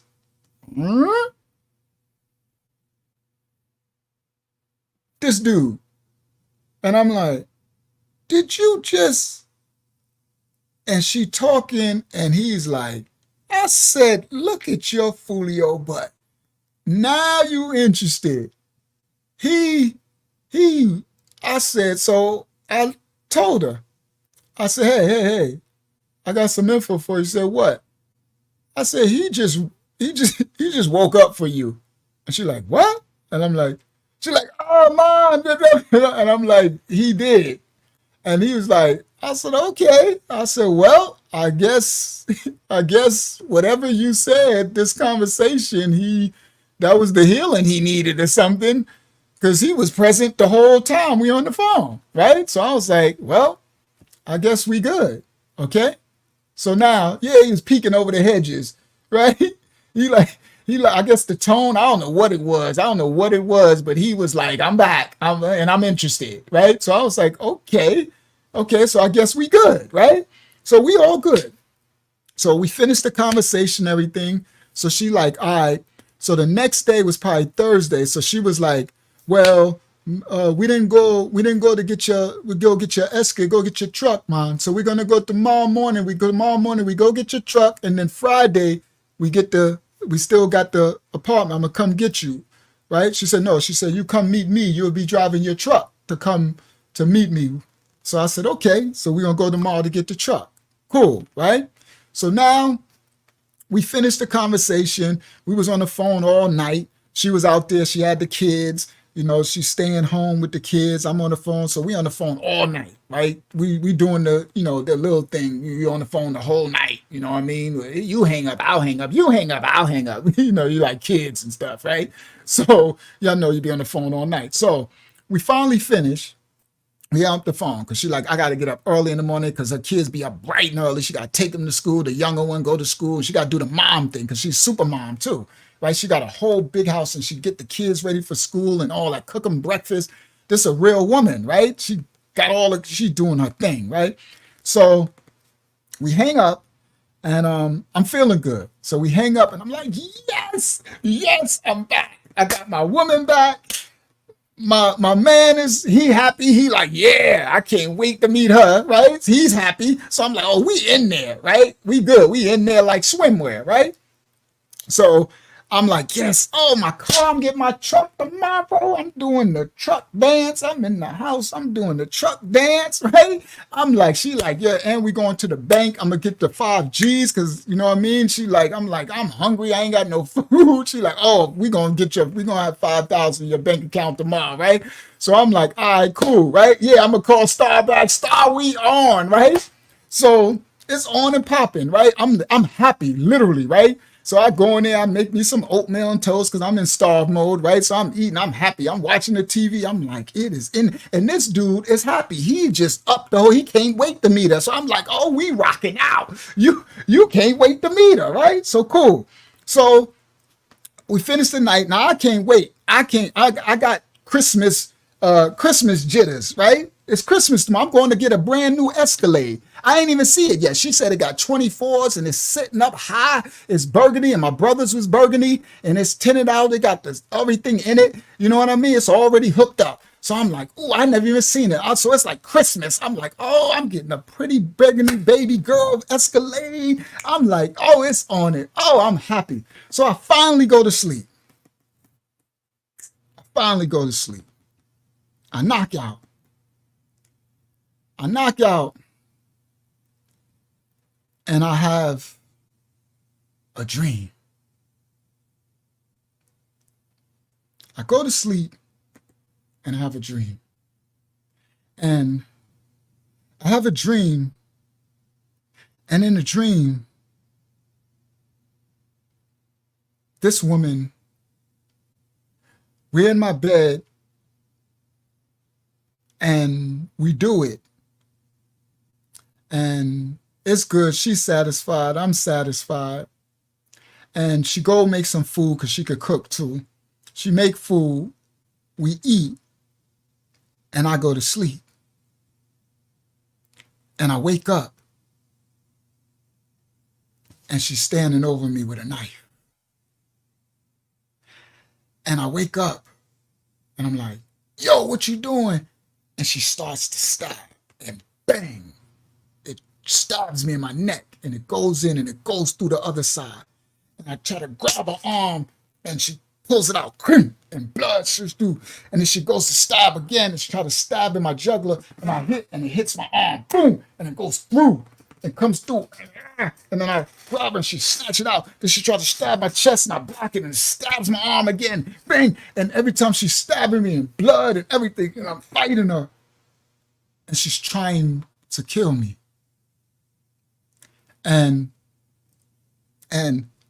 it was a dream, but it wasn't. You know those dreams when it's real? You know, those, sorry, hopefully it'll clear up. It was like, it wasn't a dream. It was like a visitation. It was like, why is my camera, come on, clear up, dude. It was like, focus, dude. That just made it worse.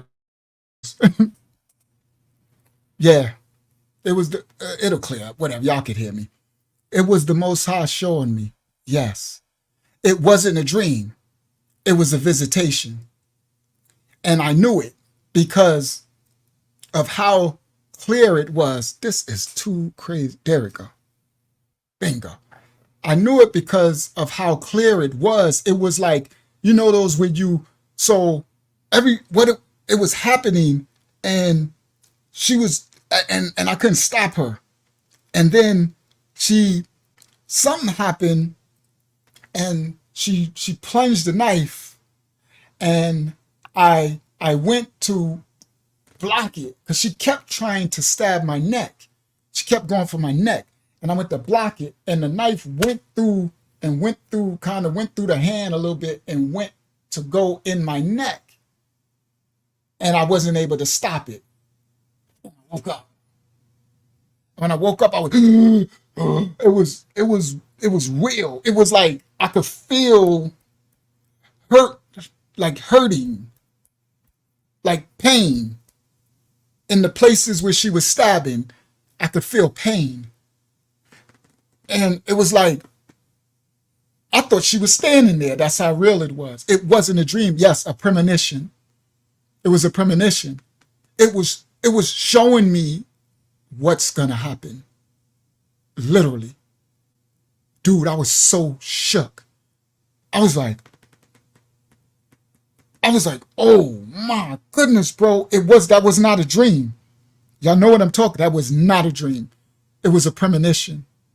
That was what is going to happen. And I heard and I saw. I heard and I saw. So I was shook. I couldn't go back to sleep. The morning came. She hit me up. I get on the phone. She like, morning, my beautiful black Rastafarian queen, king. And I'm like, hey, it's like, what's wrong with you, my king? I'm like, nothing, man. I just had a dream. Why? What do you mean you have a dream? Why you have a dream? And I'm like, yeah, I had a really bad dream. I guess it was kind of for what you said. Remember you said you would kill me. She said, I thought you said you forgive me, man. You forget. I said, yes, I do forgive you. But I can't control the dream. It was like I had a dream. It felt like it was real. Wait a minute, it felt like it was real. I told you, Miss Sorry, man. Miss Sorry, what, you're the type what she say, you're not a man of your word. You say you forgive, you don't forgive. You're gonna throw it back in my face. You're gonna throw it back. I said, no, I'm just telling you I had a dream and it felt really real. You were trying to kill me. Oh, you're one of them, man. You're going to blow me back in my face, man. So we're going to be married and everything. You're going to blow back in my face and back in my face. Me know how you are, man. Me know you. You know you. You one of them. And she just started going again. You think you're going to tell me and you're never going to forgive me and you're going to be there and you want to do this and you want to, me not do it. Who you think what's here? Who you think me a Rastafarian queen, me a queen. You tell me, and she just started going and I'm looking at the phone. And the spirit is saying, see, listen, the spirit said, she's going to kill you. 100% facts. The spirit said, she's going to kill you. She was sent to kill you. And I said, I got you. I got you. That was it.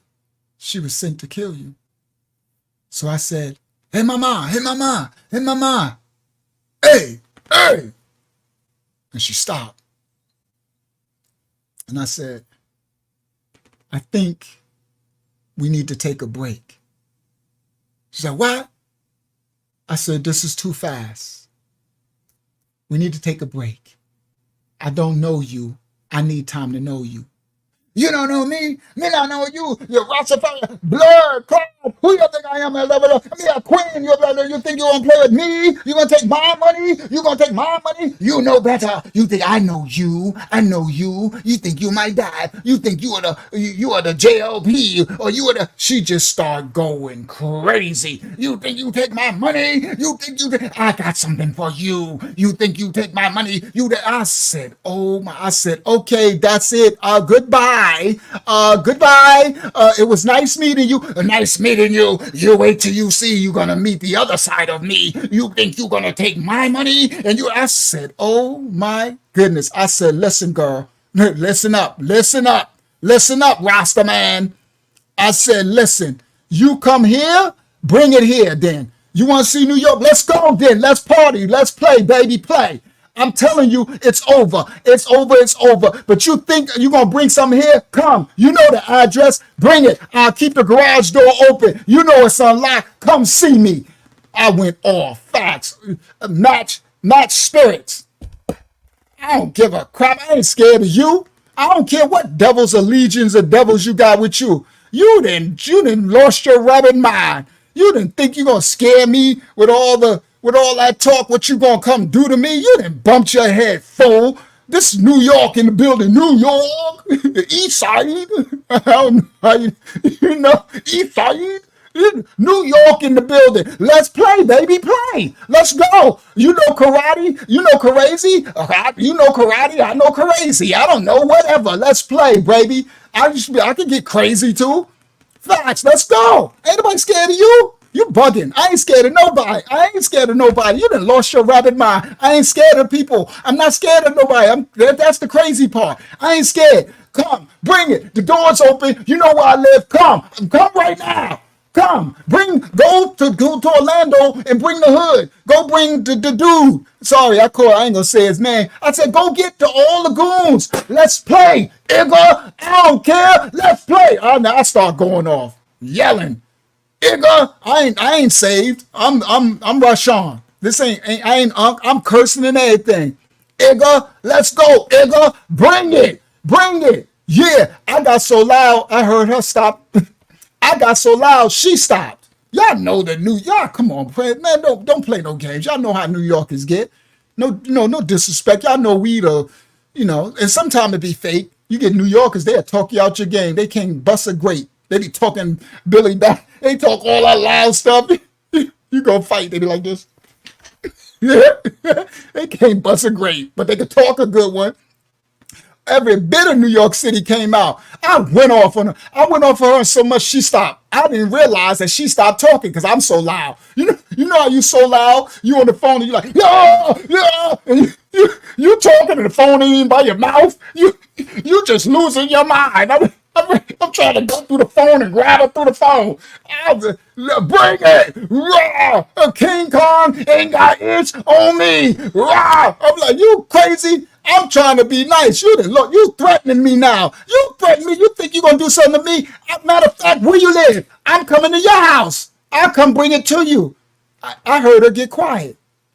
That's when I realized, because I'm losing my mind. I ain't even talking in the phone. I'm sweating. I'm going all crazy. And I realized it's quiet.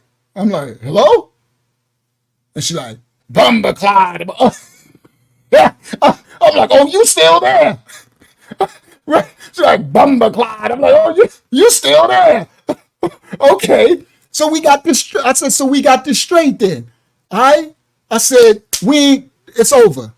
You do your thing. You want to come see me? Come see me. Or I'll come see you. We can meet wherever. We can do whatever. It's on. But it's over. That's it. She like, Bumba Clyde, you think you're going to take my money? You think about that rascal? Bumba Clyde, click. That's it. Bumba Clyde, click. Rascal. Boom. That's it. Come see me. Facts. I used to drive by when I used to do, and I'm in dumpsters. I'm back in dumpsters with the truck, purple truck. And I got the only purple truck, so I know if she see me, I used to be looking for that Benz. Sometimes I'm in the Pine Hills in that dumpster. I drive past that thing looking to see if I see a Benz. Like, yeah, what? Tell them all, come get it. I don't want no smoke, but I don't play no games. I was still kind of crazy from the streets, bro. I just come from shooting out and all that type of stuff. And man, I done been through hell and high water. You done lost your mind. I ain't scared of nothing. Last thing I'm doing is scared to die. You know how many times I almost died? You done met you wrong, church, wrong, so wrong. And that was it. I seen her back online again. That was funny. So later, I go back online again, right? I don't know which stuff. Soon I'm going to get to the end of me stop going online trying to meet these chicks, but this is almost getting to the end. I go back online again. I see her profile. She back up there with the Rastafarian back because we close our profiles. You know, once you meet somebody, if you're real official, you shut down your profile. So I shut mine down. She shut hers down. We found our match. So later, I go back on there probably 4, 5, 6 months later. I see her profile back up there. I'm like, and picture looking all good. I'm like, and here this stupid boy, this stupio. I go back, I see her picture, she done update her picture looking all good. Here you go. I'm like, boy, you done sit your butt down. So if you don't sit, you the devil's a lie. Sit your butt down somewhere. Ain't nobody falling for that. I don't care how she look. You done lost your mind. Facts. Well, that was the story of I forgot her name. I can't even remember her name. Of the Jamaican princess. Yeah. Well, I got that one out the way. Because I was going to get to that story. That story is coming from when I left my Asian ex. But tonight, with the theme of the story, when I ended with the last girl, when I was the theme was to show y'all that there are crazy people in all walks, and people have demons and devils, generational, and traumas that they take devils with them that they're not healed from. And these devils can possess people and use them. And that's why people end up getting stabbed and killed in their sleep. The Most High showed me in a visitation, in a premonition, that this woman was sent to kill me, right? She was going to be in love with me. He showed me everything, even afterwards. So afterwards, he showed me another time later how it happened. It built up to it. she was in love. I'm smashing, she's all whipped out in love, and she really loves hard. And her unhealed trauma and her possessions, we were in a relationship. I think if I remember correctly, we were maybe married or about to be married, but we were living together. I had moved into her big house. We doing well, everything's going good. But then she got jealous because we went out and stuff, and women pay attention to me. So she started to get a jealous streak as we went through the relationship, because she's really beautiful. That's what my Asian ex had a problem with, because she's used to getting all the attention, but they don't understand I get attention too. So, some women are not used to that when they that level of prettiness, if they got insecurity issues. So her insecurity issues, as we was out, that the woman, she started to get possessive and jealous, and the darkness overtook her, and she ended up killing me in my sleep, stabbing me, what they showed me. But the spirit said she killed, the result was it was victorious. She killed me. So if I didn't listen and get away, the outcome was she was going to kill me. She was sick and it was going to work. But again, hear, obedient, listen to the spirits when they tell you the warning. Listen to the Most High. I listened, and I put that over my Jimmy, over this fool. Y'all guys know, over your little dumb member, right? Over the money, remember, over the money, over the bag, over this idiot juice, right? Our member, over the lust of the flesh, all of it. Listening to the Most High, the Spirit, warning. And I have a purpose to do. Devils were sent to take my life through this whole journey. And they will continue be sent to try to take my life. My job is to hear, obey from the instructions and the warnings from the Father, be obedient to the Father, do His will, and continue to fulfill my purpose, which to pour in and help as many of y'all as I can. That's the theme and the title of tonight. The world is going to get darker and darker and darker as these days come. More people are going to be possessed by more and more devils. Okay? It's all over the place. It's out there. And it's going to get worse. Keep your head on the swivel, your eyes and ears attuned to hear and see. Don't take nothing for granted. See the signs and watch everything. Your children, their friends, your neighbors, your girlfriends, boyfriends, husbands, family members. Watch out for the people abusing children. Watch out for people. Just all darkness is going to get deeper and darker as time comes. You keep your light lit as much and bright as it can and go forth. Dad, we did 5 hours. That's insane. I'm just trying to break this story. I just knew I would be done by like 11 o'clock tonight. I should have just ended it and told this story another time, but at least I got it done. I ain't told a story in a while. But yes, guys, know who and whose you are, and that the darkness wants to squash out your light so you can serve the darkness. If you are a righteous man and woman of the Most High, you have a purpose, and the darkness wants to turn you against your purpose. And your purpose is always to help someone else. All right? So, another one down. Uncle Yahshua, 25 to Life Testimony TV. Thank y'all for joining me tonight. I know we went long. We went 5 hours. I can't believe it's 1:30 in the morning. I did not plan on going that long, but I know this was a dope story. I could tell. So when I clip that up, it's gonna make a great video when this story. So I'm glad I got that one out the way, because I'm writing my book, guys. This is me writing my book, just so y'all know that. So now I got that chapter of my book out of the way. I don't know what I title that. Some type of The Crazy Jamaican Princess or something. I don't know. So anyway, go forth, be the light. I love y'all all. Thank you for joining Uncle Yahshua 25 to Life Testimony TV tonight. Thank you, the Most High, for the wisdom in this lesson tonight. Thank you. I'll see most of y'all tomorrow on the Shabbat Bible study, I got something important coming out. I got to figure out exactly, because I don't got time now. It's so late. I had stuff to prepare, but it's really late now. I thought we'd be finished like 11 o'clock, right? My goal is to be 8, 9, 10, 11, 3 hours tops, really 10:30. Here I am. It's 1:30 in the morning, all right? All right. I love y'all all. Go forth, be the light. Uncle Yahshua, 25 to Life Testimony TV. Y'all remember, love the Most High. Y'all, I'm out. Get y'all some rest, guys, and be the light that you are. Shalom.